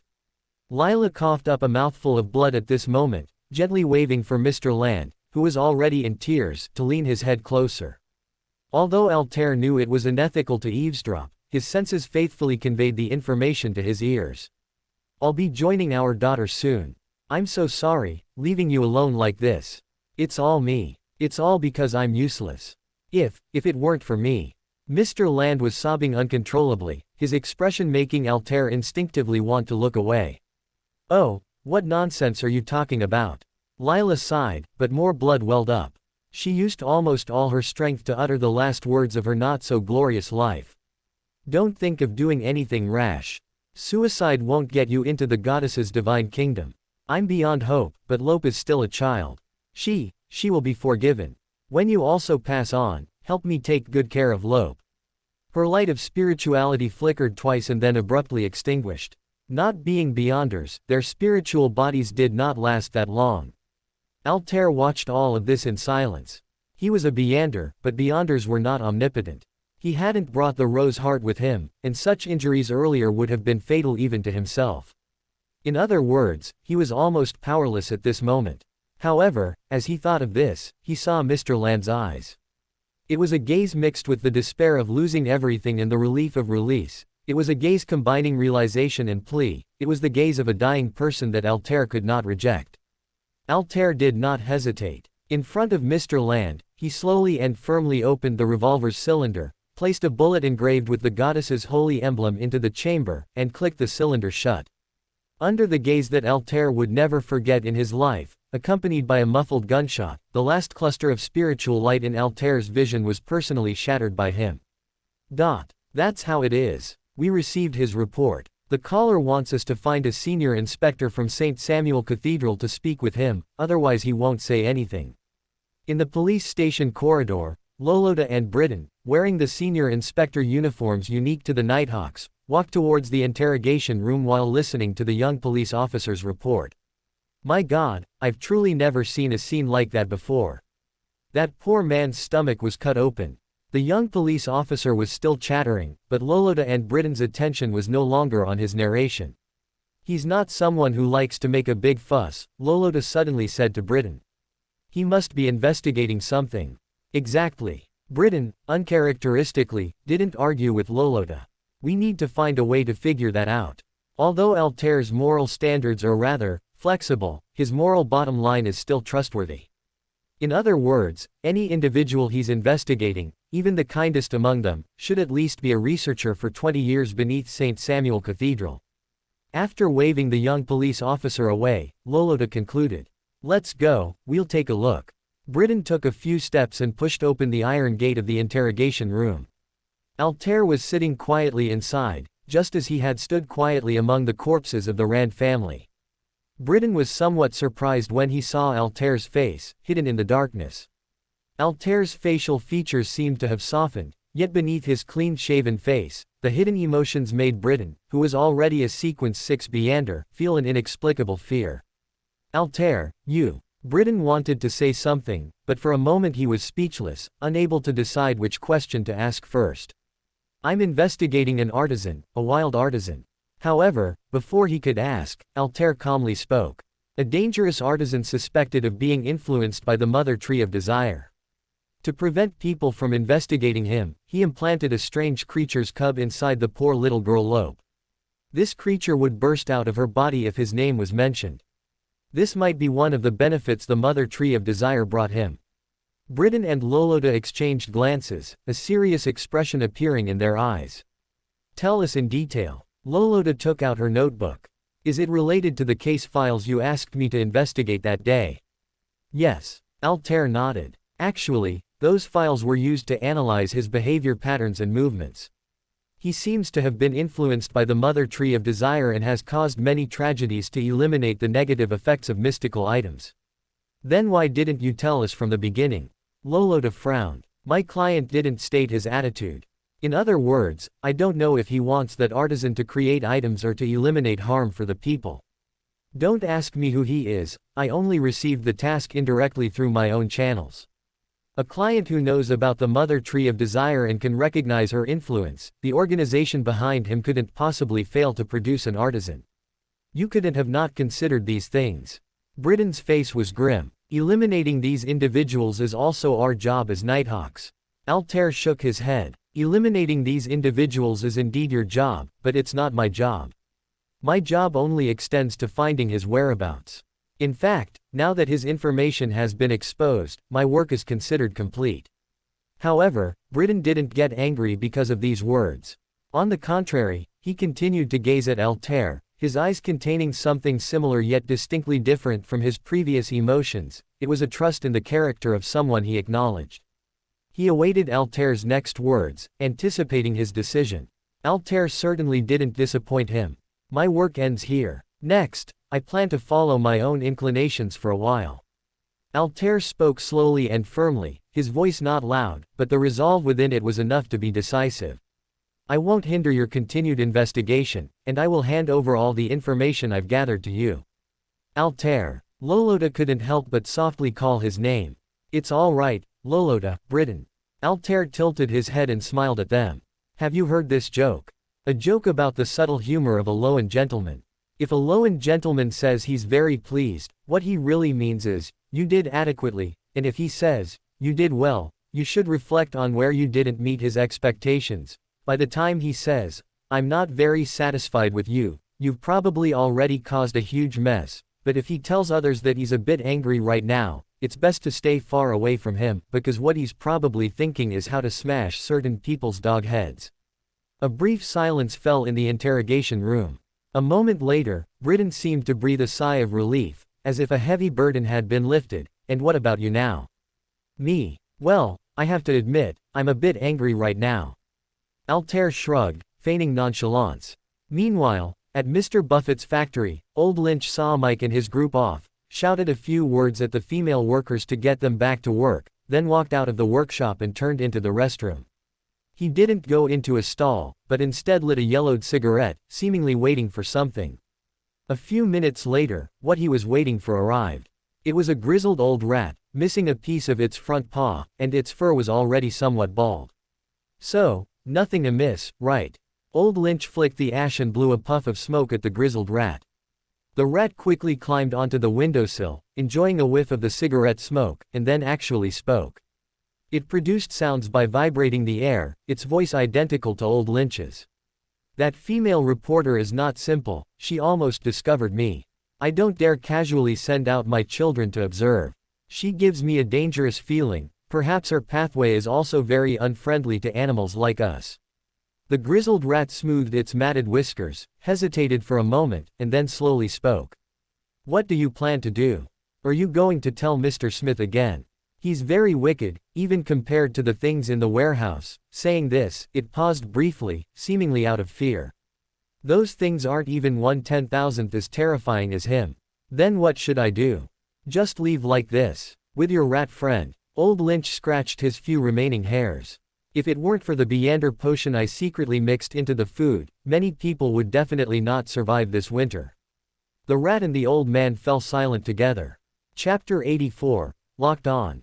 After leaving St. Samuel Cathedral, Altair declined Lolota and Britain's offer to escort him. His mind was filled with the latest information he had uncovered. His steps were swift, completely unmasking his assassin skills, as he moved like an agile antelope through the intricate building crevices of Backland. Considering the response speed of the East Borough Police, even though Altair contacted them immediately, by the time the police notified the Nighthawks and they arrived at the scene, the spirit of the Rand family had already completely dissipated. The monster seemed to possess the ability to devour spirits. The spirits of Lila and Lope, killed by it, were completely gone. However, there was one person who was not killed by that monster. Time rewound a few hours. Altair slowly lowered the hand holding the revolver, the pungent smell of gunpowder filling his nostrils. Before him lay Mr. Land, slowly falling, a look of relief on his face, perhaps for the first time in over 10 years. But Altair couldn't completely let go like him. Although Altair's rage had almost consumed him like a torch, with the calm to cold characteristic unique to the assassin sequence, he didn't forget what he needed to do. He quickly unclipped the citrine pendulum hanging from his right hand, letting the citrine pendant dangle over that pale, smiling face. He rapidly chanted the divination statements, almost biting his tongue several times. With the aid of the pendulum, Altair quickly fell into a shallow sleep, his consciousness transcending, calmly observing the scene in his dream from an outsider's perspective. In the dream, Altair saw the short man, saw Mr. Land accept 2 10-sols banknotes from his hand, saw the bulging large bag on his back, and saw the lower half of his face revealed through the gaps in the dream mist covering his face. His teeth were not very straight, one canine tooth was missing, replaced by a porcelain crown. After Altair had essentially memorized all the information about the man, the dream gradually shattered. Subsequently, Altair went to the front desk, found the hotel ledger amidst the mess, and, following the scene from the dream, found the registered name. Roger Matasoli. A loud buzz echoed in Altair's mind, as if someone had violently struck a giant bell in his head. The name was common among Loan fishermen, and the surname came from the Storm Church's records of a pagan angel who submitted to the great power of the Lord of Storms. This name represented the Storm Church priest suspected of pedophilia. Someone from the church. Altair frowned deeply. An artisan not in the machinery hive mind, but rather a priest in the Church of the Lord of Storms. Especially a lunatic like this, who believed in the mother tree of desire, how could he have escaped the scrutiny of auditors and all the Believers? Thinking of this, Altair quickly made a decision. He picked up the ledger, tore out the page with Roger Matasoli written on it, and threw the rest directly into the fireplace.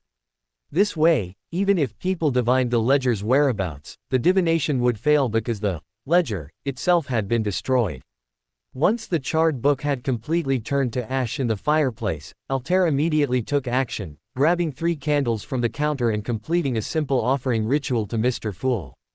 Although that great existence seemed to have fallen into slumber, this offering bestowal mechanism still seemed to be working. He wanted to send this evidence directly to Miss Justice, allowing this powerful Beander to directly sanction the culprit. On the Blue Avenger, Audrey Hall suddenly felt a disturbance in the gray fog, noticing that her crimson star was constantly contracting and expanding. She quickly composed herself, continuing to monitor Alger's situation while detaching a virtual persona to directly connect with the gray fog. Please inform Miss Justice. I have found an identity for that artisan. He did not flee in disarray. After resolving the negative effects of his mystical item, he very likely continued to hide in the Storm Church under the identity of Roger Matasoli. Mr. Empress's devout prayer reached Audrey's mind, causing her to frown slightly.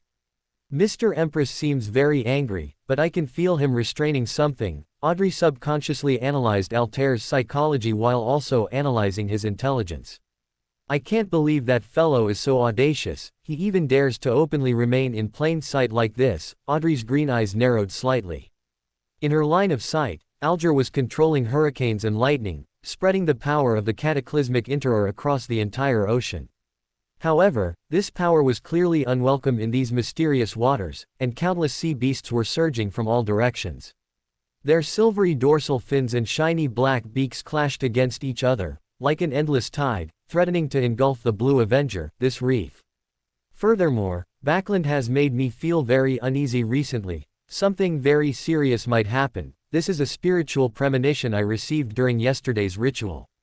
However, this cannot serve as evidence to persuade official Beyonders to act. After all, they might accept an instigator who is acting benignly, but whether they can accept a demoness linked to the demoness sect is debatable. Altair concluded. Does that mean I need to return quickly? Audrey gently smoothed her hair, which had been ruffled by the salty sea breeze. Then, we need to speed things up here. How did? Beside her, Furs was using her scribe ability to stabilize the Blue Avenger's defenses. Due to the Sea King's ritual requirements, Furs and the others could not directly intervene, only help Alger protect the Blue Avenger for rest and spirituality recovery. Noticing Audrey's abnormality, she was about to ask a question when Audrey interrupted her. Close your eyes. Audrey's words reached everyone on the ship. No one felt any inclination to disobey, even those who couldn't see Audrey's position obediently closed their eyes. Audrey used this sentence to give everyone on the ship a psychological suggestion, so that even if they saw something next, it wouldn't affect them. The next second, all the sea beasts' eyes suddenly lost focus. In an instant, their eyes no longer held the raging winds and lightning, nor that annoying large ship. In the eyes of tens of thousands of sea beasts, there was only Audrey. No, strictly speaking, what appeared in the sea beast's eyes was not Audrey Hall, nor even a person, but layers of pearlescent albumin scales, a magnificent dragon body as smooth as a mirror. Audrey did not participate in Alger's process of conquering this ocean, she merely cast her gaze upon the sea beasts in her mythical creature form.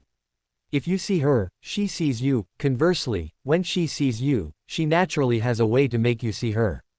Chapter 85, The Demoness's Acting Principles. At the entrance of Crucible and Top Hat Bar, Altair subtly adjusted his breathing, bringing his body back to a normal state.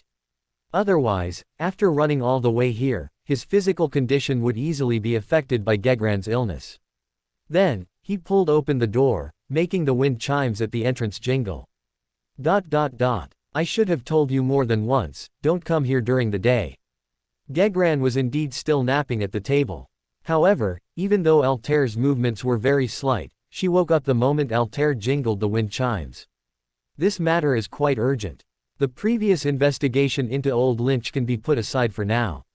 Find a few vagrants to help me keep an eye on Roger Mathafari. Have them take turns praying at his church under the guise of prayer, and if he tries to run, notify me immediately. Altair grabbed the water glass on the bar and drained it in one gulp, panting twice. Gegran frowned. You're not thinking of making a move on that priest, are you? That would bring trouble to the cult. She scrutinized Altair, noticing the ring and bracelet on his hand, then shook her head. Even if you have new abilities, killing a Storm Church bishop is not a task you can accomplish. This has nothing to do with you, and I didn't say I was going to kill him. Altair replied stiffly. Lying, little one, lying. Gegran shook her head impatiently. How do you act as an instigator? When you have strong feelings about something, lying isn't easy. An assassin can maintain a poker face, but that's only for missions. When you genuinely want to kill someone, your eyes can't hide it. Altair remained silent, simply sitting at the front counter and staring directly at Gegran. That's why I say sequence 7 little ones are troublesome.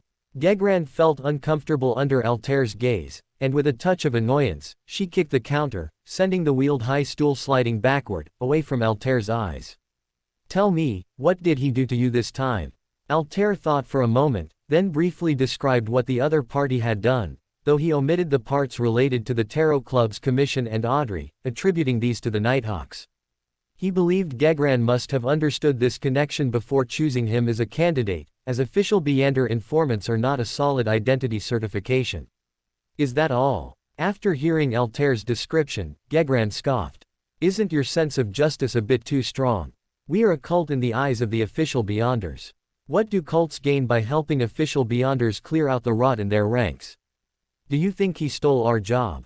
Besides, do you really think killing those people was a bad thing for them? If they hadn't died, Rand would have endured several more years of a cuckolded life, eventually dying from rheumatism and asthma. Lila would have carried the infamy of letting her daughter be a child prostitute until she herself contracted venereal disease. As for Lope, she entered this line of work before she was 18, do you think she still had a future? Forget it, if you really felt that way, why did you still shoot Rand in the end? Gegran's words pierced directly into Altair's heart, making him lower his head in pain, covering his face with his hands. To put it another way, even without these events, was the motivation for that family to live on a yearning for a beautiful future. Forget it, those sorrowful, devout believers simply believed that suicide would prevent them from entering the goddess's divine kingdom. Gegran, however, ignored Altair's reaction and continued sharply, even without what that artisan did, can you honestly say you never had a single thought of helping them find release? Gegran extended her fair hands, and though her fingers appeared slender and delicate, their strength was surprisingly great, forcing open Altair's hands covering his face. Gegran leaned her face close to Altair's ear. Her normally soft and pleasant voice now sounded like a devil's whisper, every word she uttered driving Altair almost to madness with pain. Look directly into your heart, Altair. Remember this pain of powerlessness, engrave it deep within your innermost being. Use this pain to temper your humanity, turning your moral bottom line into vultures that peck at your flesh and blood. After speaking, Gegran suddenly opened her mouth and bit Altair's earlobe fiercely with suddenly elongated, sharp canine teeth.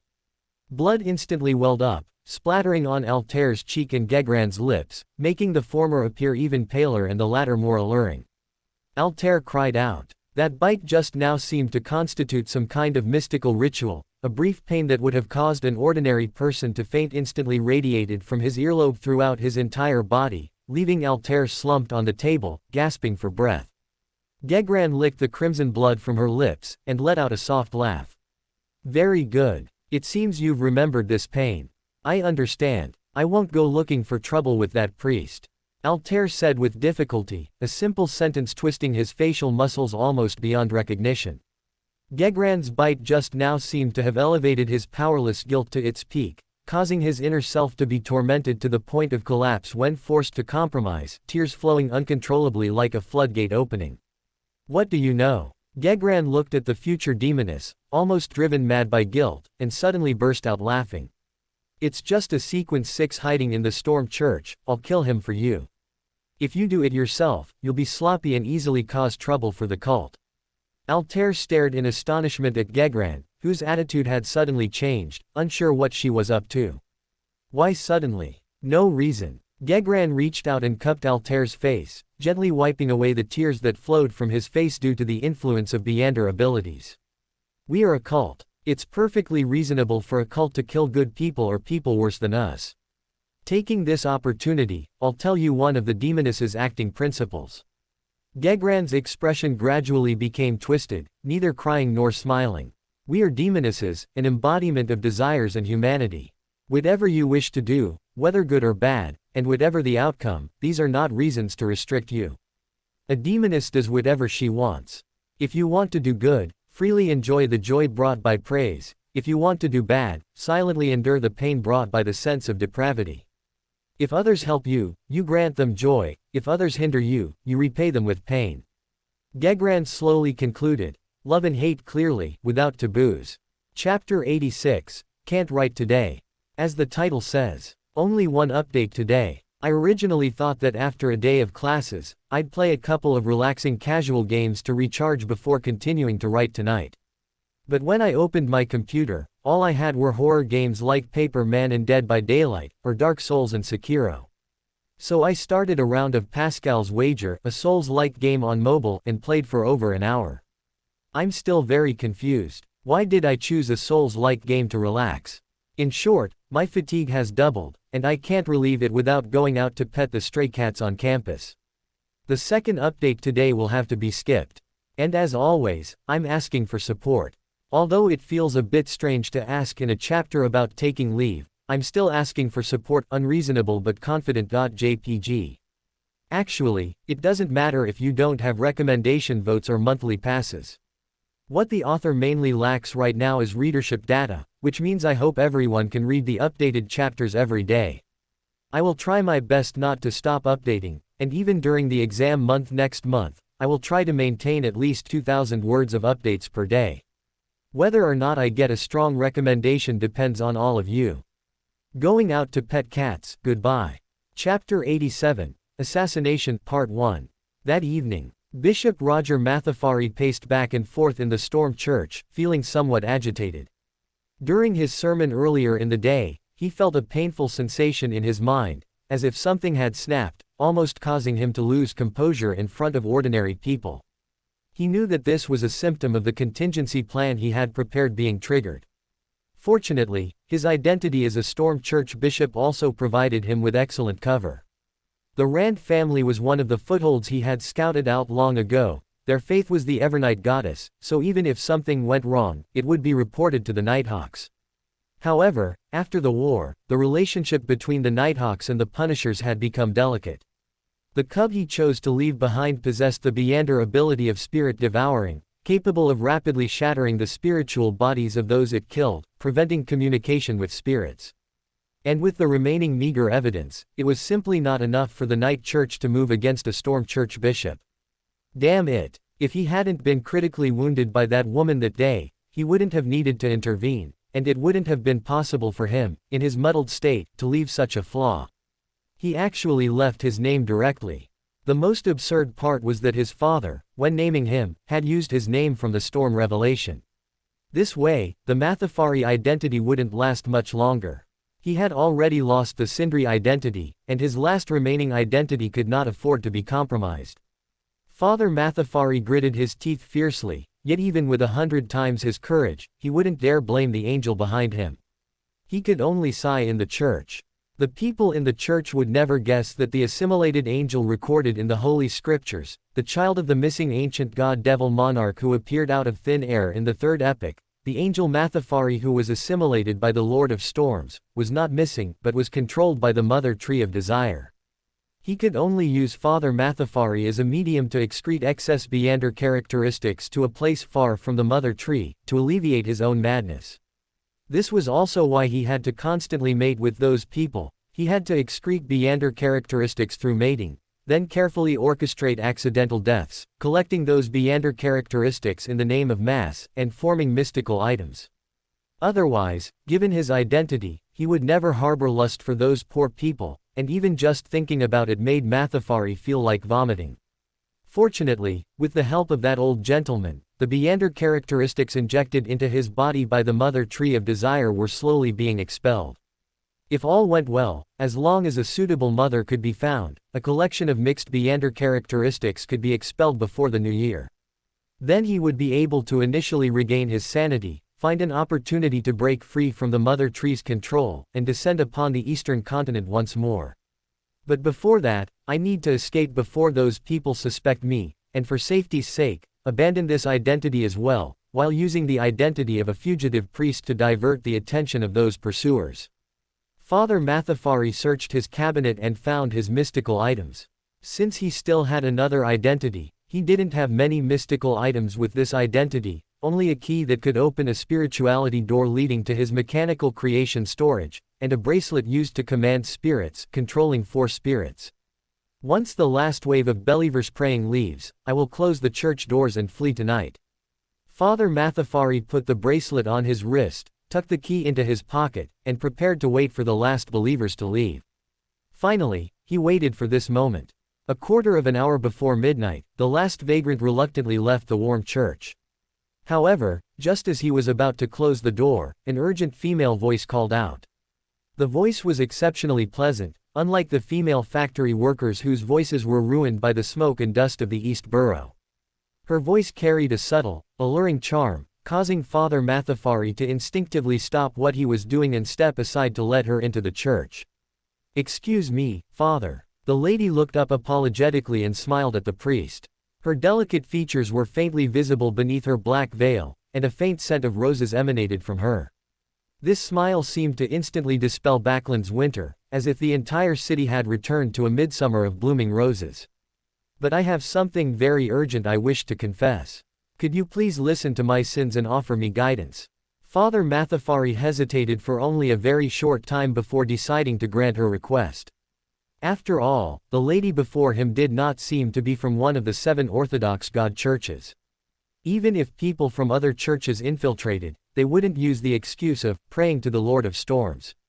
And the Storm Church's own actions would certainly not be like this, because their infiltration always involved directly charging in and blowing up the doors. Moreover, taking such a beautiful woman as an object for expelling Beander characteristics seemed more enjoyable than using those poor women or even young boys as surrogate mothers. Father Mathafari's mind was almost unhindered in generating similar thoughts, and they lingered in his mind. The Lord of Storms is like our father, and a father would not scold his children for visiting too late. Father Mathafari pretended to be benevolent and placed his hand on the beautiful lady's shoulder. Her clothes were also expensive, custom-made, and the smooth silk fabric made Mathafari's imagination run wild, as if he were now caressing her smooth, fair, ivory-like skin. "So, what do you wish to confess?" As the priest spoke, he discreetly let his gaze drift down the neckline of her dress, his greedy eyes moving down her elegantly curved collarbone. "I wish to confess my dereliction of duty." The woman, however, seemed completely oblivious to Mathafari's wicked gaze. Instead, she bowed her head and prayed earnestly. "I failed to complete the task given to us by the Creator, allowing an amateur outsider to ruin the future of a family. Originally, they should have lived a hard-working and ordinary life, but that shameless fellow destroyed this family, inflicting superficial pain upon those people. Then, that sin should be borne by that outsider." Mathafari replied, greedily inhaling the sweet scent from her body. The scent made Mathafari wonder if, should he bite her, it would melt in his mouth like honey. The lady smiled again, yet the same smile, in Mathafari's eyes, felt completely different. That's right. Now, it's time for you to bear these. Chapter 88, Assassination, Part 2. No good. She's an enemy. Father Matafali was only affected by reproductive desires, he hadn't completely turned into a fool. Although the opponent's charm ability was strong, he still possessed the strength of a sequence 6, so he wasn't entirely defenseless. While his hand was still on her shoulder, Father Matafali immediately activated his bracelet, releasing the first spirit. He let it attach to his arm, causing the outside of that arm to grow translucent muscles that were almost corporeal.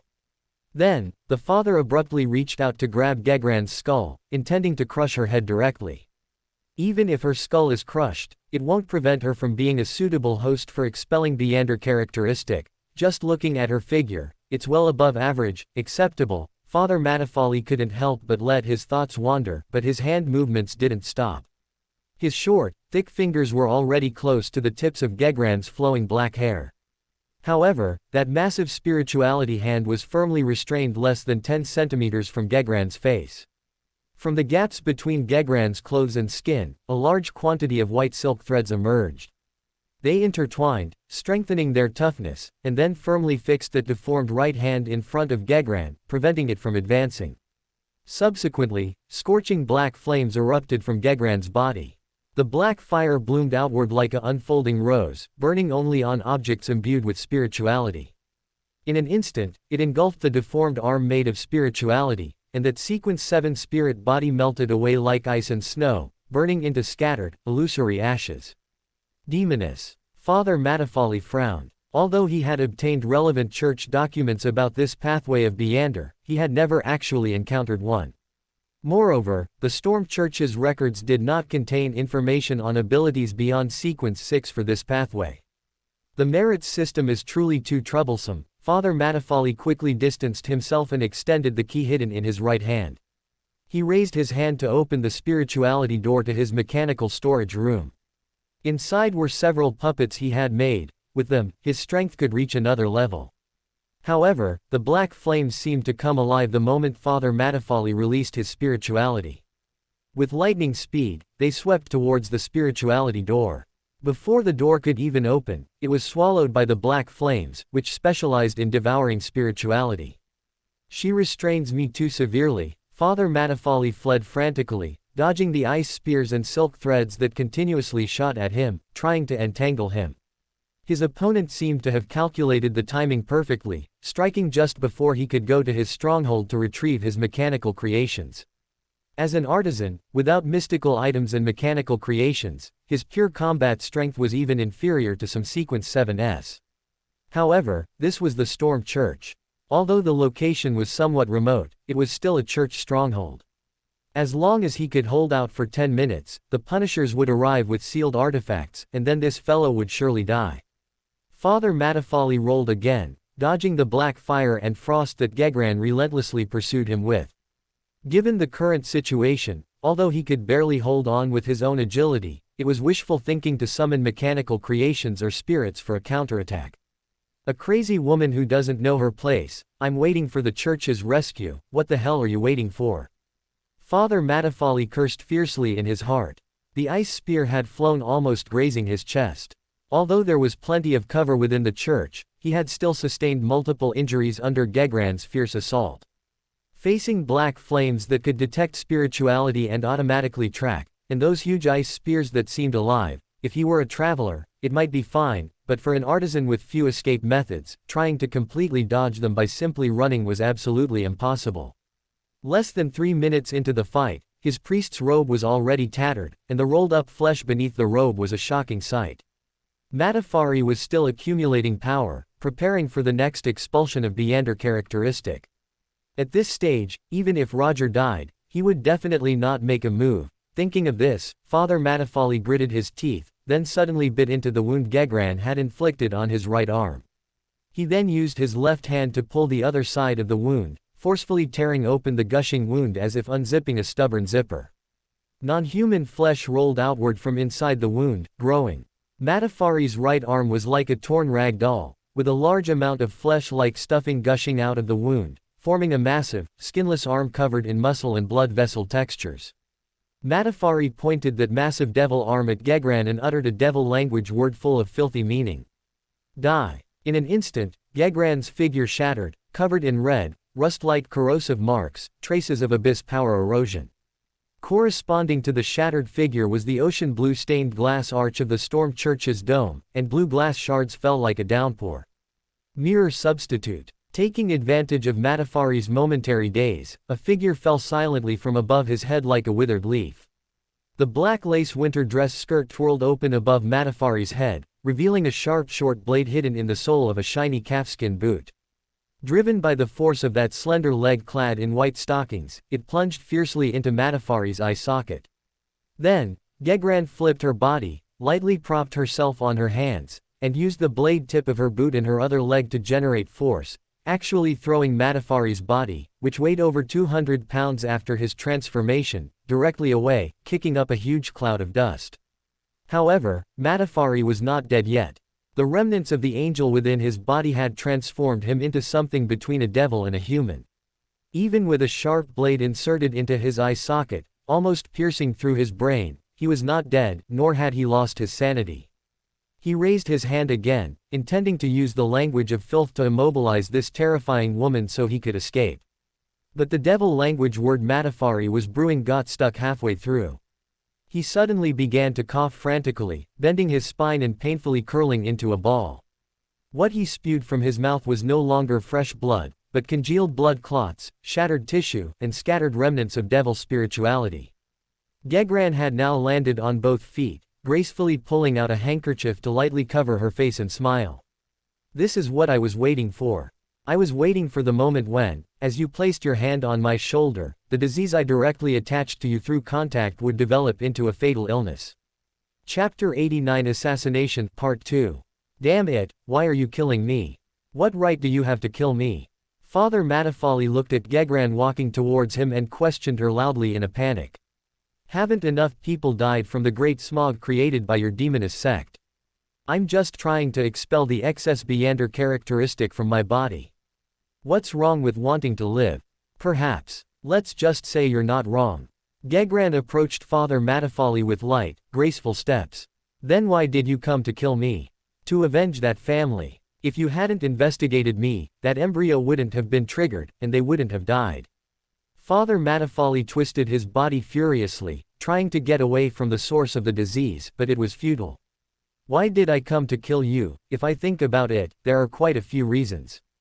Perhaps it's because our naive little assassin came crying to me. Or perhaps it's because of your layman's actions in spreading pain. Gegran frowned slightly, her beautiful eyebrows furrowing. Thinking about these reasons is quite troublesome. Forget it, you'd better remember this answer. No reason. I just thought it might be interesting to kill you, so I came. Gegran lightly lifted Matafari's chin with the tip of her shoe, momentarily stopping his breath. Your method of spreading pain by tormenting the dying is truly too crude. It makes one can't help but want to laugh. How can a dead person feel pain? And with your methods, what you leave for the living is not pain, but impurities like hatred. Gegran kicked Matafari to the ground, pinning him down. Black flames spread from her feet, gradually engulfing Matafari's figure. A true demoness of afflictions gives peace to the dying, thereby etching pain forever into the hearts of the living. Remember that, you scoundrel. Gegran stomped down hard, causing the chest of the black-flamed figure to collapse with a boom. However, beneath the surface skin were not bones and flesh, but brass screws and coils. Did he escape? He must have used a substitute after I threw him. Not using it earlier was probably to make me think he couldn't. HMPH, cunning fellow. Gegran pulled up her gloves, losing interest. Anyway, the disease has solidified to a fatal degree. Even if he doesn't die now, he doesn't have many days left. She stepped out of the church. The coachman waiting outside folded his hands ingratiatingly, allowing her to step on them to board the carriage, avoiding the mud on the street. On the other side, in a dark alley, Father Matafali had already dispelled his devil transformation. The wounds in his eye sockets had healed, but the symptoms of the disease had not lessened at all, so he ran stumbling. That damn crazy woman, the demoness sect's followers are all a bunch of damn lunatics. Lunatics who should be burned at the stake. Father Matafali cursed viciously in his heart. Although this didn't alleviate his symptoms, he couldn't help but want to curse aloud. He didn't know what was going on with this disease. Even a devil's physical constitution was completely helpless. To completely cure it, at least the potions concocted by the shaman kings of the Rose school of thought would be needed. Matafari couldn't help but cough up a mouthful of blood again. He had to stop and swallow the blood-stained dirt hole to prevent being tracked by mystical means. This identity is pretty much at its end, but I still have to escape for as long as possible. There's only a little over a month until the new year, and that absolutely cannot go wrong. Father Matafali, standing up, dared not stop for a moment. He tore off a piece of his clothing to cover his mouth and continued to run forward, his mouth full of the fishy and salty taste of mixed dirt and blood. This actually eased his cough to some extent, and he ran even faster. The crimson moonlight shone on Matafari's figure, illuminating the path ahead of him. His destination was the Tasok River. Once he reached the river, he could summon mechanical creations with a door of spirituality and leave Backland directly along the river. However, the red moon's light suddenly dimmed. Matafari only felt the scene before his eyes distort unnaturally. The streetscapes and roadside trees slowly and abnormally disappeared into the darkness. Damn it, something seems to be wrong again. Father Matafali suddenly looked up towards the red moon. However, with just one glance, his consciousness completely vanished. The last image remaining in his mind was a giant egg-white dragon whose scales reflected a rainbow of colors. When she spread her wings, even the red moon's light was obscured by her. However, the unconscious Matafari did not just stand there foolishly. On the contrary, facing Audrey, who had projected a mythical creature's projection directly into his sea of consciousness, he comically bowed, then made a waving gesture, before collapsing to the ground like a puppet with its strings cut. Miss Justice, have you dealt with him? Altair jumped down from a nearby wall, landing beside Audrey Hall. In a sense, he has indeed been dealt with, Audrey nodded. However, he should have another identity, and that is his true identity. Miss Audrey bent down and lightly pressed her finger on Matafari, who was sprawled on the ground. A tremendous force was instantly applied to him, and this, Matafari, actually disintegrated into shattered metal in an instant. He was a puppet too. But, he clearly suffered from the disease. Altair asked in astonishment. Indeed, do you know what the name of my spectator pathways sequence 1 is? Miss Audrey didn't wait for Altair to answer before adding, the name of sequence 1 is, author. As long as you play a role in his script, no matter who you actually are or how you want to go, in the eyes of others in the script, you're the character he has set, and the things you do can only be the plot he has set, leading to the ending he has written for you. He set the identity of father and artisan, Matafari, for this puppet, so in the eyes of others, this puppet is Matafari, and all its physical characteristics are the same as a normal person. Miss Audrey picked up the 2 mystical items worn by the puppet and handed the bracelet that commanded spirits to Altair. This is your reward for finding him, which I'm giving you in advance. You can go back and divine how to use it yourself. Next, I am giving you a new mission. Miss Audrey's words carried a hint of unquestionable authority. Find the location of this artisan's true body, then notify me or Miss Magician before he completes his scheme, and stop the calamity you foresaw. 1 update tomorrow. This update today was moved from tomorrow's share, so you can finish the fight in one go. This is an extra update, but not a full extra update. Chapter 90, Aftermath. Life for Altair was relatively peaceful in the following weeks. Miss Justice seemed to be helping Mr. Hanged Man advance, and after dealing with Father Matafali, she never appeared again. Even at the Monday Tarot Club meeting, no useful information was shared. The Storm Church was furious about the murder of its father. Of course, they were often furious, and used it as an excuse to launch another thorough investigation into Wild Beyonders. Gegran's Beyander gathering was also forced to cease, making one wonder if the Night Church had actually provided the Storm Church with evidence of Father Matafali's crimes. Of course, it's also possible they were simply displeased with the increasing number of Wild Beyonders, or perhaps they wanted to expand the number of sealed artifact researchers, or even the number of sealed artifacts themselves. However, this had nothing to do with Altair. Although he had the officially recognized legal identity of a Nighthawk's informant, Altair didn't know if the hot-headed members of the Storm Church would care about such things when they acted, and he didn't want to test it. As for news of the artisan, Altair couldn't entrust anyone to investigate during such a widespread purge. Altair had also clarified the specific uses of the bracelet obtained from Father Matafali through pendulum divination. It was a mystical item made from the Beyander characteristic of a Sequence 5 spirit warlock, and it herded 4 spirits. One pair of spirits seemed to have a peculiar connection. 2 people simultaneously possessed by them could share vision and thoughts, and when one of the spirits possessed someone, the other spirit would also react. Altair gave control of one of these spirits to Vianata, and she did not object. The spirit Matafari used was a rare type that could solidify its spiritual body. Normally, it resided in the spirit world and possessed a large store of spirituality. It could also possess its user, solidifying the body into physical, false muscles.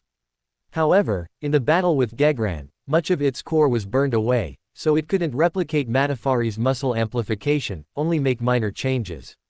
However, Altair studied it for a while and found a new use for it. He had the spirit possess the surface of his body, turning into false muscles, which, combined with the illusion ability from the black magic he unlocked in his second ritual, allowed him to maintain his physique in front of ordinary people like Sophie. The last spirit was one that could move quickly through soil, a common and gentle type among those commanded by spirit warlocks. The negative effects of this item were not very severe, it only made him more prone to drowsiness and sometimes caused memory loss when he wore it. Thus, amidst this tranquility, the new year of 1354 drew closer. On this day, as Vianata was teaching Sophie to read, Altair pushed the door open, bringing in a gust of cold wind, a thin envelope in his hand. "Last month's dividend is here, let's go buy some New Year's goods later." Altair had only spoken halfway when he saw Vianata's reproachful gaze, quickly lowered his voice, quietly changed his clothes, and walked into the room, finding a spot by the fireplace to sit down, occasionally glancing curiously at Sophie. After about 10 minutes, Vianata stretched, patted Sophie's head, and indicated that today's lesson was over. "Sophie, don't you have to work today?" Altair, finally allowed to speak, asked Sophie. "Mr. Buffett gave us a double day off this month, so I don't have to work today. I'm also going with my dad to buy New Year's goods tomorrow." Sophie replied in a clear, childlike voice, full of anticipation. "Perfect, then ask Mr. Stenson when you get back if he wants to come over for dinner tomorrow night." Altair casually took 2 muffins from the paper bag he brought back and handed them to Sophie, watching her happily take the sweets home. How unusual, those bosses actually give workers double days off. Altair walked over to Vianata with a hot coffee. Ever since he started carrying that mystical item, he often had to drink coffee to stay awake. Sometimes Altair even suspected that every time he saw Gegran, he was asleep, which might truly be the influence of the mystical item. "Well, I gave Mr. Mike an idea." Vianata blinked. "I had Mr. Joseph write an article heavily praising Buffett's factory, using many terms like cornerstone of civilization and light of humanity, especially emphasizing the factory's excellent environment, praising it to an extreme degree. When the higher-ups learned of this, they decided to come and see for themselves whether to award him a medal. To pass the inspection, at least until the new year, that guy's factory had to maintain the appearance it had when we saw it. Moreover, Buffett also had to pay for free medical checkups for the workers and improve their diet. Although temporary, it's better than nothing. Besides, this was the only way to keep Mr. Joseph out of trouble and secure some benefits for those poor people. What a good idea. Altair was a little surprised. "You're starting to sound a bit like a reporter now. The witch potion still has an effect, it seems to have at least cured your eyesight." Vianata scoffed. "All right, anyway, do you want to come with me to buy New Year's goods later? What do you Fosak people prepare for the new year? It's not that I can't go by myself, but I don't know your customs and would only buy according to Loan standards." Altair, already accustomed to Vianata's sarcasm, didn't take it to heart and asked naturally. "Fosak's New Year." Hearing this, Vianata also seemed a little lost in thought. After a while, she said with some uncertainty, "To be honest, I grew up in the mountains, so I don't really know much about how city people celebrate the New Year. I only remember when I was little, we could trade for pickled herring rolls from the last group of merchants who came to the village each year, and bring them back to eat with pork and black pea rice. That must have been what we ate for the new year, right? No wonder you love fish so much. Altair suddenly understood. But then he smiled and waved his hand. Then we'll prepare those things today. Go change your clothes quickly, we should get going. I'll do a daily chapter to buffer things, and then discuss with everyone. This book is expected to be put on shelves around January 1st or the end of December. I plan to release the content of the first volume before opening paid chapters.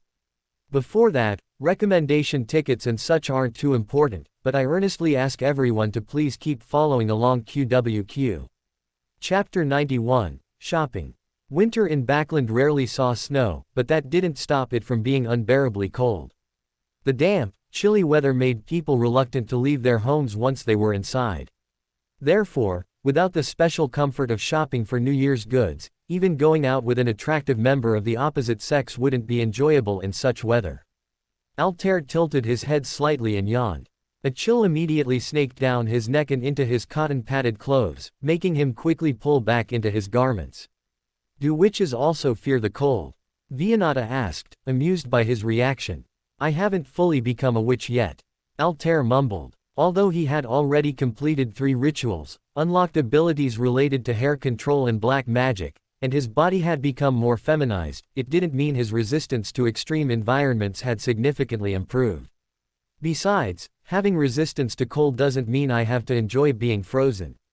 Altair rubbed his face, which was almost numb from the cold wind, glanced at Vianata, and tucked his hands into his coat sleeves.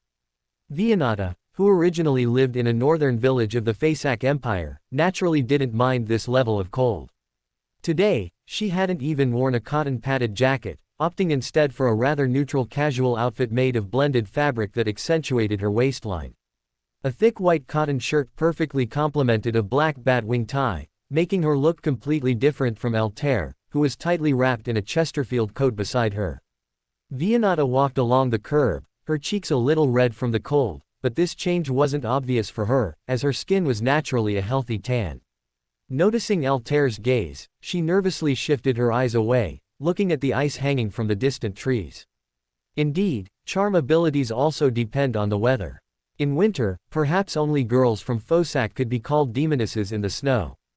As for his current appearance, although it felt natural when he was male, now that he was transforming into a demoness, Altair just felt like he looked a bit like a country bumpkin. Altair cupped his hands to his mouth and blew a breath. The bracelet on that hand had been removed and replaced with a new one. The anklet on his foot had also been taken off, but Altair hadn't put on a new one, nor did he plan to.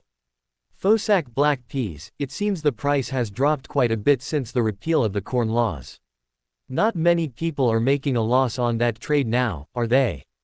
Altair took out his shopping list during the brief moment his fingers regained feeling. You really are picky. This is going to add at least another hour of shopping. Another hour. Just buying some groceries, and it'll add an hour. Vianata expressed doubt. Of course. This time, we'll probably have to visit, 7 to 8 stores, at least. Including travel time, it'll probably take 3 or 4 hours, minimum, Altair recalled carefully and said.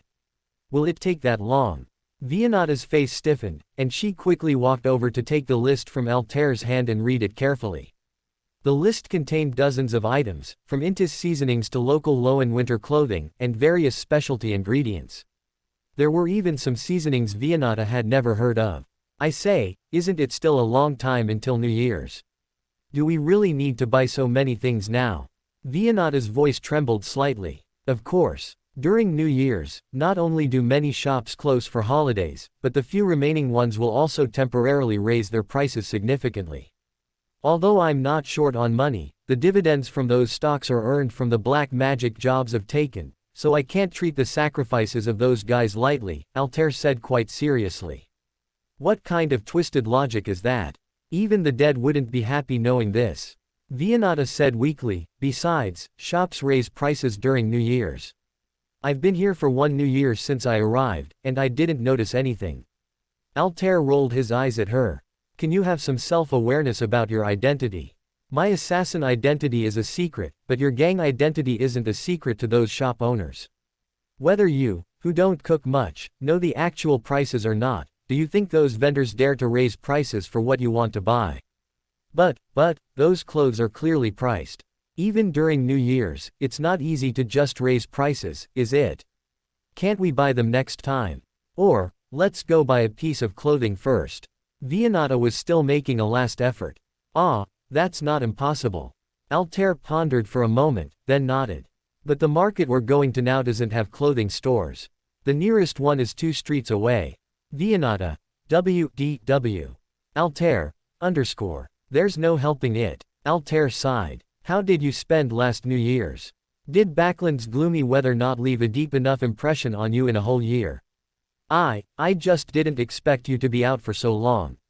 In previous years, I hardly went out at this time. The general maid would bring things to me, Vianata admitted awkwardly. Then find a coffee shop and wait for a while. Altair shook his head helplessly. I'll go over there and buy you some winter clothes. What size do you wear? Huh. Vianata didn't react for a moment, then her face turned even redder. All right, quickly tell me your size. I'll go to the street next door and buy you clothes, Altair said impatiently, spreading his hands. Yes. Vianata, blushing, whispered 3 numbers into Altair's ear. Altair was stunned. I'm asking what size you wear, 11, 12, or 13. What is this you're saying? In Loan, a size 11 ready-made garment corresponds to a height of 165 centimeters. The atmosphere suddenly became visibly awkward. Because Altair's life was much more regular and his quality of life significantly higher than Vianata's, he tended to buy ready-made clothes commonly worn by the middle class, only needing to state a size when purchasing.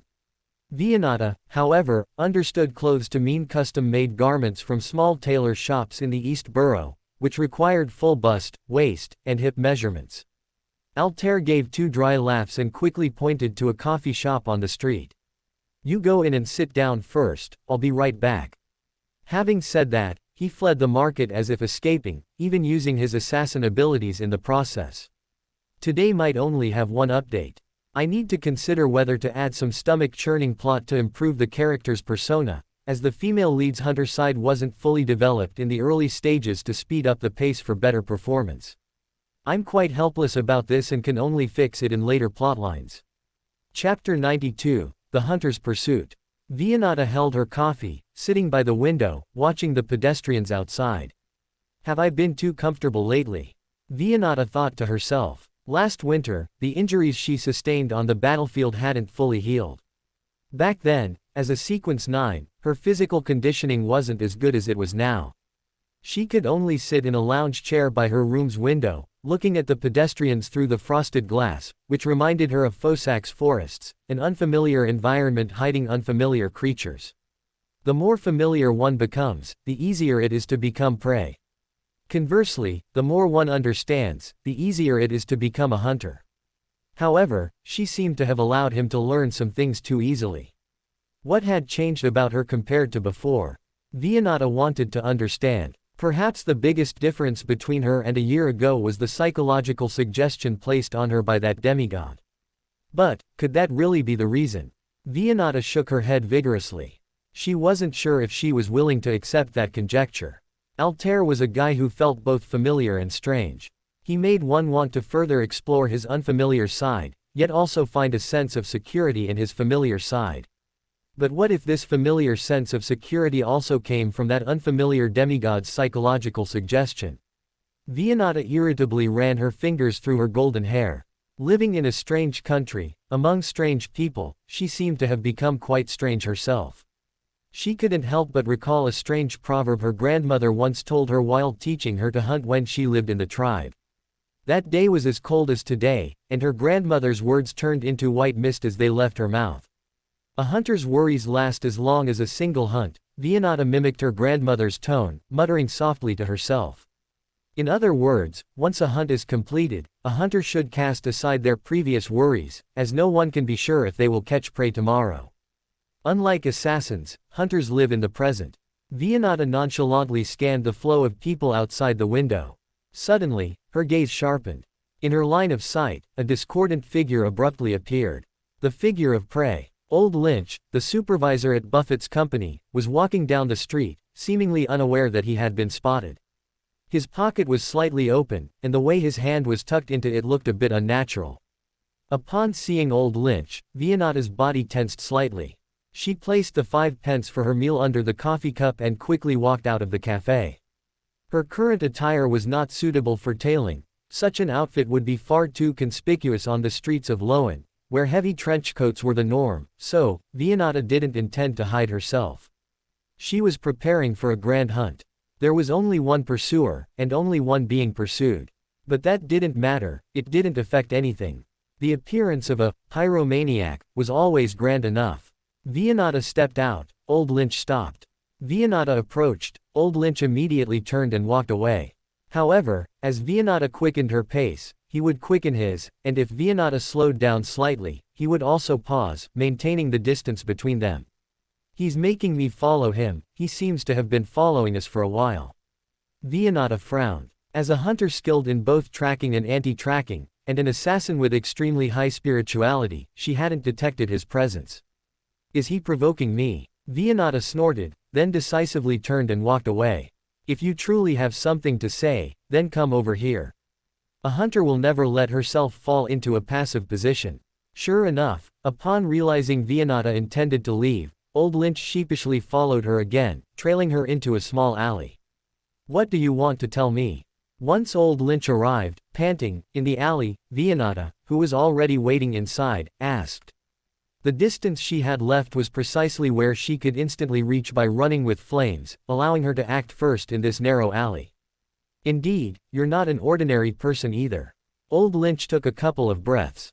What did you see when you came to the factory that day? As the supervisor, you should know better than I what's inside. Vianata replied. So you didn't see anything then, Old Lynch said with certainty. Perhaps, but now I know there's definitely something illicit there. Vianata was unconcerned. That's not important. What's important is that you must promise me not to reveal what you saw there. Judging by the newspapers from the past 2 days, whether you truly found nothing or found something but chose not to speak, your ability to keep secrets is quite good, unlike that boastful reporter. Leaving aside whether your opinion of me is correct, you seem to have a great prejudice against Mr. Joseph. Vianata raised an eyebrow. Of course. Those who think they've exposed some truth are the most detestable. They sow needless hope in the East Borough, yet they themselves lack the courage or ability to turn that hope into reality. They use sweet words to trick innocent female workers into revealing their true feelings, then print some irrelevant nonsense in the newspapers to appear insightful. Old Lynch's emotions were agitated. They make money, but what about those female workers they fooled into speaking their minds? Will he find them new jobs? After speaking their minds, will they even be alive to find their next job? Old Lynch sneered, and for a moment, he seemed to transform into the most brilliant satirist. Perhaps my laughter displeases you, he said, but it's truly laughable to see you reporters trying to gamble without any cards. Perhaps no one is better than you at chasing rumors, but the outcome is always equally tragic. Honestly, you don't even have a single face card in your hand, only the smallest of cards. It seems you know more than you let on. Vianata said cautiously. Of course, what I know is enough to make you tremble. Old Lynch didn't continue on that topic, but instead warned sternly, stop investigating everything happening at Mr. Buffett's factory, because it will ruin more than one person's life. I can see that you are astute and rational enough, possessing the talent to become a great reporter. However, in this matter, good intentions don't necessarily lead to good results. I'm not worried that incompetent reporter will notice anything, so I only came to warn you. I've said enough. If you intend to expose this matter, what will come looking for you will likely be those things you're curious about. Chapter 93, Devil. Since you know all this, why don't you report it? Vianata was silent for a moment before asking. You have the power to end all of this, why don't you do it? You still don't understand, Old Lynch said sadly. What can a report achieve?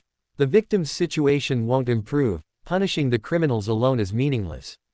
The Nighthawks and Punishers will arrange things for the female workers who lose their jobs because of this. Backland never lacks opportunities. Vianata replied. Honestly, sometimes you're ridiculously naive. Old Lynch, angered, picked up his cane and heavily tapped it on the ground. If those people behind the door could reintegrate into society, do you think I would still hesitate? As he spoke, he suddenly clapped a hand over his mouth. Damn it, you're trying to trick me into talking. He glared furiously at Vianata, like an angry old dog sharpening its claws in the sand.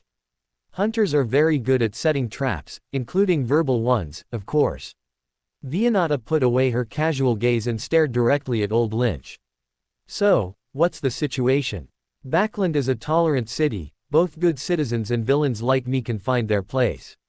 This means the situation in there is already very serious, so serious that you believe those victims would be euthanized as soon as they're discovered. Vianata moved in small arcs along a fan-shaped edge, exerting pressure on Old Lynch. Stop, no more guessing. Old Lynch's face alternated between green and pale. Suddenly, he raised his cane sharply and aimed it at Vianata. All right, you do have a bit of cleverness, he spat on the ground, but that's as far as it goes. Now give me a clear answer. Tell me you won't report what's happening in there. Let those poor people live out their lives in peace, otherwise. Otherwise what? Vianata asked, not backing down. Otherwise, I'll force a potion down you, making you completely forget today's events. Of course, you might forget a few extra years as well. This potion isn't very precise, after all. Old Lynch's voice suddenly turned cold. The regret and anger in his words vanished instantly. He seemed to have detached himself from his emotions, becoming unusually calm. Is that so? I'd like to try. Vianata's hand slowly reached for the side of her calf, where the scabbard for her flesh-sawing knife, made of sheepskin, was tied. Then, both moved almost simultaneously. Old Lynch's free hand reached for his waist, pulling out 2 test tubes containing potions, while his other hand swung his cane forward, attempting to force Vianata back. However, Vianata's movements were faster than his. A scorching white stream of fire reappeared, and Vianata directly transformed into flames, enveloped by the searing heat, rushing straight towards Old Lynch. Old Lynch clearly hadn't anticipated that this young girl had already stepped into the threshold of the mid-sequence, and for a moment, he was flustered. His cane, before he could swing it, was parried by Vianata's arm, and the flesh-sawing knife in Vianata's hand stabbed directly towards Old Lynch's neck. In the nick of time, Old Lynch threw the test tubes at Vianata's face with a backhand motion, and his body suddenly fell backward, dodging Vianata's blade. He landed on the ground in a strange posture.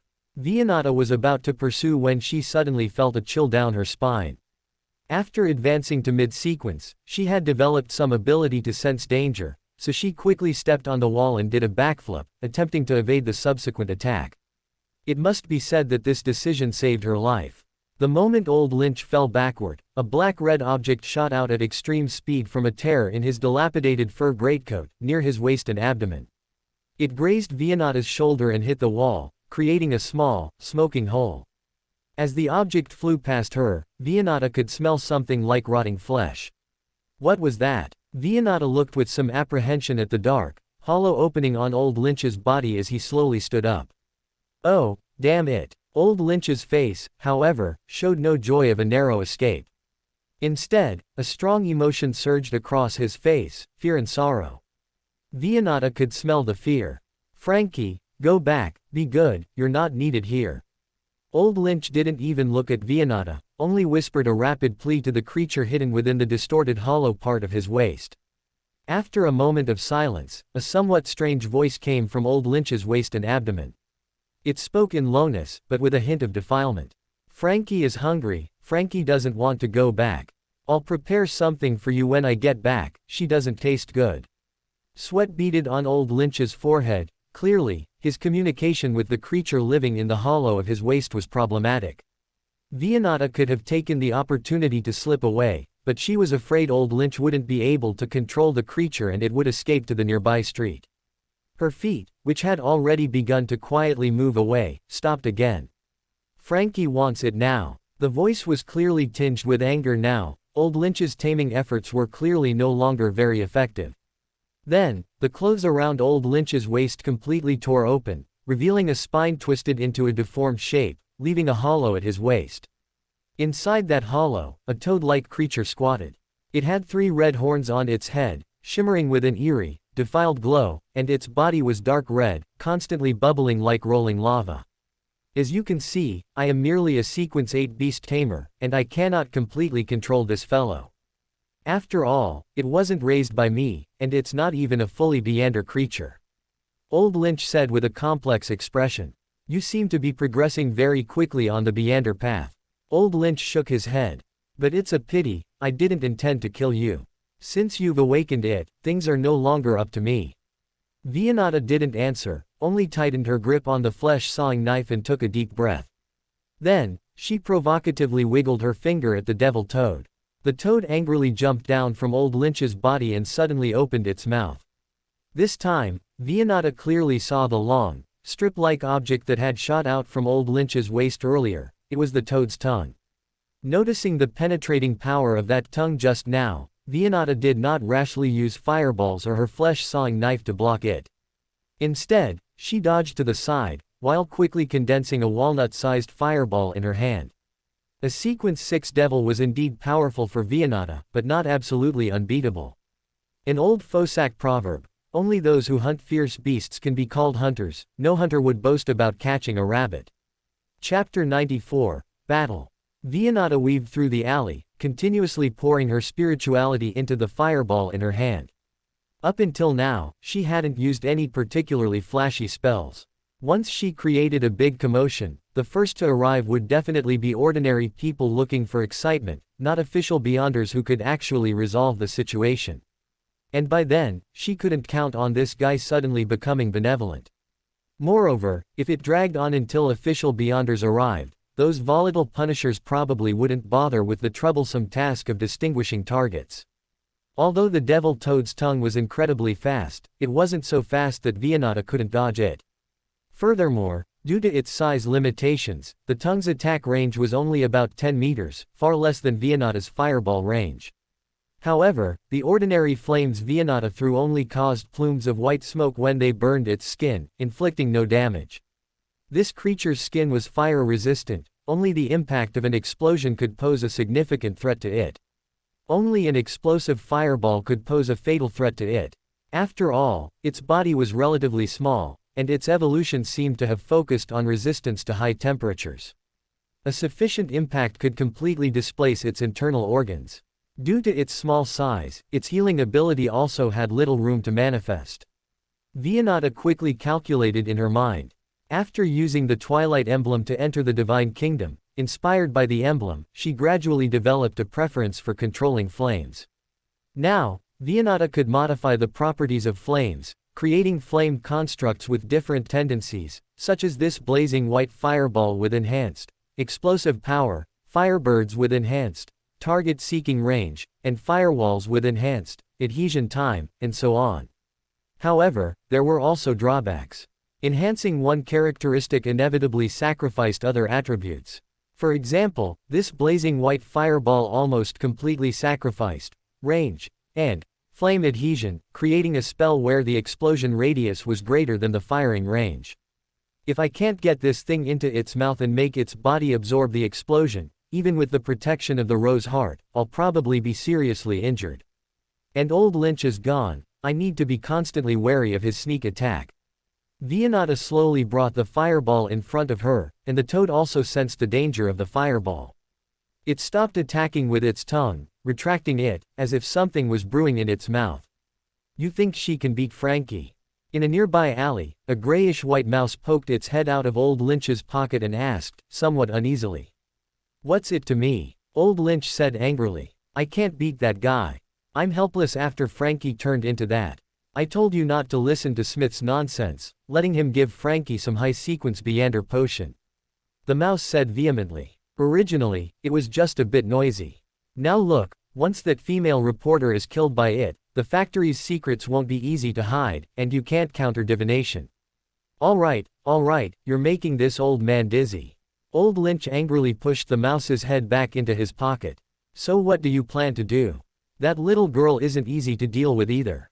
Although she might not be Frankie's match, if things get out of hand, it'll be hard to clean up. I advise you to pack up and run. The mouse quieted down for a moment, then spoke again. Run. Run where? Old Lynch subconsciously asked. Wherever you want to run, to East Baron, to the southern continent, where can't you find refuge? the mouse said angrily. Old Lynch paced back and forth agitatedly, then suddenly slammed his cane on the ground and strode back. Hey, what are you doing? The mouse was a little alarmed. You're not thinking of going back and fighting Frankie in that state, are you? If you want to die, don't drag me with you. Anyway, after today, the matter of that house probably won't be hidden for long. I'm half responsible for Frankie becoming like that. Even if I can't send him off today, saving this little girl is still doable. Old Lynch said, feigning nonchalance. Old Lynch, don't you dare joke around. The mouse was anxious. You're just a supervisor who eats and waits for death, a guy who's never even seen blood, and you still want to snatch someone from Frankie's hands. Got to try, right? Old Lynch smiled, a smile uglier than crying. Degrade. As the vile word fell, viscous black liquid surged on the stone-paved ground, causing the area to show a tendency towards the abyss, then shattered into corrupt black mist. Vianata and the Toad's battlefield had moved to the small courtyard. During this time, Vianata had been trying to get closer to the opponent using the Rose Heart's resistance, but this was not easy. After the opponent gave up its instinctive tongue attacks, the versatility of the vile words became apparent. Whether it was death, degrade, filth, or slow, these were abilities Vianata dared not directly confront, even with the Rose Heart. It seems I have to take a risk. Vianata took a deep breath and rushed towards the Toad once more. Slow. The Toad once again uttered the vile word. Previously, whenever it used this word, Vianata could only awkwardly dodge out of its range. It had spent too long on this prey, and now it craved the opponent's fresh flesh and blood. However, this time Vianata did not dodge, allowing the illusory black mist to entangle her body, making her movements suddenly sluggish. But behind her, a torrent of crimson flames erupted, pushing her body violently forward. Although this forced acceleration put a great strain on her muscles, it successfully negated the effect of the vile word, allowing her to rush out of the slow range. Hunter's Rule Supplement. There are more ways to paralyze prey than just poison darts and blowguns. The distance between the two was instantly shortened to almost face-to-face. The white fireball in Vianata's hand was less than a meter from the Toad's gaping maw. The Toad had already sensed something was wrong when it released the vile word. At this moment, it couldn't care less about anything else. Its body rapidly expanded to the size of a basketball, 3 goat horns curved out from its head, covered with countless mysterious patterns, and a pair of bat-like wings spread from its back, wreathed in pale blue flames, emitting a strong smell of sulfur. However, before it could fold its bat wings to defend against the impact, Vianata had already preemptively shoved the blazing white fireball into the gap of its nearly closing wings. It's been recommended by the editor, thank you all for your support. There will be a bonus chapter this week, and then starting next week, I'll be preparing for final exams, with 1 update per day. It's expected to be put on shelves at the end of December or in January. Before it's on shelves, everyone can read the first volume for free. I once again earnestly ask everyone not to save chapters. Do not save chapters. Do not save chapters. Important things said 3 times. Performance depends on continuous readership. Chapter 95, Chaos. Before the devil's wings closed, Vianata violently pulled her arm free, the prominent bone spurs on the wings gashing her arm and drawing blood. Then, accompanied by towering dust, a deafening explosion rang out. Although the devil's body absorbed a large portion of the blast's impact, a long row of roof tiles from the surrounding houses was still shaken loose. Shattered red, transparent jelly-like flesh splattered out, landing on Vianata's back as she was forced to roll backward to dissipate the force of the blast. An intense burning pain immediately flared there, and even with the enhancement of the Rose Heart, the pain did not diminish in the slightest. Vianata quickly tore off her cashmere vest, which had been ignited by the lava-like flesh, then rolled on the ground to extinguish the remaining flames on her body. Her spirituality was already running low. If this attack failed, she would have no choice but to find a way to escape. However, once the dust cleared, to Vianata's utter horror, the Toad Devil was still not dead.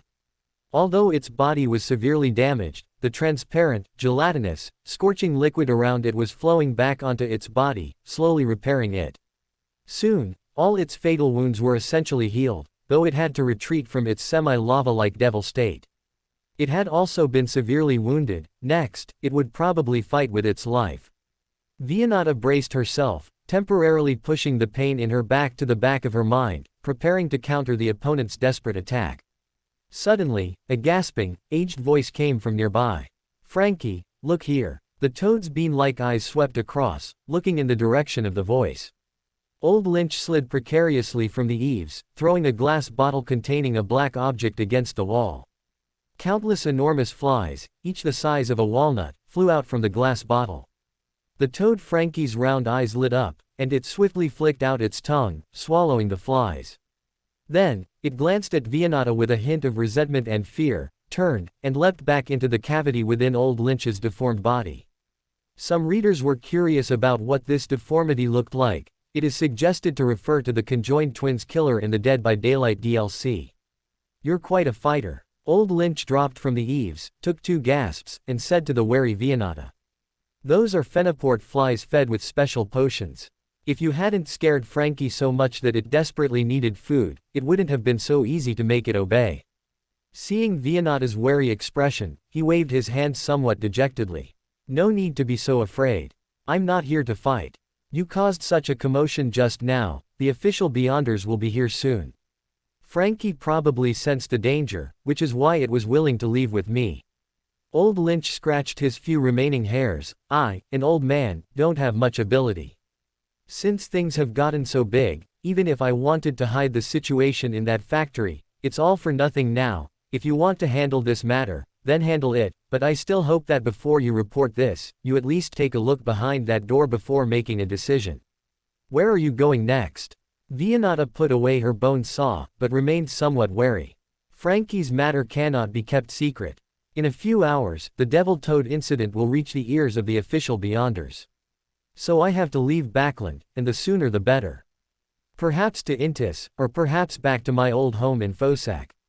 Old Lynch found a long robe somewhere and put it on, covering the hole. "I have to go. You figure out how to deal with this mess yourself. If you can't handle it, I advise you to run away as soon as possible." Then he slipped out of the alley and ran off in a flash, leaving Vianata somewhat stunned in place. However, she quickly reacted, swiftly summoning dozens of small power fireballs in rapid succession, completely overturning the ground where she had fought. "So, this is what you've become." More than 10 minutes later, Altair, who had received a message from Vianata through the spiritual body following her, handed Vianata the clothes he had bought for her to change into, while asking, "No need for you to repeat the situation." Vianata unbuttoned the clothes on her body that were already stuck to her skin, hissing in pain. "Why not use the rose heart a bit longer? It also helps with faster recovery." "The negative characteristics have been mostly suppressed by Miss Justice?" Altair asked with concern. The two were currently in a carriage on their way home. The carriage compartment had been sealed by Altair with spirituality, so no sound could escape. Vianata mumbled a response, then pulled out the necklace from her pocket and put it on. "Give me the old clothes, I'll perform an anti-divination treatment." Altair reached out and took the Black Deacon's uniform, which had a large burn hole in the back, from Vianata's hand. He then twisted off a strand of hair and wrapped it around the uniform, then lightly cut his finger with his dagger, letting a drop of blood fall onto the fabric. Finally, he crumpled the clothes into a ball, and as the carriage passed the Backland Bridge, he directly threw it into the river. "All right, if anyone tracks you, they will be led to the location of that clothing. By the time they find the clothing, the bloodstain on it should no longer be usable for tracking. Once we get back, I'll inform Miss Justice of this news, so you don't have to worry anymore." Altair clapped his hands. "However, I don't recommend you continue to show your face these next few days. I'll talk to Mike and ask him to allow you to work from home. After all, the Nighthawks do have some experience in tracking. If you hide here, even if they track you here, as long as I explain, the problem can be resolved." Vianata nodded slightly, seemingly acquiescing to Altair's suggestion. On the Blue Avenger, Alger's expression was somewhat solemn. The ritual had reached its final step, and yet something like this happened. Outside the porthole of the ghost ship, the original gray-white mist had disappeared, surging towards the horizon like a receding tide. No, it wasn't surging towards the horizon, but towards the unspeakable thing at the end of the horizon. A strange black hole appeared at the end of the horizon, squeezing something out of it like toothpaste. It was originally incomprehensible, undefinable in color, and unknowable in form. However, only when that decompression took on a concrete form did Alger's cognitive abilities gradually recover. Those were dark red, ominous tentacles, an ocean of dark red composed of tentacles, each as thick as a wrist at its end.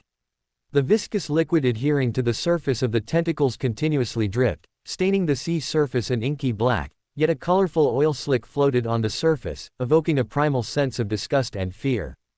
Chapter 96, Vianata's Room. In the living room of 17, Rose Street, Altair watched Vianata prepare coffee for herself. Honestly, I don't recommend you drink coffee.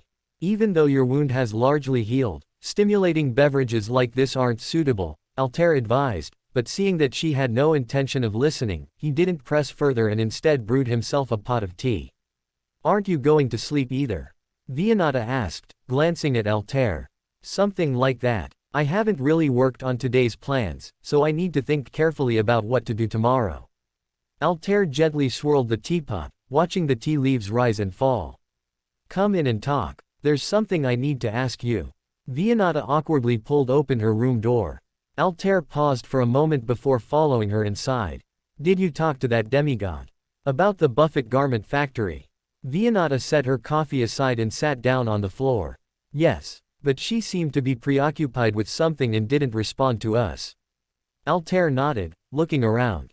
Since Vianata moved into this house, he hadn't entered this downstairs guest bedroom. Now, seeing the room's arrangement, he was a little surprised. Everything in the room was almost identical to when Altair used it. It seemed this hunter hadn't left her mark during the several months she lived here. Even the razor Altair could never find was still on the table, exactly where it had been. The bed, however, hadn't gone unused. It was likely Sophie, who came here to study, had been using it. Vianata's entire belongings were neatly arranged on a large rug made of various animal hides stitched together. This was the only new piece of furniture in the room, and Vianata sat at one end of that large rug. Sit. Vianata patted the empty spot on the rug beside her. Do you think I've made the fireplace too hot? You have a bed, but you insist on staying on the floor. Altair joked, sitting down casually next to Vianata. What are you planning to do tomorrow? Seeing Altair sit down, Vianata shifted slightly away from him, though she didn't actually move much. What else can I do? Altair shrugged. Tomorrow morning, after I wake up, I'll go out alone to buy ingredients like peas and pork, then try to make braised pork and black bean rice, and invite Sophie and Mr. Stenson for dinner. Vianata paused. You don't seem to be in any hurry. Why should I be in a hurry? Altair smiled indifferently. You know my cooking skills.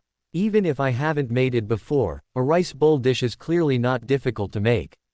In short, it's not a very time-consuming task. You know what I'm talking about.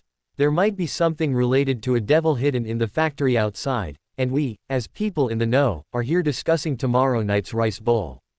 Vianata shook her head in frustration. Well, actually, we're not even people in the know, since we don't know anything about what's inside. So what? Do you want us to just charge in? Altair scoffed. With that demigod's hint, you could even order me to do so. Vianata's expression was dark, but she stubbornly maintained a cold demeanor. I don't want you to do that. Altair shook his head. You can do it, and figuring these things out sooner might save many lives. Vianata insisted. Or it might be useless. Anyway, I still don't want to do that. I'm about to become a demoness, and a demoness doesn't do what she doesn't want to do. Altair looked at Vianata's face and said seriously, word by word, with conviction. Quote. You're different from all the Fosak men I've met, whether they were gangsters or professors, they were all very impatient. Vianata was silent for a moment before concluding. Oh, what were they like? Altair asked with interest. They always liked to be direct, wanting to achieve their goals within a day. It was like that with academics, with brawls, and with relationships too. Vianata said, looking at the red moon outside the window. On the first day, they'd talk to me about classical music, about Rosel's inventions, about Lermy's philosophy, about their tragic childhoods. And on the second day, they'd want to take off my skirt. So, when I was conscripted as a Beander, I wasn't that disappointed. If you interact with the middle class of Lowen a few more times, you'll know that here, we value subtlety. It's a very important quality. Altair picked up his teacup and took a sip. The room suddenly fell silent, with only the crackling of firewood in the fireplace. The brief Indian summer had passed, and the real, harsh winter lingered outside the room, refusing to retreat. The branches of the beech tree outside the window trembled like the warning fingers of an old man under the dim red moonlight. This rug, it doesn't seem like it was bought in the market. Altair retracted his hand, which had been resting on the floor, and the warm, unique smell of worn leather came from his fingertips. That's something brought out from the tribe. Every Sevens tribe hunter has one. Each time a prey is caught, a palm-sized piece of hide is taken from it and sewn onto the rug. If the prey is a bird whose skin cannot be removed, its down feathers are used to adorn it. Vianata leaned against the bed, her beautiful eyes lost in thought as she gazed at the red moon in the sky. Are there any requirements regarding the number? Altair looked at the rug beneath him, which was nearly 6 lowen meters, approximately 2 meters, in both length and width. Conservatively estimated, there must have been nearly 400 pieces of leather on this rug. After a hunter dies, if his blanket cannot completely wrap his body, then his soul will not be able to pass through the howling winds of the snowfield to find peace. Even though we later learned that there is no so-called land of peace outside the forest, only those blood-sucking bureaucrats, this belief still holds significant importance in the hearts of some conservative hunters. It can be said that this rug is a symbol of a hunter's spiritual resting place. When I was taken out of the snowfield by those people, I sold almost all my spoils, including 4 tanned wolf heads, 2 deer heads, and 2 bear heads, amulets carved from their bones, and even my first falcon that died of old age, which I had taxidermied. Vianata said nostalgically. However, only this rug, I've kept it all along. No matter where I am, as long as I spread out this rug, I feel like I at least possess a territory of 4 square meters. Chapter 97, Things I Want to Do. So you've been living on this blanket all this time. Altair picked up a thick book from the blanket and casually flipped through it. No, it was just to make it easier to pack up and escape at any time back then. Vianata glanced at the book in Altair's hand. That's Helmuth Schein's treatise on dualism. I don't think you'd understand it. Escape. Altair paused, then understood, and didn't press further. Aren't you going to ask why? Vianata tilted her head slightly, her hair carrying a faint scent of pine. Do you still want to escape now? Altair didn't answer, just smiled. That's hard to say. Maybe one day I'll run away, you never know. Vianata's voice was very soft, like moonlight obscured by clouds. Then keep the answer until you're sure, and tell me everything then. Altair picked up his teacup and took a sip. Tisk, it's a bit cold. How many weeks are left? Vianata was silent for a moment, then asked casually. How many weeks left of what? Altair also asked nonchalantly. Your potion, how many more weeks until you've finished drinking it? Less than 4 weeks left. Altair thought for a moment. Is there anything else you want to do? Before you become a demoness? Let me think. Altair lowered his head in thought. If all goes well, I might still be able to attend Mike's child's full moon banquet as a man, but even if I miss it, I can temporarily change back to my original appearance. Saying goodbye to Sophie and the others won't take long. It'll be fine to do it after you finish this period of lessons. So, apart from some property transfers that require my personal presence, I probably don't have anything else I absolutely must do. Altair considered it carefully before answering. What's wrong? Is there anything you want to do before leaving here? Vianata fell silent again. Her lips were slightly pale, not like a tenant discussing everyday matters, but more like a knight about to charge a line of high-pressure steam rifles. Just as Altair was about to succumb to the oppressive silence, Vianata nodded gently. Yes. Oh, what else do you want to do? Altair was about to answer when he suddenly felt his right hand gently grasped. The hand, like a small creature seeking warmth, burrowed into Altair's pocket, tightly holding his somewhat rough hand inside. Then, he felt his question being blocked by something soft, a solidified, fiery emotion.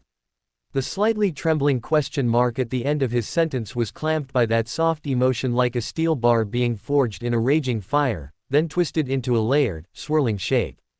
A liquid with an unfamiliar scent flowed slowly and resolutely along the connection between them towards that vortex, making a long, resonant sound like dripping water eroding stone.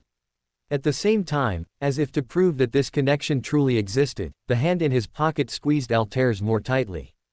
Slender and smooth fingers, with an inherent toughness. Altair remembered this hand. In the more than 20 years of its existence, as a hunter's hand, it had touched all sorts of things, picked up and tightly grasped all sorts of things, everything of various forms, and the strength infused into the hand had grown stronger with time. Altair silently squeezed back, and for a moment it felt as if he was holding the growth rings of a beautiful tree that had grown for over 20 years. Then, those years seemed to melt in Altair's hands, mouth, and heart, blending into one, stirring up a vortex. All the scenery, all the words, all the meanings accumulated over the years converged, forming a giant pillar in his heart, rotating like a windlass around its center. After a long while, they separated, and a long gasp echoed in the room. Why? They both caught their breath, and Altair asked with some hesitation. When I figure out the answer to the previous question, I'll tell you both at once. Vianata looked into Altair's eyes. But there's one question you must answer for me now. Do we continue? Something like fireworks seemed to explode in Altair's mind, giving him the illusion that the Vianata before him could also turn into something like fireworks at any moment, rising into the sky with a long, trembling sound like a snapping thread, disappearing from his side. The demoness's spirituality borrowed through the ritual had now boiled, like a potion brewed from peppermint and moonstone. Oddly shaped, sharp bubbles floated upwards in irregular trajectories, then burst on the surface, emitting scents similar to freshly cut grass, newly felled pine, and mint-scented conditioner. Altair only hesitated for a moment. Then, the stack of books on the carpet, recording the brilliant thoughts of famous anthropologists like Lorme and Hilarion, was knocked over by the brilliance of human emotion. Their owners' faint complaints were drowned out by the resounding thud of their hard spines hitting the floor. Dualism and holism also paled before this surging emotion. A faint breeze blew through the window frame, pushing open a corner of the carved window, revealing the withered tree outside, pregnant with new life. The tree's roots tentatively parted the soil, making a growing sound like a cracking eggshell. The sound of growth was extremely faint, at most like a soft sigh from someone standing by an open window, admiring the distant twilight of early winter. The soil greedily enveloped the plant that had probed in. Encouraged, the plant quickly grew roots, making every grain of sand it touched tremble slightly. Altair felt as if he had jumped from a Fosak airship, experiencing an incredibly wonderful time before the parachute made of Donningsman tree resin behind him unfurled. His body was losing control, drifting downwards, and the process was infinitely prolonged, as if there was no bottom. Then, he felt himself touch something. Like a meteor plummeting directly into a submarine volcano, it didn't cool from the fall, but instead grew hotter, scorched by magma. The meteor, with its long tail, plunged into the shield volcano, triggering an even greater eruption. They felt their very existence melt into magma during this eruption, blending into an indistinguishable substance. They came to know each other. He came to know her and himself, because in reality, he hadn't understood himself before. She came to know him and herself, because although she had always understood herself, she had never realized she was like this. Vianata, Altair whispered into Vianata's ear after a long time, his voice neither high nor low, open your eyes. Vianata opened her eyes, and time flowed again in the world. The moon is out, Altair said. Brothers, I think this chapter is worth 5 yuan in tips, what do you think? Chapter 98, Afterward. Altair woke up the next day at 8 in the morning. The warm early winter sun shone through the window onto his naked upper body, which bore a few faint red scratches. The fireplace in the room had long since gone out, the window was open, and cold air slowly circulated through the room. Like a cat, Altair muttered to himself, looking at Vianata beside him. Her breathing was still long and calm, showing no trace of what had happened last night. Looking at her sleeping face, Altair felt that if he didn't make a decision quickly, he would be pulled back into bed. So he quickly got dressed and got out of bed. Altair took a quick shower, washed his hair, tidied his shoulder-length hair to make it somewhat presentable, brushed every corner of his teeth, and even used floss. He took out the tomato juice he had squeezed yesterday from the cupboard and drank it, boiled water, ground beans for coffee, toasted bread for 2, and boiled 2 soft-boiled eggs, concentrating on every action, taking much more time than usual. However, it was only 9 o'clock, and Vianata still didn't seem to be awake. Last night, he and Vianata did the thing that the starting point audit wouldn't allow to be written. As soon as he thought of this situation, that feeling would come over him. His bodily functions seemed to be falling apart, his limbs and face seemed to twist in different directions, unable to keep his emotions bound in one place for long. At least there were some things he could do, such as soaking the beans for dinner, meticulously dicing pork into fine cubes, or washing the bedding that had been soiled last night. However, every 5 minutes, he would always stop restlessly and glance towards Vianata's room. However, just as Altair was about to look towards the bedroom for what he didn't know was the umpteenth time, Vianata's lazy voice suddenly came from behind him. "You're up so early, Xian." Vianata stood not far behind Altair in a somewhat wrinkled shirt, looking a bit listless. "It's you who got up too late, ow." Altair flinched, about to reply, when the kitchen knife in his hand inadvertently slipped a bit, shaving off a small piece of flesh from his finger. "What's wrong?" Seeing Altair's flustered state, Vianata sighed helplessly, took 2 steps forward, switched the mouthwash cup to her other hand, grabbed Altair's cut finger, and sucked on it. Altair felt the moist, warm touch on his fingertip, and the other party's somewhat restless, rough tongue, which greatly intensified his unease. However, his finger was still in her mouth, preventing him from pulling away and escaping to another room to do chores. However, Vianata didn't notice Altair's panic, or rather, she noticed it but didn't want to respond, and was still concentrating on licking Altair's wound until the bleeding there basically stopped. Then she opened her mouth and let Altair pull his finger out. "I still owe you 3 answers. Before that, just be as you were." Vianata tossed her long golden hair to one side, and after leaving this remark, she shuffled into the washroom, her slippers clacking. Easier said than done. Altair gave 2 bitter laughs and continued to deal with the ingredients at hand. Indeed, even when the two sat at the table eating toast, which they weren't sure whether to call breakfast or lunch, the strange atmosphere hadn't completely dissipated. Fortunately, around 3 in the afternoon, Sophie and Mr. Stenson came to visit Altair's home. When the little girl excitedly ran into the room, Altair even breathed a sigh of relief. "Good afternoon, Altair." Mr. Stenson removed his somewhat worn bowler hat and bowed to Altair. However, behind him was someone Altair had seen before but hadn't expected. "You've met her, this is Ms. Marisol." Mr. Stenson calmly introduced the lady behind him. Altair recognized her at a glance. She was the poor female worker he had rescued from 2 pleasure-seeking rich men on his way to the Brave Bar that day. "Hello, Mr. Brewster." Marisol gratefully extended her hand to Altair. "If it weren't for you and Jensen, I might have been tortured to death by those scoundrels. After all, such things are very common in East Borough. I merely did what every devout believers of the goddess would do." Altair said humbly, "After all the calamities in the night are trials given by the Evernight goddess to her believers, but those people are clearly not worthy to be the goddess's examiners." "That doesn't conflict with you being a gentleman of excellent character," Marisol praised opportunistically. Mary and I both think so." Mr. Stenson smiled. "Oh, by the way, let me officially tell you now, Mary and I plan to get married after the new year." "Oh," Altair exclaimed in surprise, "then congratulations indeed, but why didn't you tell me sooner? I could have prepared engagement gifts for you." Actually, we only decided last week." Mr. Stenson stroked his short, stubby beard. "Perhaps you don't know, Mary is a believer of the god of steam and machinery, and it took us a long time to settle many things.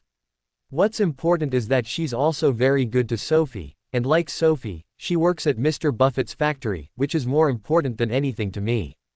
Jensen is also, he is not as irritable, prone to anger, and disrespectful of women as other believers of the storm I have met." Marisol said, looking at Jensen Stenson with affection. "Indeed, Mr. Stenson, while being a believer of the storm, is also a standard Loan gentleman." Altair nodded and said, "By the way, let me also formally introduce, this is my fiancée, Miss Vianata Sevens."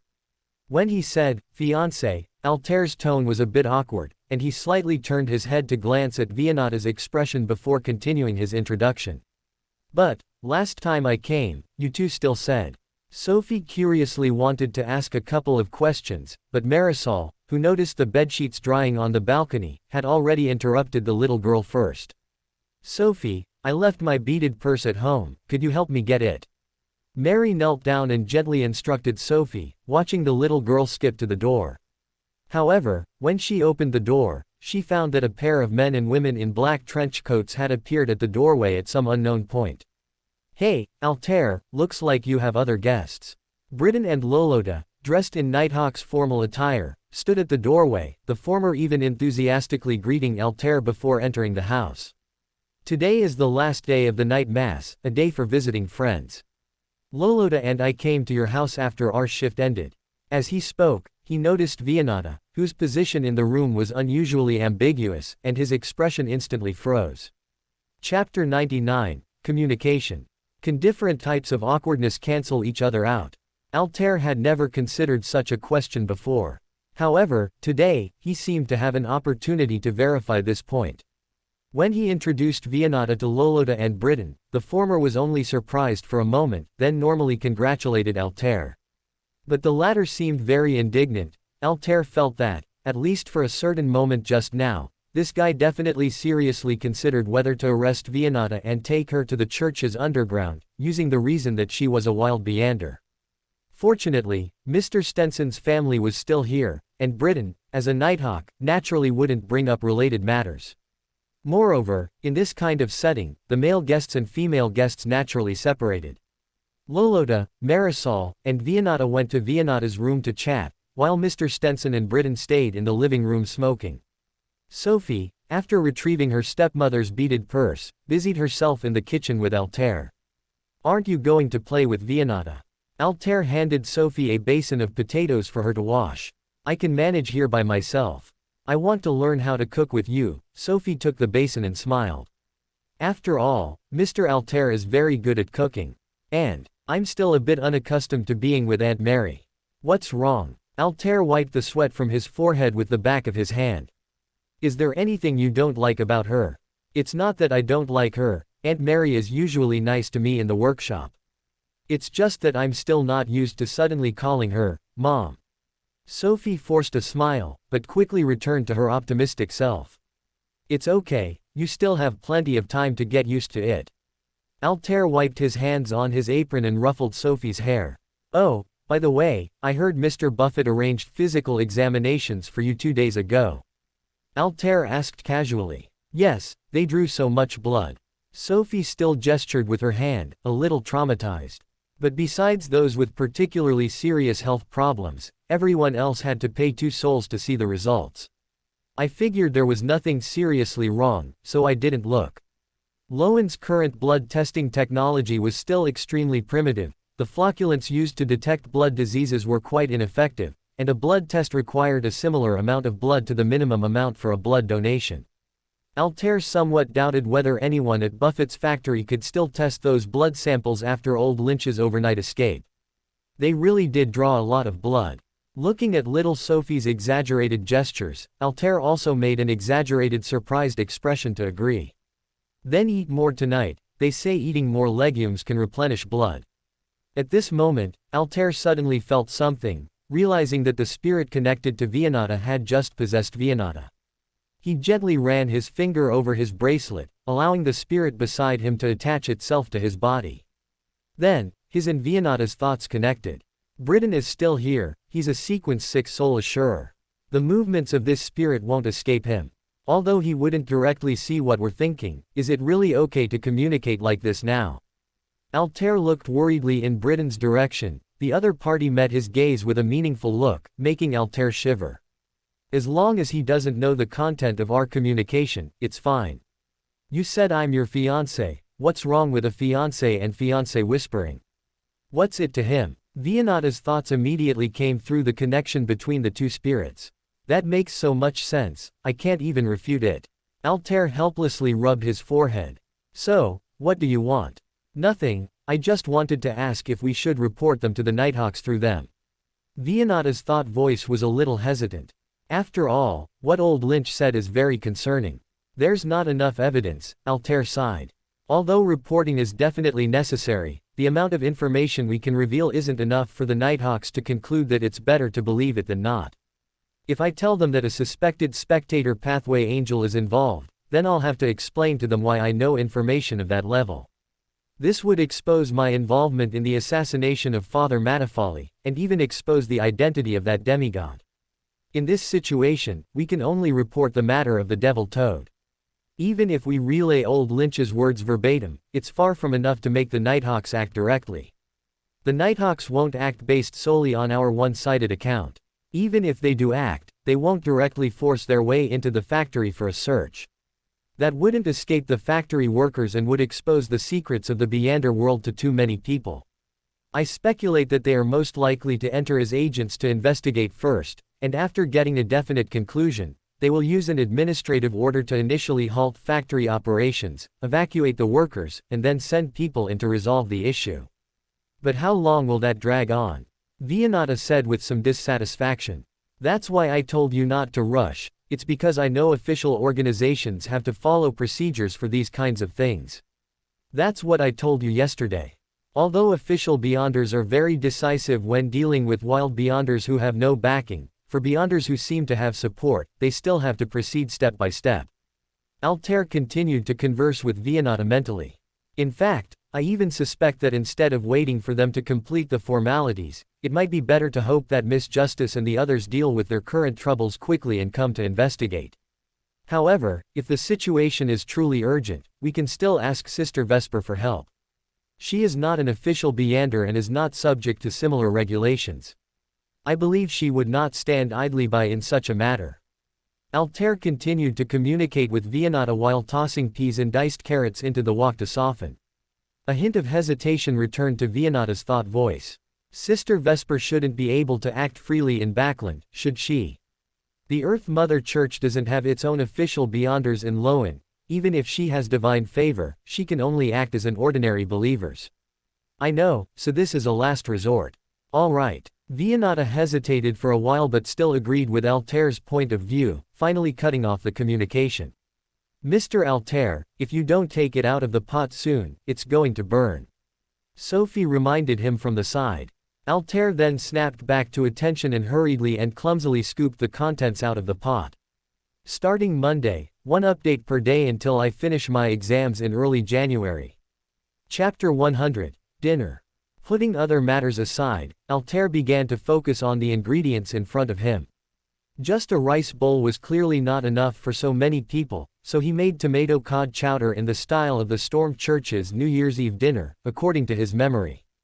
Considering that Sophie and Marisol had just had blood drawn, he added a generous chunk of butter, watching it churn in the pot with the snowy white fish. Afterward, Altair wiped his hands, untied his apron, and walked out of the kitchen, preparing to sit in the living room for a while, waiting for the cod chowder to finish stewing. The moment he stepped out of the kitchen, he smelled a strong scent of smoke, which came from Britton and Mr. Stenson. Britton was silently smoking with a melancholy expression, while Mr. Stenson, though seemingly also a seasoned smoker, did not have a full pack like Britton. After finishing the cigarette Britton had given him, he hesitated about whether to take another one. Altair frowned slightly but still walked over with Sophie. Seeing his daughter approach, Mr. Stenson quickly extinguished his cigarette, tossing the one he had finally decided to light into the ashtray. Mr. Stenson, I'll leave Sophie with you for now. Altair nudged Sophie's shoulder, and the little girl excitedly ran into her father's arms. This child has caused you trouble. I haven't properly thanked you yet. Mr. Stenson said to Altair with considerable gratitude. It's all right, anyway, Vianata had nothing to do at home when she didn't have a job before. Besides, Sophie learns very quickly, whether it's writing or cooking. Altair exchanged a few polite words, then turned to the somewhat dejected Britton. Peter, come out with me for a moment, I have something to tell you. Quote. In short, that's it. I suggest you check the Buffett garment factory tomorrow. Altair briefly described the scene he witnessed the day he infiltrated the factory, as well as old Lynch and that toad devil. That should be the Punisher's responsibility. If we intervene, the procedures will be quite complicated. Britton replied somewhat listlessly, even if I report the information tomorrow, the bishop still has to negotiate with the Punishers. Moreover, Mr. Buffett recently donated a knighthood and holds a certain position in the new party. Trying to get a demigod to act directly will only be more difficult. Difficult or not, it has to be done. Altair sighed, glancing at the sky, which was almost completely dark. The two, each lost in their thoughts, stood silently in the still, cold air for a few minutes. Let's go back. Altair shook his head, preparing to pull out his keys to open the door. Quote. When did this happen? As Altair turned around, Britain suddenly asked from behind him. Altair paused, his hand holding the key stopping. Strictly speaking, it should have been at the end of last month. To be consistent with what he told Mike, Altair moved the time forward a bit. Congratulations to you. Britain's voice was a bit dry. Thank you. Altair also replied dryly. Is Lolota still the same? Yes. Britain nodded. Although I know you two are only in a marriage of convenience to cover up, I have to say, you two are quite compatible. Altair said in a low voice, I don't believe there's no affection between you two. Why not try? Britain sighed. You know, that's impossible. This kind of affection is different from what I crave. After all, one of us likes men, and the other likes women. You should know this, so why suggest it? Britain asked. Perhaps it's low in subtlety. Just like you, as a red gloves, probably already know what the next sequence of an instigator is. Altair was silent for a moment, then replied softly. Perhaps you're right. Britain opened his mouth but couldn't say anything.